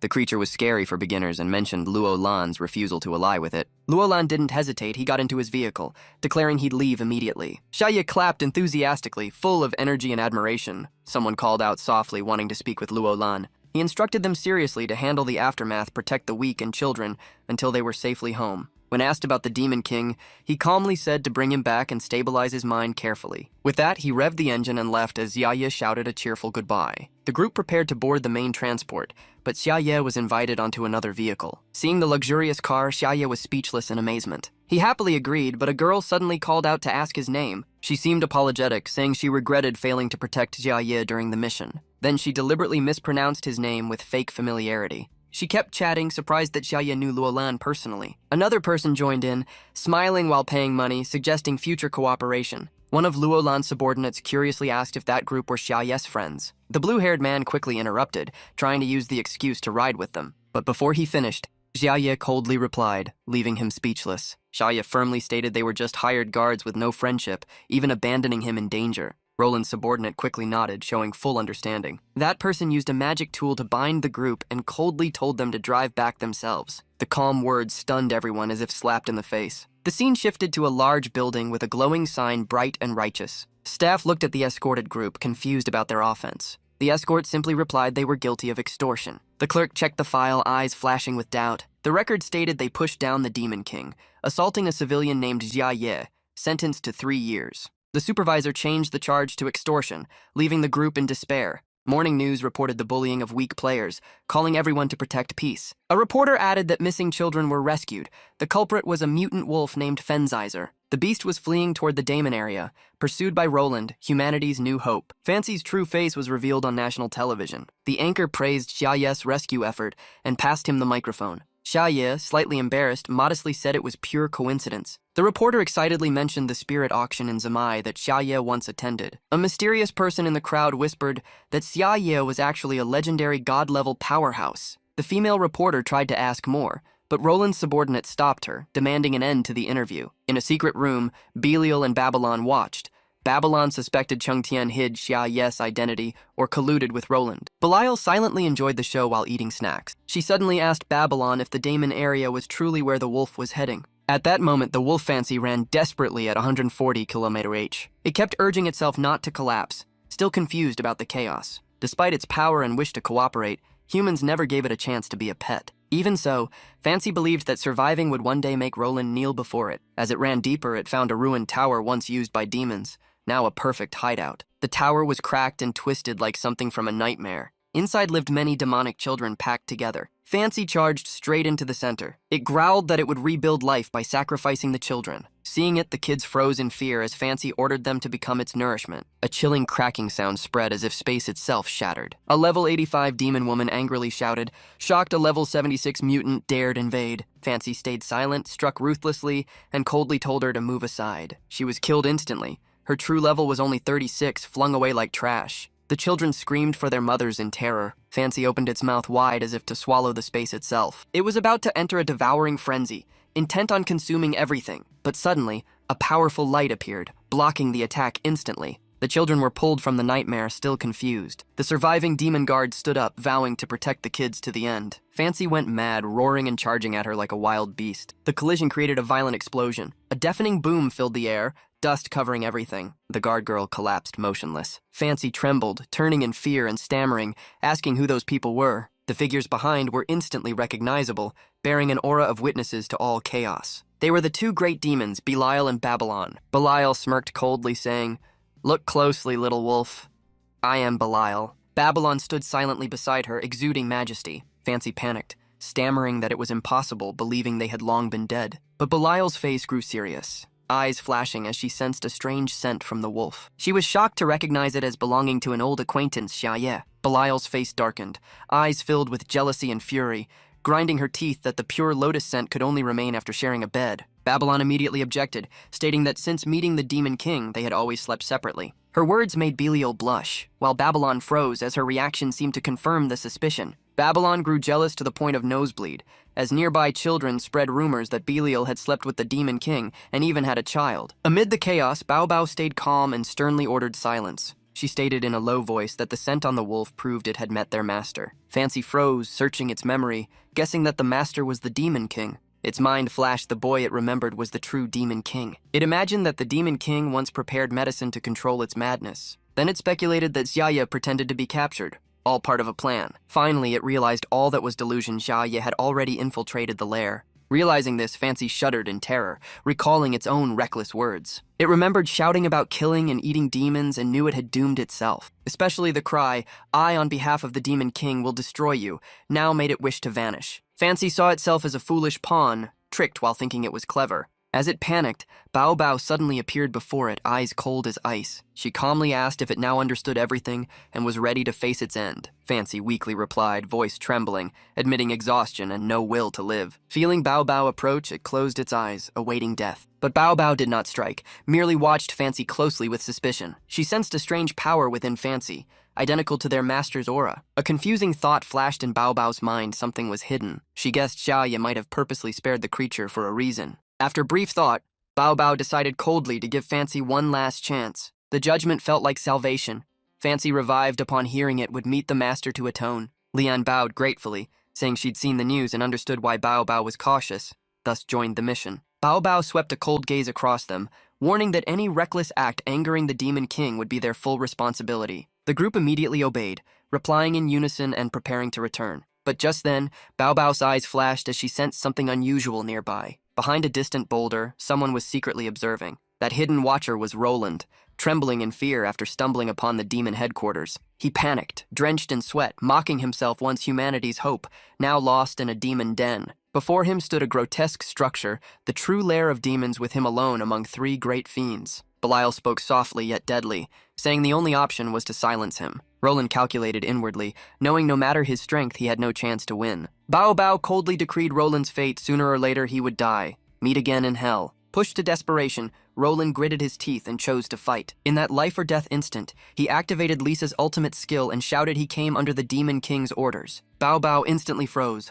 halting her attack mid-air. The blow veered off, shattering only the ground instead of hitting Roland. Bao growled, cautiously demanding what he just said. The air froze, only Roland's pounding heartbeat was audible. He quickly composed himself, claiming their subordinates didn't know the Demon King's real plan. His words enraged Beiel and Babylon, roaring that he was arrogant to think he knew their master better. But Bao raised her hand, signaling silence and ordering them to let Roland continue. Roland began explaining that the Demon King had tasked him to rescue children captured by mutants. He quoted Shia's words, the weak needed protection, and he was chosen to keep them safe. He continued, saying he arrived to find Shia already there, leading to the mutant encounter. Babylon immediately refuted, saying Shia never acted so tediously. If he wanted to kill, he would. But Beiel unexpectedly confirmed Roland's story, leaving Babylon stunned in disbelief. Belial calmly explained she was a demon with prophetic power, closest to the Demon King, and had foreseen the plan. Bao also agreed, admitting everything truly fit the master's design, shocking Babylon to the core.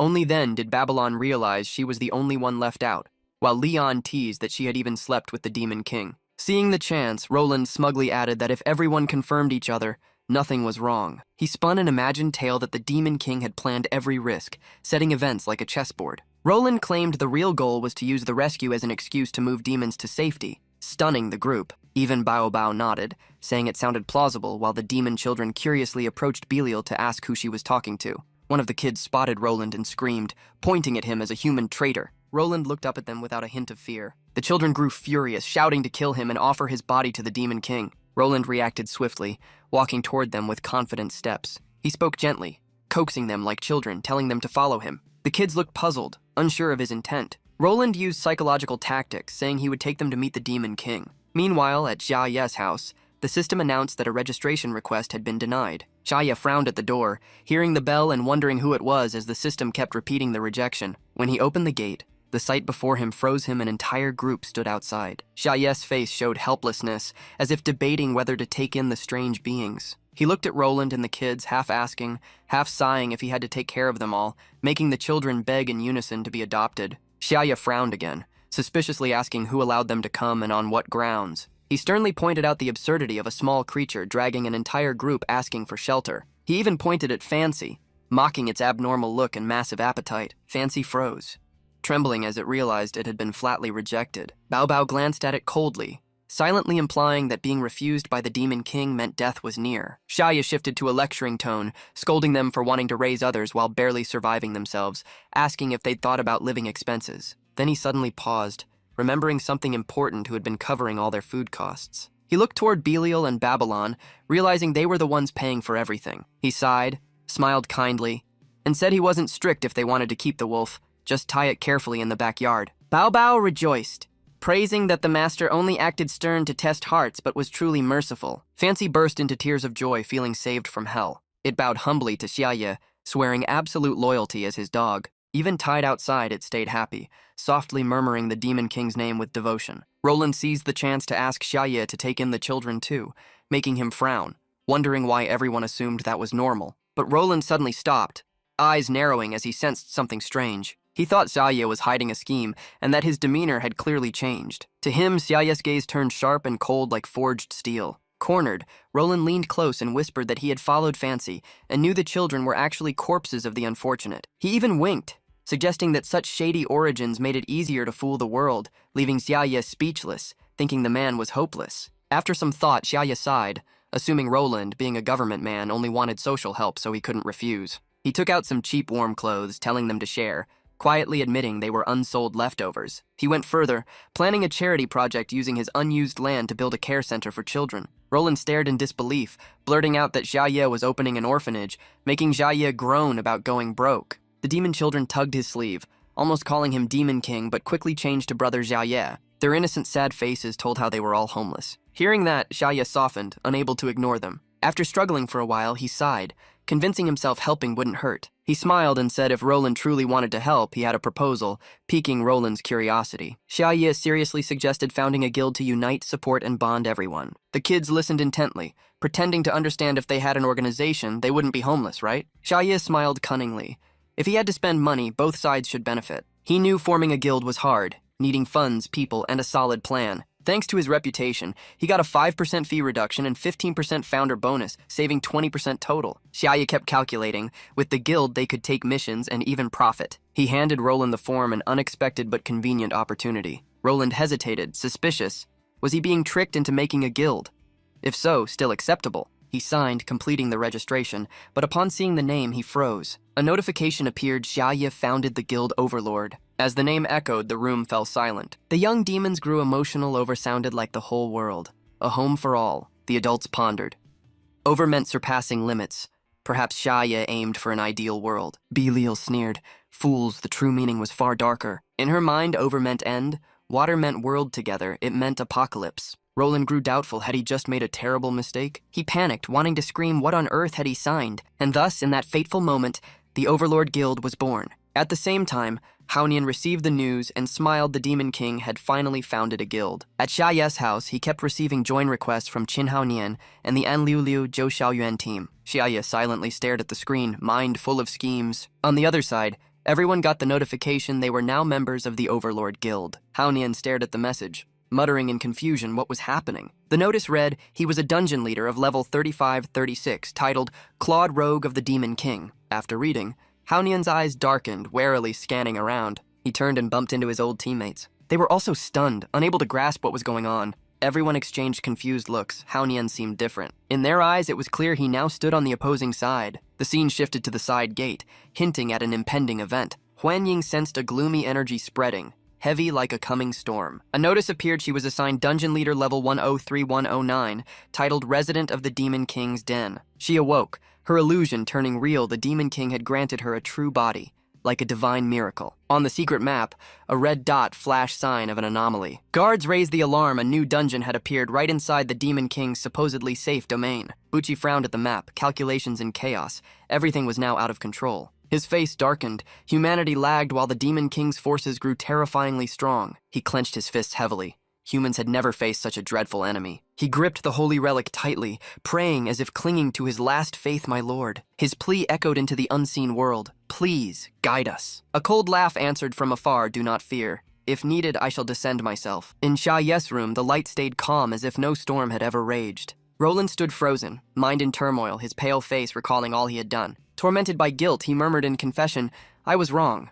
Unworthy of being humanity's hope. He trembled, yet forced himself to stand. Even in despair, he had to move forward. He gritted his teeth. As long as hope remained, he would not retreat. From above, Babylon smirked mockingly. Serves you right. She raised a brow, sneering. Effort is pointless because Beiel cut in coldly. The Demon King planned everything long ago. They conversed calmly, leisurely, as if sipping tea. Victory was certain, yet not truly joyous. A distant voice called out, Sisters, dinner's ready. Hearing that, both demonesses' eyes lit up, answering cheerfully like children, Coming. Belial sat down, nibbling cookies thoughtfully. For us. The group chattered happily around the plate.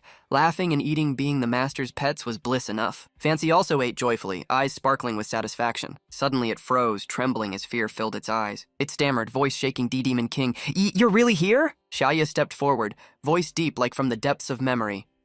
You are the aberrant of Ling Wang, who once plotted with Jiao Lengde to devour the demon realm, correct? With icy eyes, he spoke slowly, each word sharp as a blade. I am not mistaken. Am I? Then his lips curved into a gentle yet chilling smile, freezing the entire space.